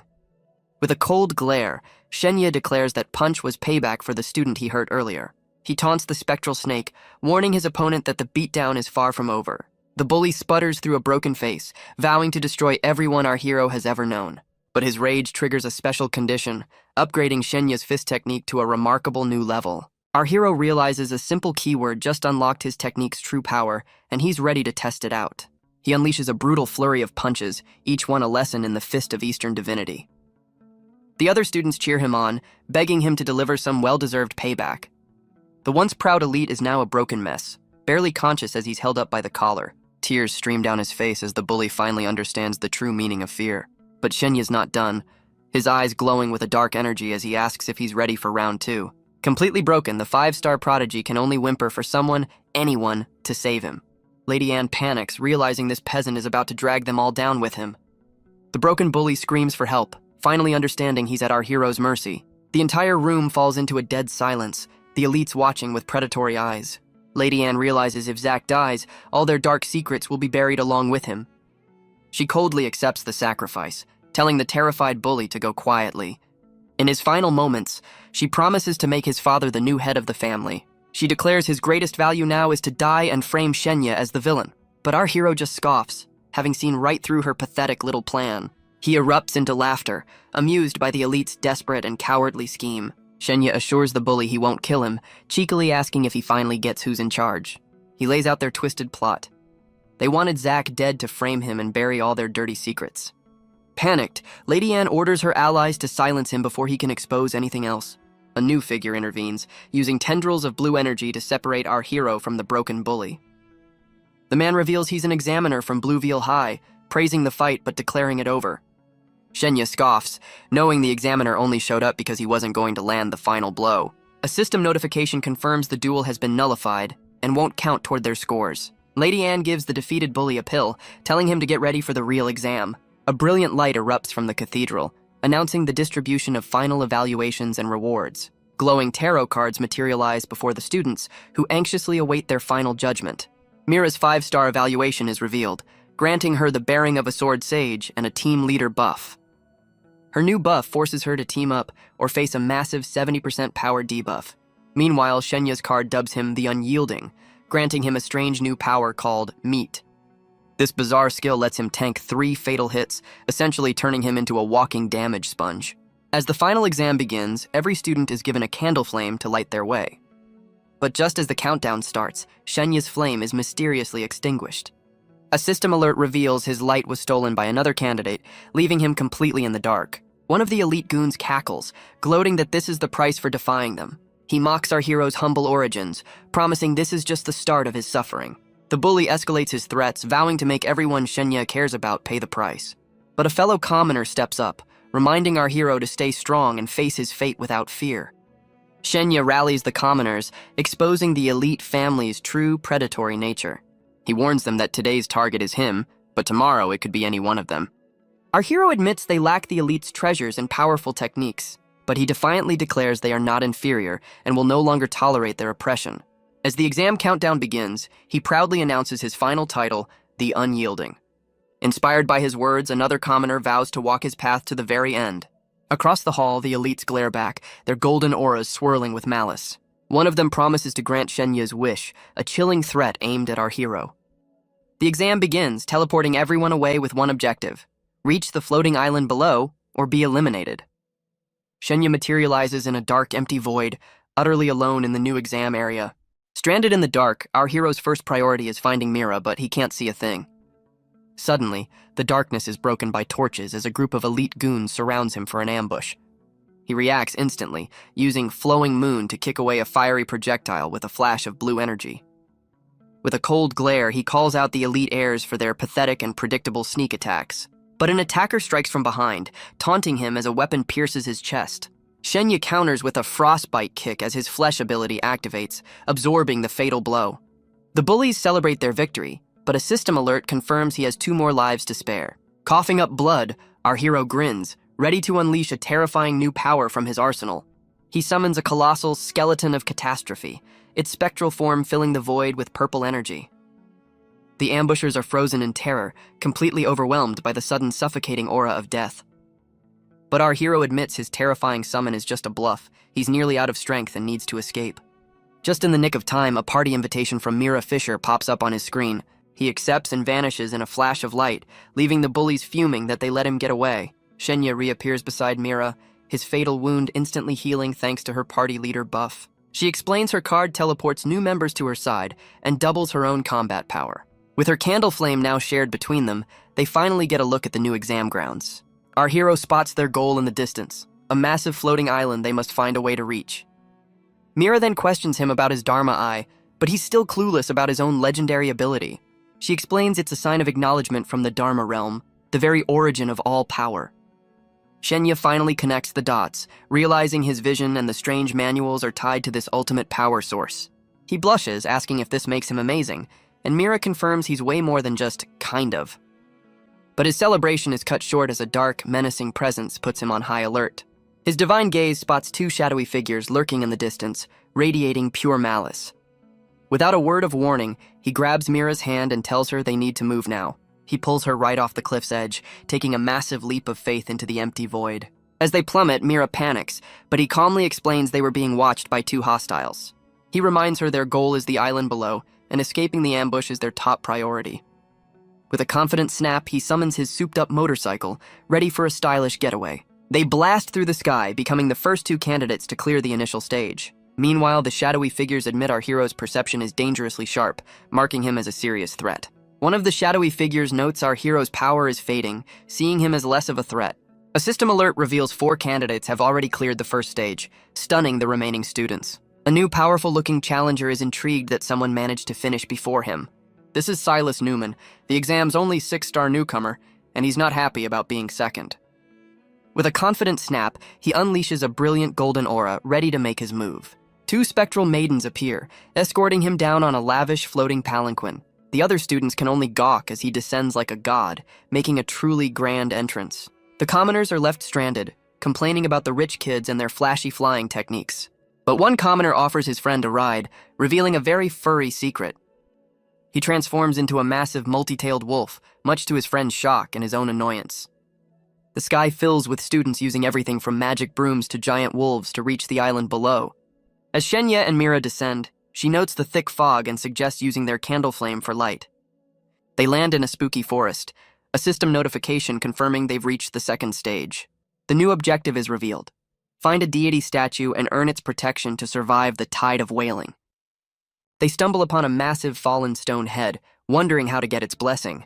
Suddenly, a strange pink symbol on the statue's forehead begins to glow ominously. The statue makes a creepy offer, demanding a strange ritual from Mira and a sacrifice from Shenya. His divine gaze reveals the truth. This is a fallen, heretical god with twisted intentions. Disgusted by the offer, our hero gives his answer by plunging his sword right into the statue's glowing weak spot. The statue whines about the violence, but Shenya isn't having any of its creepy demands. The creepy statue rolls away, cursing them as Shenya decides to find a less demanding god. Mira cautions against attacking the deities, but our hero insists these fallen gods aren't all friendly. He spots a new, more humble statue of a clay horse, immediately declaring it his kind of god. The horse statue reveals it's just a mount and they need to find its rider, hinting that Mira is the perfect candidate. But before it can say more, the clay horse is suddenly obliterated by a powerful red blast. The 2 shadowy stalkers finally reveal themselves, and Shenya demands to know what they want. The mysterious figures transform, revealing a man with demonic wings and a girl in a gothic dress. Our hero is stunned, recognizing the legendary Skin Reaper and a girl named Zoe Bryce, telling her to leave him alone. Zoe seems confused by his outburst, a strange green light flaring in her eyes. With tears in her glowing eyes, she whispers his real name, Shane, and reveals she's already dead. Mira realizes the girl is an undead imposter and warns Shenya that their enemies are stronger than ever. The Skin Reaper traps them in a web of red energy, vowing they won't escape his grasp again. The undead girl grabs our hero's face, preparing to reclaim something she believes is hers. Bathed in a sinister red glow, she tries to force his mouth open, intent on finishing her ritual. Shenya is completely paralyzed, unable to break free from her supernatural grip. But the undead girl suddenly looks confused, her glowing red eyes widening in surprise. Mira intervenes with a lightning-fast strike, sending the undead attacker flying. The Skin Reaper and Mira are both stunned by the sudden, unexpected turn of events. A system notification declares private fights are forbidden, banishing the undead girl from the area. The Skin Reaper scoffs at the rule, promising our hero he'll let him live just a little longer. The Skin Reaper vanishes with a chilling promise to return for our hero's head.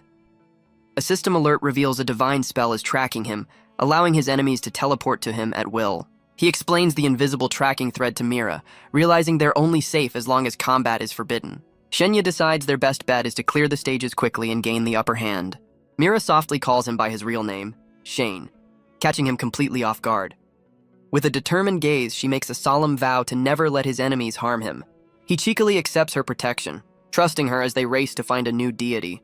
The duo ventures deeper into the dark and ominous forest, unaware of what lurks ahead. Elsewhere, two young students plead with a deity, begging it to change its disturbing request. The twisted god flatly refuses, demanding a very personal and bizarre sacrifice from the terrified boys. The creepy god demands a bizarre sacrifice, threatening the boys with a deadly tide if they refuse. The students despair, revealing the immense family sacrifices made just for this one chance.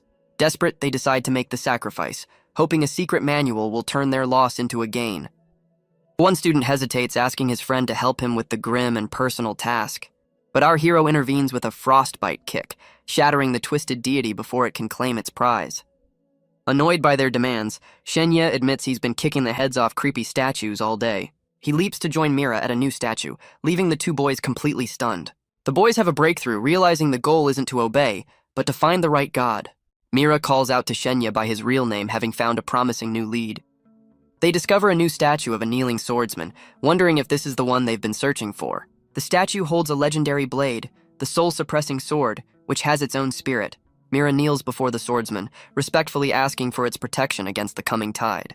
But her earnest plea is met with complete and utter silence from the stone figure. She's disappointed by the lack of a response, but Shenya seems to have an idea. A closer look at the ancient statue reveals it's just a shell for something much greater. He points out her mistake, telling her to pray to the sword, not the wielder. Taking his advice, Mira addresses the divine weapon directly, offering whatever it requires. The massive blade immediately responds, crackling to life with a powerful energy. With a deafening boom, the stone shatters, freeing the legendary sword from its ancient prison. The weapon issues its challenge, demanding a trial of 10 strikes to earn its blessing. Mira grips the legendary blade, wondering if the trial is really that simple. With a determined glare, she hoists the massive weapon, ready to prove her worth. She unleashes a devastating swing, the sheer force of her strike tearing through the air. Watching her, Shenya finally understands the true meaning behind finding the right deity. He realizes the core of this stage isn't about blind faith, but testing a candidate's resonance. Her Sword Sage title gave her a natural connection, allowing this divine weapon to choose her. The blade accepts her, granting its protection and even passing on an ancient sword art. Our hero is pleasantly surprised to find out he gets a reward just for being on her team. The sword spirit gives him a deadly new finisher, a single strike that guarantees victory. He contemplates his own blade, now armed with a technique of pure, unadulterated finality. Our hero realizes his new one-hit kill move is the perfect combo with his tanking ability. Mira struggles with her new sword art, finding its mental toll too high to master just yet. A system alert gives them a 5-minute warning before the tide of wailing begins. The sword spirit issues a new command, urging them to find a sturdy shelter immediately. Shenya decides to hunt for his own deity, needing a power-up to face his undead enemy. He tells Mira to find cover while he splits off to search for an idol that matches his power. But as he dashes off, he admits he has no idea what his moonlit lineage even is. Mira refuses to let him go alone, insisting on joining the search to keep him safe. He guesses his idol is related to the moon, but their search is interrupted by a sudden noise. The bullies from the banquet emerge from the shadows, finally cornering their target under the full moon. The lead bully lunges forward, vowing to end our hero for good this time. But the entire group is instantly blasted away, punished for breaking the exam's no-fighting rule. Annoyed by the interruption, Shenya races against the clock to find his moonlit lineage idol. Their frantic search leads them to the edge of a rushing moonlit stream. He connects the dots, realizing this stream is linked to his Dharma Eye and flowing moon technique. But with the deadly tide approaching and no idol in sight, he starts to lose hope. With a heavy heart, he decides to abandon the search and find shelter instead. Mira sees right through his act, calling him out on his lie with a sharp glare. She tells him to go find his idol, confidently promising to handle any threats that appear.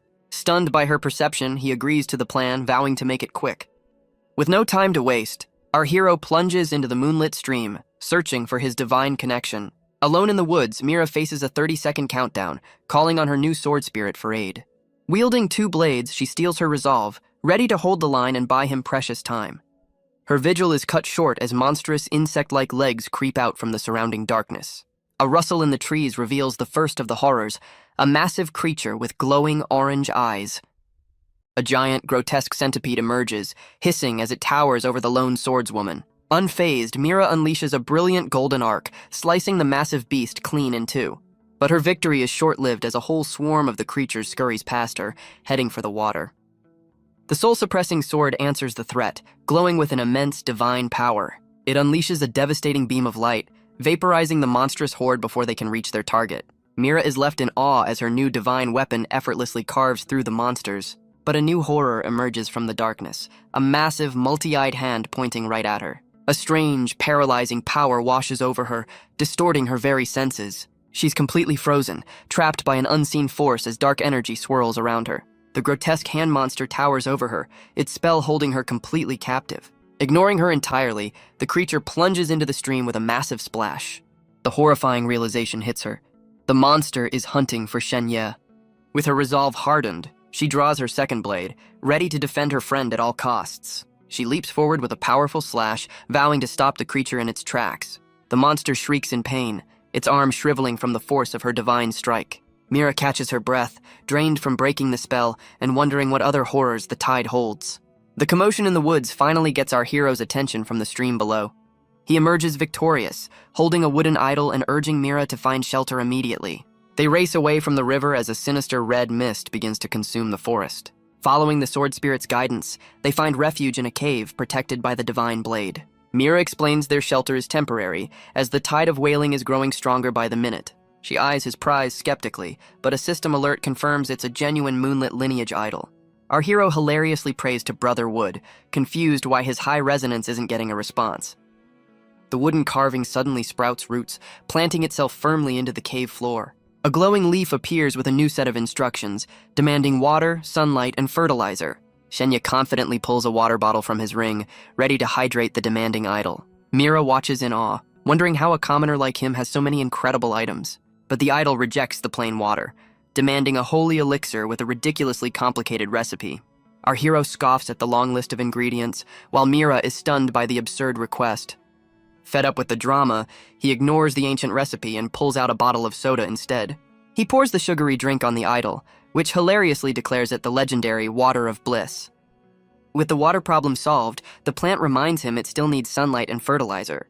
Trapped in a dark cave, he doubts the candle flame will satisfy this high-maintenance deity. As predicted, the plant's feedback confirms the magical flame is inadequate sunlight. He latches onto the strange wording, realizing inadequate hints at a very specific kind of light. Realizing the idol wants praise, our hero lays it on thick, calling the wooden carving his one and only son. The flattery works, and the blushing idol now demands sunlight and fertilizer to grow. With 2 out of 3 needs met, Shenya confidently moves on to the final and likely weirdest request. The idol's final demand is revealed. It wants mental nourishment in the form of a moon-themed poem. He recites a classic poem, earning a masterpiece rating from the idol and a look of awe from Mira. With the offering complete, the idol retracts its roots, asking to join them on their journey. Now holding a portable deity, Shenya taps the strange gourd, wondering what kind of protection it offers. But their celebration is cut short as the entire cave begins to shake violently. Outside, the divine sword glows, its barrier straining against the intensifying tide of wailing. A colossal, multi-eyed monster emerges from the red mist, challenging the sword's divine protection. The grotesque monster raises its fist, ready to crush everything in its path. It brings its massive fist down, smashing into the divine sword's protective barrier. Shenya is thrown to the ground, staring in horror at the towering, nightmarish giant. But the soul-suppressing sword meets the challenge, deflecting the monster's blow with a flash of golden light. Our hero cheers as the legendary blade sends the massive creature stumbling backward. Just as they celebrate, Mira senses a new threat rumbling up from beneath their feet. A massive, rocky beast erupts from the ground, catching our hero completely by surprise. A creepy, smiling centipede monster ambushes him from behind, landing a seemingly fatal blow. But instead of our hero, the monster finds its attack has only hit a wooden decoy. Shenya reappears unharmed, revealing his quirky new idol can swap places with him to absorb an attack. The quirky idol explains its main function is to act as our hero's personal decoy. The wooden substitute is shown taking the full force of the monster's attack, getting completely shredded. It reveals another trick. With a drop of blood, it can even take his place in the exam. A new voice from his sword demands he store the centipede, needing a snack to recover its strength. Mira is completely baffled, asking why on earth he's collecting a giant monster corpse. He blushes and claims to be an insect enthusiast, a lie so bad even Mira doesn't buy it. Outside, the rock giant effortlessly swats away a barrage of flying swords from the divine weapon. The soul-suppressing sword goes for a final, desperate lunge, striking the monster head-on. But the legendary blade shatters on impact, its divine power completely spent. The shattering sword unleashes a massive shockwave, leaving our heroes completely defenseless. With their divine protector shattered, our heroes are left defenseless as a colossal eye looms over them from the mist. The creature brings its massive, multi-eyed arm down with incredible force, sending Shenya flying from the impact. Caught midair, he finds himself completely paralyzed by an unseen force as the monster's hand closes in. The giant's hand tightens around him, but his strange wooden idol prepares to intervene. In a flash of green light, the idol swaps places with him, leaving the monster confused by the sudden switch. The creature crushes the wooden substitute, which retaliates with a burst of thorny energy, causing the beast to cry out in pain. Amidst the chaos, Mira notices the hilt of the shattered sword glowing on the ground, its spirit not yet extinguished. The broken weapon sends out a desperate plea, urging someone to pick it up and continue the fight. Shenya tosses the wooden idol to Mira for protection, reminding her he still has his own life-saving ability. He realizes the monster is intelligent, as it immediately shifts its focus to him, the only one now without a divine shield. He tosses the protective idol back to Mira, insisting he doesn't need it. The colossal monster looms over Mira, its single eye fixated on its new target. The creature is left bewildered as they begin arguing, tossing the idol back and forth to protect each other. Their chivalrous bickering continues, leaving the poor monster completely dazed and confused. Shenya seizes the opportunity, using his flowing moon technique to draw the monster's attention. He follows up with a powerful frostbite kick, landing a direct hit on the creature's massive eye. While the beast is distracted, Mira retrieves the glowing hilt of the shattered soul-suppressing sword. As the monster recoils from Shenya's attack, Mira prepares to strike from below with the broken weapon. With a look of fierce determination, she channels all her energy into the ancient sword's hilt. She unleashes a devastating ultimate charge slash, striking the monster's eye with the full force of the reforged blade. Shenya is completely blown away, marveling at the immense power Mira commands with just the broken hilt. She explains the hilt granted her the original master's ability, courage, and her resonance with it grew through their recent life-or-death struggles. A spirit from his ring emerges, demanding to consume the giant's remains to power up against their shared enemies. The spirit cryptically vanishes back into the ring, telling him not to bother it as it enters a state of seclusion. Mira notices his lingering gaze on the fallen monster and questions if he's also interested in its remains. He awkwardly tries to cover, claiming he's a lifelong giant enthusiast who collects large specimens. Seeing her disbelief, he quickly changes the subject by pointing to his tarot card, pretending it has urgent new information. A system notification reveals 163 candidates have been eliminated, and their victory has created a temporary safe zone around them. Shenya feels a sense of relief, but Mira reminds him their trial is far from over, and they still need to find a way out. Their conversation is cut short by the sound of barking and desperate cries for help echoing from the dark forest. A rustling in the bushes reveals two figures fleeing through the red-tinged forest. A young man and a large, injured husky tumble out of the undergrowth, crashing to the ground. The boy looks up in relief, recognizing Shenya and Mira as they approach the scene. He desperately explains that a high-ranking noble candidate is hunting them down. Shenya is confused, recalling the strict exam rules that should prevent any candidate-on-candidate violence. Mira also finds the situation puzzling, though she feels a strange familiarity with the injured dog. The boy clarifies that the husky is his shape-shifting friend and identifies their pursuer as the third-ranked candidate. Shenya wonders how their attacker is bypassing the system's rules when others were instantly banished for the same offense. The boy admits he doesn't know how it's possible, as the husky growls, sensing an approaching threat. The shape-shifted dog barks frantically as a lone figure emerges from the mist, confirming their pursuer has found them. A menacing, cloaked figure with glowing eyes emerges from the mist, holding a defeated candidate by the neck. The newcomer's fiery eyes narrow as he recognizes the young man he's captured. The captured boy desperately shouts a warning, questioning how their attacker is ignoring the exam's no-fighting rule. The hunter scoffs, explaining he's not breaking the rules, but simply following a new set they haven't figured out yet. He reveals a chilling truth. During the tide of whaling, all rules are off, and killing other candidates is now permitted. Mira's sword hilt crackles with energy, reacting to the sudden, deadly shift in the exam's nature. Shenya's wooden idol also glows, confirming the grim news and the danger they're all in. A system notification officially announces the new hunting rules, stating that all deaths will be treated as part of the exam. They're horrified to learn that succeeding in a hunt grants the victor a power boost, turning the exam into a bloodbath. Their pursuer mocks their naivety, declaring that the strong hunting the weak is the only rule that truly matters. The hunter scoffs at the commoner's ambition, comparing them to rats who should stay in the sewers. He clenches a fist glowing with dark energy, disgusted by the thought of commoners rising to power or marrying into noble families. With a chilling glare, he declares that their only purpose is to serve as stepping stones for the truly powerful. The captured boy's plea for help is silenced in a single, brutal instant. He casually drops the lifeless body, demonstrating the deadly new rules of the exam. Shenya furiously calls out the hunter, recognizing him as the ruthless Hisisi. Hisisi turns his attention to Mira, mocking her rank as a fluke and reminding her of the arranged marriage she escaped. He cruelly dismisses her as a family pawn, who surrounds herself with commoners to feel important.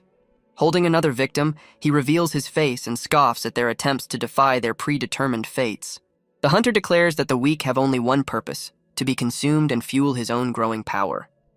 Mira draws her blade, vowing to make Hisisi pay for his cruelty. Hisisi laughs, mocking her inability to wield the full power of her divine sword. He dismisses her as worthless without her weapon, reaching out with a hand full of dark energy. A sudden unseen attack sends the hunter flying backward, interrupting his monologue. He lands hard, clutching his side and furiously vowing revenge on his mysterious assailant.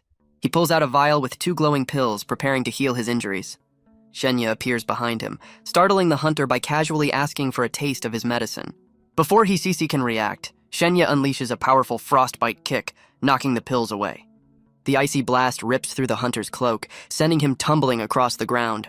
Dazed and covered in frost, Hisisi struggles to comprehend the powerful elemental attack he just faced. Shenya materializes from the shadows, landing a decisive blow on the stunned hunter. Hisisi reels back in shock, questioning how Shenya managed to use a shadow-hiding technique. Defeated and desperate, the hunter tries to surrender, feigning remorse for his actions. Shenya coldly dismisses the plea, recognizing it as the fear of a man who's about to die. Hisisi changes tactics, appealing to their shared noble blood and offering a powerful alliance. He desperately offers up his family's entire fortune, promising anything to be spared. Shenya feigns interest before yanking his blade free, leaving the hunter to collapse. Clinging to life, Hisisi pulls out a glowing device, making one last desperate request for aid. The object expands into a massive, high-tech life support pod, surprising Shenya with its complexity. As the hunter begs for help, Shenya cheekily asks if he can keep the impressive machine for himself. Shenya sarcastically admires the noble's high-tech survival gear, while the defeated hunter questions his meaning. He then asks a grim question, wondering if the same device could save the commoners Hisisi had already eliminated. The hunter starts to scoff at the impossible request, realizing the grim implication of the question. Before he can finish his sentence, Shenya moves in a blur of motion. He delivers a swift and final strike, ending the hunter's desperate plea for his life. With a cold expression, Shenya confirms he was fully aware that his victims were beyond saving. He reflects on the hopes and dreams the hunter destroyed, thinking of the families who lost their talented children. As the body sinks, a notification confirms he's absorbed his victim's power, upgrading his meat ability to Meat Shield. He checks his card, learning his life-saving ability now has 4 charges, a grim reward for succeeding in the hunt. Shenya calmly collects the hunter's pills and life support pod, prompting the rescued boy to point out the valuable storage ring he left behind. He decides to meticulously clean the scene, suspecting the noble families might use tracking spells on their gear. Just as he finishes, his ring spirit urgently warns him of 2 new threats appearing right behind him. Without a moment to react, a massive fireball hurtles through the air directly toward his position. He dives for cover, narrowly avoiding the fiery explosion that scorches the ground where he just stood. 2 more hunters emerge from the smoke, one cheerfully greeting him with a massive club raised high. The brawny attacker swings his weapon, declaring Shenya is just a way for them to earn some extra points.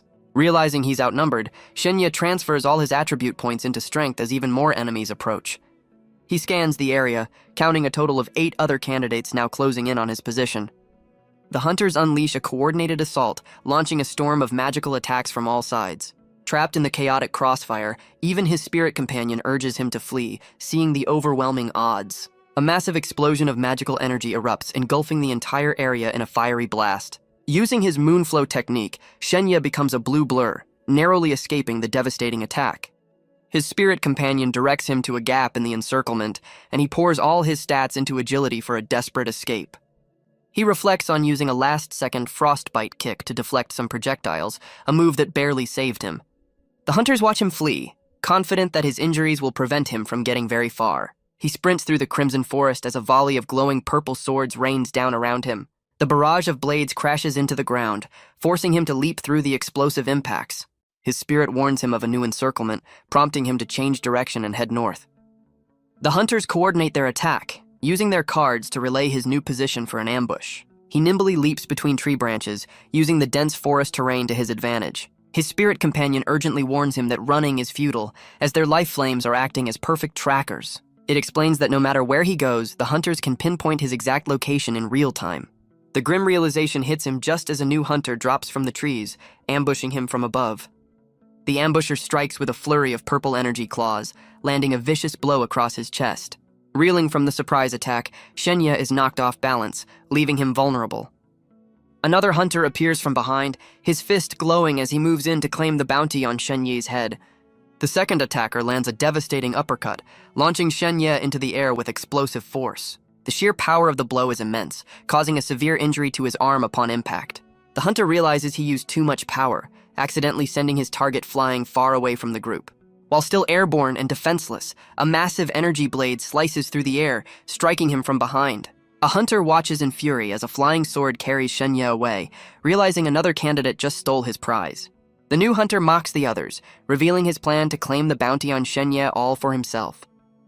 He gloats over the wounded Shenya, certain the exceptional reward from a major clan is now his. But Shenya suddenly grabs his arm, sarcastically thanking the hunter for helping him escape the encirclement. In a stunning reversal, he turns the hunter's own flying swords against him in a decisive counterattack. The hunter stares in disbelief, unable to comprehend how Shenya survived the fatal blow. A system window reveals his human shield ability negated the damage, leaving him with 2 lives to spare.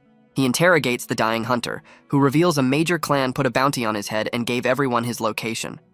When asked which family is behind it, the hunter admits he doesn't know, only how to claim the reward. He explains a guide will appear to verify the kill, just as a fiery orb descends from the sky. The fiery orb detonates in a massive explosion, blasting Shenya away from the scene.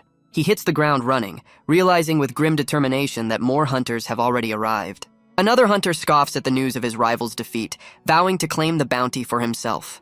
His spirit companion urges him to retreat, but Shenya refuses to be eliminated from the exam. He sends a quick message to Mira, warning her that a pack of noble candidates is hunting him down. Mira stands among the fallen, confirming she's also been attacked by the other candidates. He tells her to stay away, explaining he's been marked with a tracker and it's safer for them to split up. With a final promise to find her later, he disbands their party, preparing to face the hunters alone. The full moon hangs in the sky, casting an eerie light over the dangerous forest. A system announcement declares the tide of whaling is over, revealing the third stage is now wilderness survival. A new rule is announced, survive for 3 days, but a grim hint reveals the hunt is still on. His spirit companion warns that with the tide gone, his pursuers are closing in even faster. The spirit urges him to find an escape route, as it senses 2 new hunters ambushing him from below. Before he can react, chains burst from the ground, instantly trapping him in their grasp. He uses his flowing moon technique, creating afterimages to slip free from the ambush. A hulking hunter swings a massive hammer, confirming their intel on his evasive abilities was correct. Another attacker slams a heavy weapon into the ground, trying to pin him down with a powerful shockwave. Shenya blocks the hammer strike, surprising his opponent with his incredible raw strength. As more hunters close in, he channels a surge of crackling purple energy into his fist. He unleashes a powerful thunder shock, blasting one of the surprised hunters with a wave of lightning. The hammer-wielding hunter correctly deduces that Shenya's life-saving ability must have limited charges. He confidently declares he's seen through all of Shenya's tricks and knows his weaknesses. The group of hunters closes in, vowing not to give him any more chances to escape. Realizing he's outmatched, Shenya shifts all his stats into agility for a desperate speed boost. He vanishes in a blur of motion, leaving his pursuers stunned by his incredible velocity. 2 new hunters mock his escape attempt, comparing him to a naive mouse who thinks it can get away. She reveals with a smirk that he's already run straight into their well-laid trap. The cloaked hunter intercepts his path, unleashing a powerful kick that he struggles to block. The sheer force of the blow sends him flying, completely overwhelmed by the perfectly timed ambush. Before he can recover, she follows up with another devastating kick, sending him hurtling toward the ground. The cloaked hunter looms over him, her glowing eyes promising a swift end to the fight. She slams him into the ground with a devastating, energy-charged blow that shatters the terrain. The impact sends him crashing into the earth, the sheer force creating a small crater. Badly injured, he struggles to recover as his spirit companion panics over his condition. The other hunters surround him, vowing to make an example of him for defying the noble families. Lying on the ground, Shenya smirks, revealing to his confused spirit that this was all part of his plan. He unleashes a new ability, Celestial Shadow, as dark energy and spectral blades erupt from his back. The shadowy blades shoot past the hunters, embedding themselves in a nearby tree with incredible speed. The hunters are left completely bewildered by the sudden and unexpected counterattack. They look around in confusion, realizing their target has completely vanished from sight. The cloaked hunter realizes their intel is dangerously outdated, warning her allies that Shenya has more tricks up his sleeve. Before she can finish her warning, she and her companion are both struck down in a flash of movement. Shenya appears from the shadows, having used his new technique to deliver a swift, decisive blow. A system notification confirms his victory, refilling his human shield ability with 4 charges for his successful hunt. He explains to his spirit that luring them into the moonlit forest was his plan all along, as the long shadows maximize his new power. Since the elites changed the rules to a hunt, he's more than happy to play their deadly game.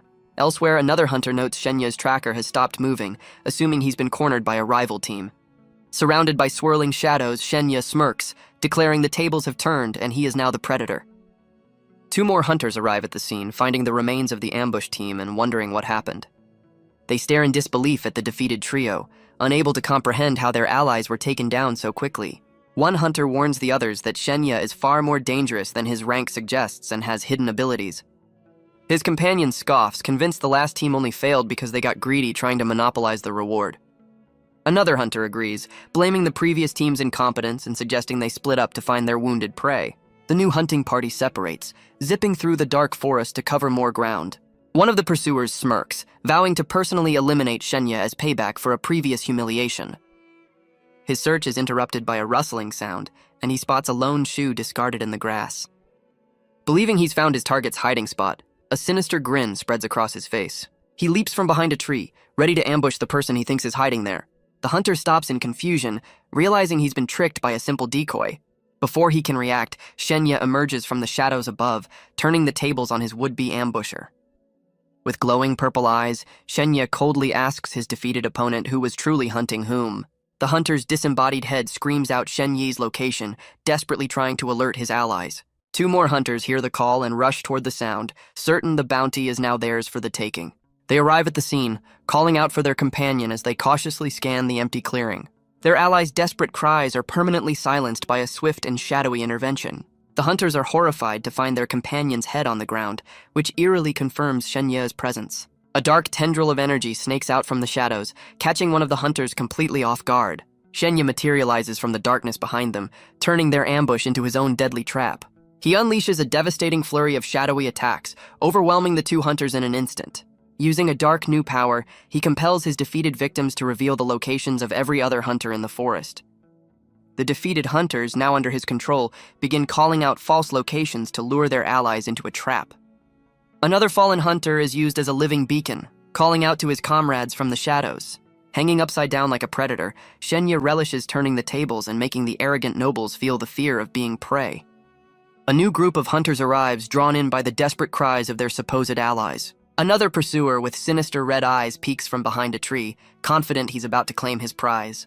The head of a defeated hunter, glowing with an eerie light, continues to shout, acting as the perfect bait. The hunters are baffled, unable to understand how a low-ranking candidate is using such a bizarre and powerful technique. One of the hunters realizes the gravity of the situation, deciding they must warn the others about this unexpected development. Before he can act, a shadowy force strikes him down, silencing his warning before it can be sent. Shenya materializes in their midst, sword ready, as the remaining hunters realize the trap has just been sprung. He lands a decisive blow, taking one of the hunters completely by surprise. The force of the attack pins the defeated hunter to a nearby tree, ending his hunt. The hunter can only express his shock and pain as he's taken out of the fight. The remaining pursuers realize Shenya's abilities are far more complex than they anticipated. Dark energy consumes the fallen hunter, his glowing eyes showing he's now a puppet in Shenya's game. They deduce his life-saving ability activated again, making him nearly impossible to catch in the dense, dark forest. The leader scoffs at their hesitation, proposing a simple, brutal solution: level the entire forest. His companion is stunned, questioning if he's truly willing to unleash such a destructive technique. The leader's foot ignites with a fiery aura, confirming he's serious about his plan. He erupts with immense power, demanding half the bounty in exchange for flushing their target out. His companion agrees, eager to witness the legendary secret technique of the Wang family. The leader transforms, clad in armor and a flowing cape, surrounded by an inferno of his own making. He issues a chilling command, telling the others to gather anyone who wishes to survive what's coming. Floating above his allies, the spear-wielding hunter prepares to unleash his ultimate move. The other hunters question the summons, but their leader simply promises a spectacular show. He raises his spear to the sky, gathering a blinding sphere of pure, destructive energy. With a focused gaze, he invokes the name of his technique, the Samadhi Fire Mantra.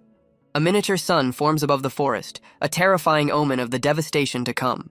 The orb detonates, unleashing a cataclysmic wave of fire that incinerates everything in its path. The other hunters are caught in the blast, realizing too late that their leader's attack was completely indiscriminate. The fiery technique carves a massive burning crater into the landscape, wiping the forest from existence. The surviving hunters stand in awe on a scorched plateau, witnessing the overwhelming power of the third-ranked candidate. They spot Shenya through the smoke and flames, mocking his charred and defeated appearance. Battered and burned, Shenya struggles to his knees, caught in the center of the inferno. A hunter gloats that Shenya's life-saving ability is dwindling, declaring his struggle against the nobles is pointless. His spirit urges him to flee, but Shenya reveals the magical flames are pinning him down, preventing any escape. Another hunter explains their leader's technique has created an inescapable prison of fire, trapping Shenya inside. The spear wielder impatiently orders his allies to finish the job before Shenya's card can heal his injuries. Meanwhile, another hunter plots, knowing the fire user will soon be exhausted, leaving him to claim victory. Seizing his chance, the ambitious hunter unleashes a powerful water-based attack, aiming to eliminate Shenya and everyone else. A system announcement interrupts the chaos, revealing the third stage is now a survival test against random natural disasters. The cloaked hunter stares in shock, realizing the true nature of the exam has just been revealed. As Shenya is pelted by magical hail, his spirit companion urges him to summon it for protection. All around them, the other candidates scatter in a desperate attempt to escape the deadly ice storm. One hunter is struck by the hail, his body beginning to freeze solid as he's rooted to the spot. With no shelter in sight, another candidate is struck down, learning the hard way how lethal the storm is. The fire user creates a protective barrier for his allies, but admits his power is quickly fading. Their leader orders a retreat, confident the ice storm will finish Shenya off for them. But the cloaked hunter refuses to leave, her gaze fixed on Shenya with a fierce determination. Her eyes glow with an intense focus, revealing a personal vendetta she intends to see through to the end. The cloaked hunter senses a new presence as a massive, shadowy figure emerges from the blizzard. A colossal, spectral skull materializes behind Shenya, radiating an overwhelming aura of death. The hunter realizes with shock that the chilling energy she felt is emanating from this skeletal entity. Shenya reveals his spirit companion is absorbing the storm's energy, allowing him to fully heal his injuries. With a confident smirk, he declares that it's now his turn to go on the offensive. He launches himself from the spectral skull, delivering a powerful flying kick straight at the hunter.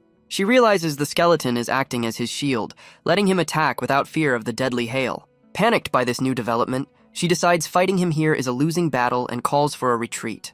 Even the powerful fire user is stunned by the skeleton's immense aura, wondering if it's a calamity-level threat. Shenya mockingly informs them that escaping his grasp won't be nearly as easy as they think. He unleashes a powerful frostbite kick, channeling the spectral skull's energy into his attack. The hunters are stunned as he cleverly kicks the deadly hailstones directly at them, turning the storm into his weapon. The fire user scoffs at the attack, effortlessly deflecting the icy projectiles with his own fiery aura. In a flash, Shenya appears behind the arrogant hunter, ready to repay the previous attacks with a decisive strike. His spectral energy clashes with the hunter's fiery defense in a massive explosion of opposing elements. The fire user lands confidently, dismissing the attack as laughably weak and ineffective. But his arrogance is short-lived as the delayed frostbite effect activates, impaling him with ice from within. With their leader defeated, the remaining hunters are left defenseless against the relentless hailstorm.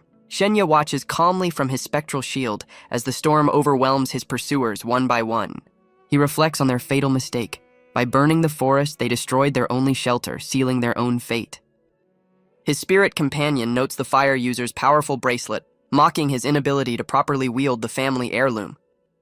The spectral skull scans the fallen hunters, its glowing eye detecting a lone survivor hidden among the bodies. Shenya stands unfazed as his spectral companion effortlessly lifts the last of the ambush party into the air. The survivor is revealed to be a ruthless candidate who sacrificed his own teammates for shelter from the storm. The spirit taunts the cornered hunter, who is left speechless by the bizarre and intimidating display. The desperate hunter tries to bluff, calling on his clan's power and shouting for an ally who is nowhere to be found. His calls for help go unanswered, leaving him to face the spectral entity and its master completely alone. Before he can act, a single hailstone from the storm strikes him down, ending his desperate plea. Shenya calmly observes the aftermath as his spirit companion laments the hunter's unfortunate end. His cold, calculating eyes reflect the falling ice, showing no emotion for the hunters who tried to end his life. The spectral skull addresses a new presence, a glowing green snake, questioning its inaction and hidden motives. The snake spirit scoffs, revealing its disdain for its former master's weakness and inability to wield its true power. Shenya is surprised to hear the snake speak, and the ethereal creature admits it finds him intriguing. The snake reveals a crucial detail, noting Shenya's moonlit lineage makes them a good match and offers to share a secret.